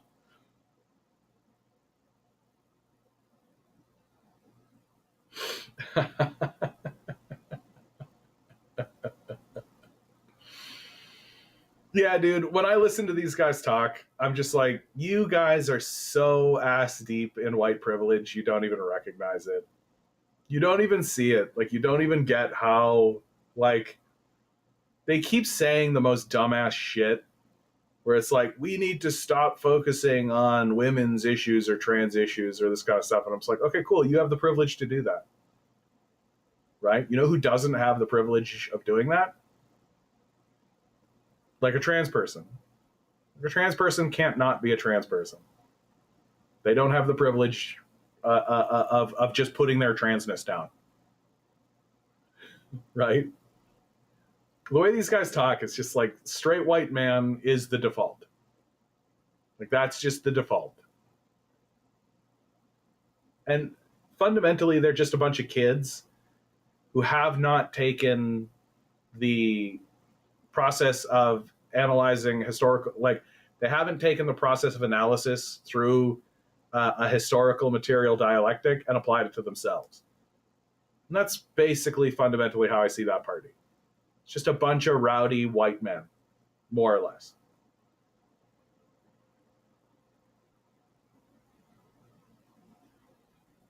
JT writes, these laws are certainly not the grassroots making the calls. ICC, ICJ, The Hague, international law. None of it is our authority. It's just PR for nations. Well, I do think that these organizations do matter to a certain degree, because I think because it's so difficult to know what your neighbors are thinking and to know what they're going to do and know what they're going to act, international organizations like that can be good for building stability. That the most important thing that nations are looking for is, do they say what they're going to do and then do what they said they were going to do? Like, I've been talking about this a lot recently, and I'm trying to find a more succinct way of saying it. So here we go. The entire world really hated the war on terror. Like, the war on terror was met with boos, right? Boo. But at least George Bush said he was going to do it and then did it, right? And sure, they made up some bullshit about why they were going to do it, but they said they were going to do it. They planned it. They went to international organizations. They said that they were going to do it, and then they did it, right? And so they just stood up in front of the world, wagged their dicks out in front of us, did the thing, and then ate shit. And so there isn't any bullshit to it, right? Everybody went, okay, well, they did the thing they said they were going to do, and I guess we got to deal with the thing that they were going to do. And then when we talk to them, we can say, yeah, that thing that you did, that we're dealing with that, right? And so there's no bullshit. Whereas now, the Biden administration and these fucking Blue Anon guys, like the Democrats and the fucking Democratic media, are all bullshitting and pretending like NATO didn't do a whole bunch of shit in Ukraine, right? And so this whole dynamic of like, well, you did a thing, you didn't say you were going to do it, you just did it, and now you're lying that you did it. Like, that's really disconcerting. That's really troublesome. That the world would rather have a George W. Bush than a Biden. The world would rather have a guy coming out being like, hey, I'm gonna go into Iraq and we're gonna get those weapons of mass destruction and we're gonna spread liberation and democracy in the world. We're gonna fight terrorism and the evil axis of terror. And then here we go. Yeehaw! Woo! Mission accomplished. They'd rather have that than this sneaky, underhanded, like, no, Putin did a Hitler. That's what happened. We're fighting to defend the sovereignty of Ukraine as Putin does a Hitler. And like, it's so transparent now. Like, if you're China, you're just sitting there being like, really? Like, you're still bullshitting us? Like, you're still going to stand in front of us and try to bullshit us? Do you think we're stupid? So how do you talk to that? Like, what do you even do? That the world would have really preferred it. And everybody would have really preferred it if NATO had been like, yeah, we're going to go into Ukraine. Yeah, we want Ukraine to be part of NATO, so we're going to go in there and make it part of NATO. And the entire world would have been like, don't do that. That's a bad idea. And they would have been like, nah, it'll be fine. We're going to go in there and make Ukraine part of NATO, and everything's fine. Don't worry about it. And then they would have gone in there and done the things that they did, and Russia would have fought, and it would have been a whole thing, and the whole world would have been like, see what happened, you dumb fucking idiot? Look, the thing that we said would happen happened. Oh my God. And then America would have been like, whatever, shut up, you guys. Man, we're the greatest country in the world. Fuck you. Yeah, fuck you, Russia, idiots. We're so great. You suck. USA all the way, right? And the rest of the world would have been like, fuck you guys. Man, can you get your shit together? Jesus. We would have preferred that. The entire world would have preferred that over this, like, no, we're the good guys in Ukraine, actually. Yeah, we're the good guys in Ukraine, you know. Yeah, it's Putin that did the Hitler. Putin is the one that did the Hitler. Yes, Ukraine was just sitting there minding its own business, not doing anything important for anybody. It was just sitting there being Ukraine. It had recently voted in a comedian. That's how light-hearted and beautiful the place of Ukraine was. There was nothing underhanded or sneaky going on in Ukraine. No, everything was fine. And then Putin decided to do a Hitler. He did a Hitler from nowhere. From nowhere at all. Oh, goodness, in the poor place of Ukraine. Well, we are going to stand up for Ukraine. We are going to defend the sovereignty of Ukraine and of Europe against the evil Hitler tyrant Putin. And it worked for a minute, right? It worked for a minute, and everybody was like, oh, evil Hitler tyrant. And then, intelligent people started actually looking at the history and started actually looking at the thing. And intelligent people who had been looking at the history for a long time were like, oh my God. Right? And now here we are, like 3 years on, and there's still, no, Putin did a Hitler. No, the evil Donald Trump is coming in and he's stopping us from preventing the Hitler from happening. Donald Trump is the evil one because he is stopping the funding, and now we need to keep standing up for the Hitler and he's standing up against the evil Putin Hitler. And it's just getting cringy and embarrassing at this point. And the people who keep talking this way sound nuttier and nuttier and nuttier. They just sound stupider and stupider, and they're not responding to evidence. They're just not responding. And when you present evidence, they're just like, Putin apologist! That there be Russian propaganda. That's some Russian propaganda. Like,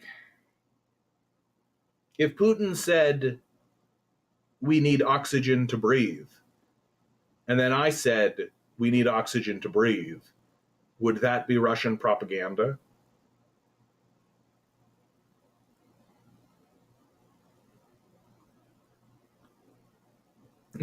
Eggs D writes, Western quote-unquote civilization didn't last this long being straightforward and honest.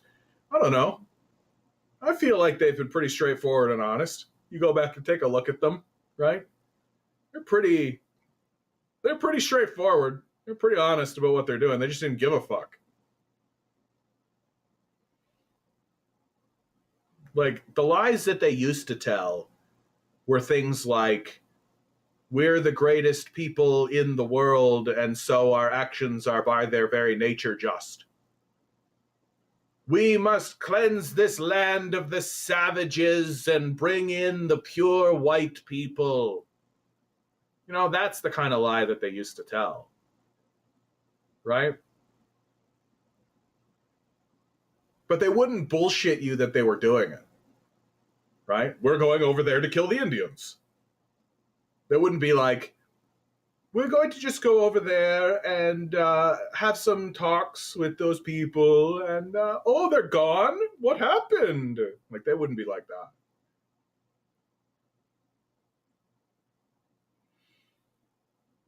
No, I get what you're saying. Deceit is a crucial tool, for sure. Yeah, they still bullshitted themselves that they're doing good. That's for sure true. That's for sure true. Garden State writes, Americans think Putin is a communist. They think Russia is still communist. I see it every day on Facebook. I know, dude, right? Like, and then they'll be like, but China is capitalist, and that's why it's succeeding so well. And I'm like, oh, okay, so China is capitalist. Can we do their capitalism? Can we do it? No, that's socialism. Like, these words don't mean anything to these people. Right? Like, they're just they're just wielding them like weapons, right? To kind of fuel their religious ideologies and their religious positions.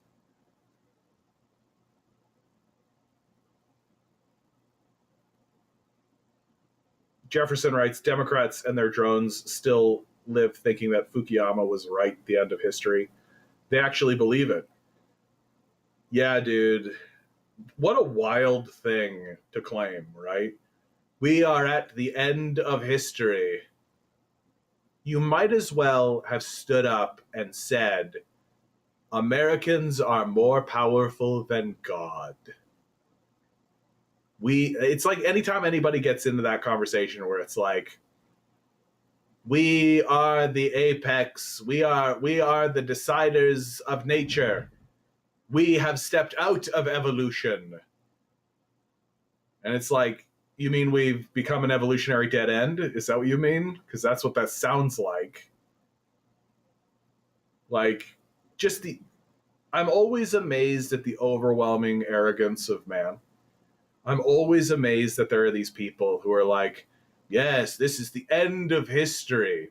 We are bigger than God. Yes, we've stepped outside of the evolutionary system. We're more powerful than God. Yes, the creative force that is around us and sustains us is something we can escape and dominate.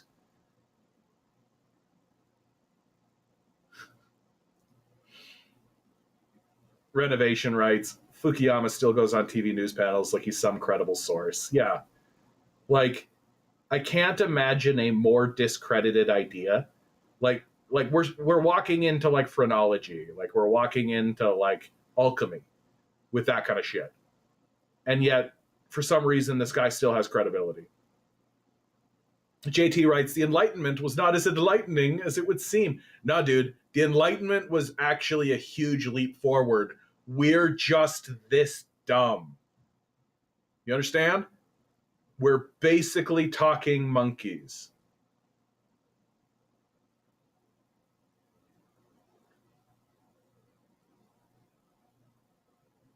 Spicy is writing, my dad and mom are hardcore Soviets. Why? Easy propaganda. Or maybe it's because the Soviet Union was actually kind of baller. That, like, the collapse of the Soviet Union sucks. Like, Brezhnev and Yeltsin and all those guys suck. Gorbachev sucks. But, like, the Soviet Union was kick-ass. And it, like, did kick-ass. They did a bunch of really cool shit. And that cool shit just came to an end. And it came to an end for a lot of good reasons. And World War II is a good reason, right? I always say that the Soviets defeated the Nazis, but fascism defeated communism in World War II. I think that's true. Like, 20 million Soviets died in World War II, and something like 20 million Chinese people also died during World War II. So it's just like a bloodletting. It's just like this huge, like, it takes the wind out of your sails for sure.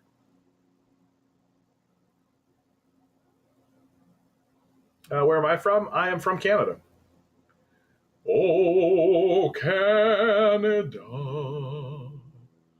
our home and native land. Right away, eh? We embarrass ourselves right away with that shit.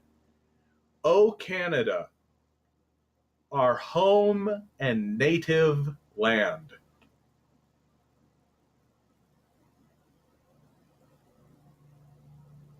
Wow. It's like right there, man. It's like right on the nose. It's our national anthem. Oh, Canada, our home and native land. We used the word native. Like, could not be more on the nose if we tried.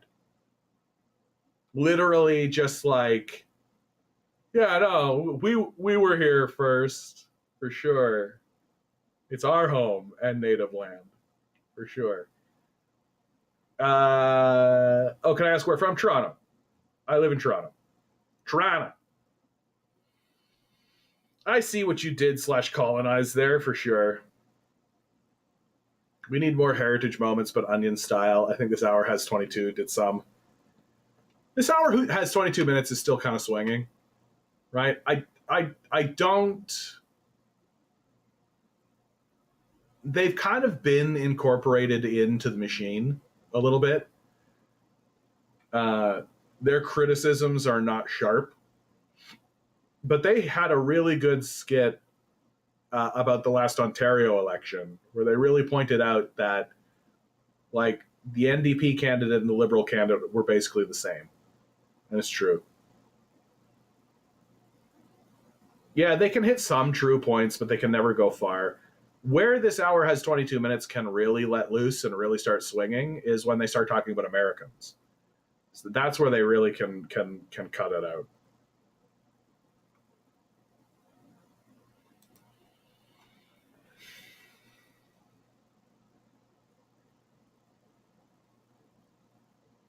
Like progressives do, lack of real answers. It's easy enough to point to the decay, Jon Stewart style. Well, Jon Stewart, like his newest stuff, I think has been very revealing that he's essentially just a pro-imperialistic liberal. Like I don't think that he is like he is permitted. His critique is narrowed to the criticisms that are allowed by the Democratic Party, and he's not allowed to go any farther, right? And you can see that really clearly with how he discusses foreign politics and foreign affairs. Like, he's essentially in lockstep with the empire in regards to their perceptions and their views about world powers. Like, he'll call Maduro a dictator, for example, which is like, okay, it's weird that a dictator keeps having these elections that we keep seeing and keep saying are free and fair elections, but he's a dictator. Okay. Juan Guaido, though, he's the guy, right? Like, I think some of the most disingenuous stuff that Stewart does is he'll talk about, like, Putin, and then he'll put up some kind of clip that is literally a decontextualized soundbite that he uses to frame something, and it's like as disingenuous as it gets. And because he's basically a pro-capitalist, pro-imperialist, like, his criticisms were more pointed and made more sense in the Bush era because what Bush was doing was fucking up, right? But now he's coming in and essentially living in like a Democrat world. And he's just like, he sounds like a Democrat, and the Democrats are crazy. Like, they're not great. Yeah, he's educated too. He's not just ignorant of the existing of communism. He's actively rejecting it. Well, look, at the end of the day, he's a clown, right? Like, this is something I keep trying to really drill in and really try to, like, we should not be talking about people like Jon Stewart or Joe Rogan or any of these other fucking comedians as if these guys are actually intelligent political commentators. These people are clowns. They're jesters, right? That like they're literally just clowns. We should stop listening to clowns. Like, the only reason why a guy like Jon Stewart seems credible to us is because the system has become incredulous. The system has no credibility. There isn't a single politician, banker, doctor, lawyer, judge, anywhere in the entire system that has any credibility whatsoever. And when you're in a system where nobody in it has any credibility at any level, then even the clowns can sound smart.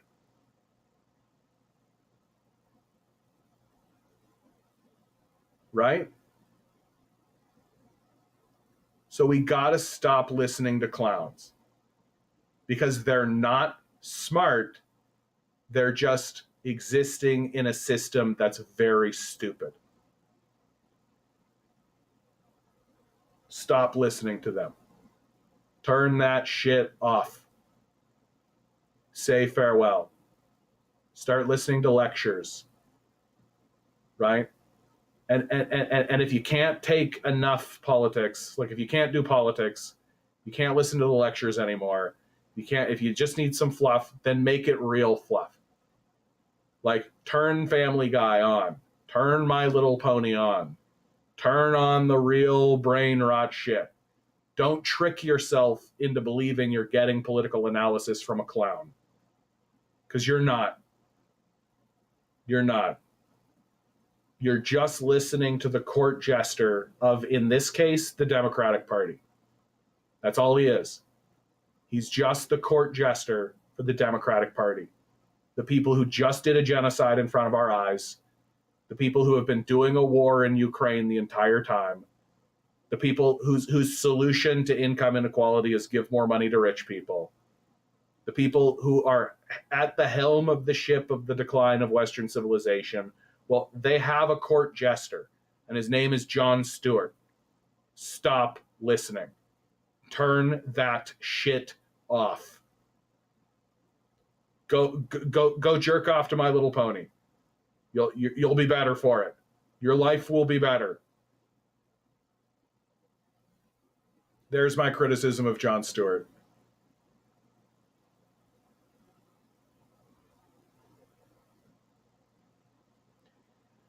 Well, and with that strong statement of go jerk off to My Little Pony, we're almost at 9 o'clock. I think we've done it. I've got my little dog Milo on the screen. For those of you who maybe didn't hear or have kind of been in and out, the reason why I didn't do my stream yesterday is because we were saying farewell to Milo. That Milo is off to a better place. We gave him a beautiful, happy, lovely little day. Filled him up with peanut butter, gave him nothing but love, and he went happy, painlessly, and surrounded by people who loved him. He was a good boy. And wherever he is, he's still being a good boy.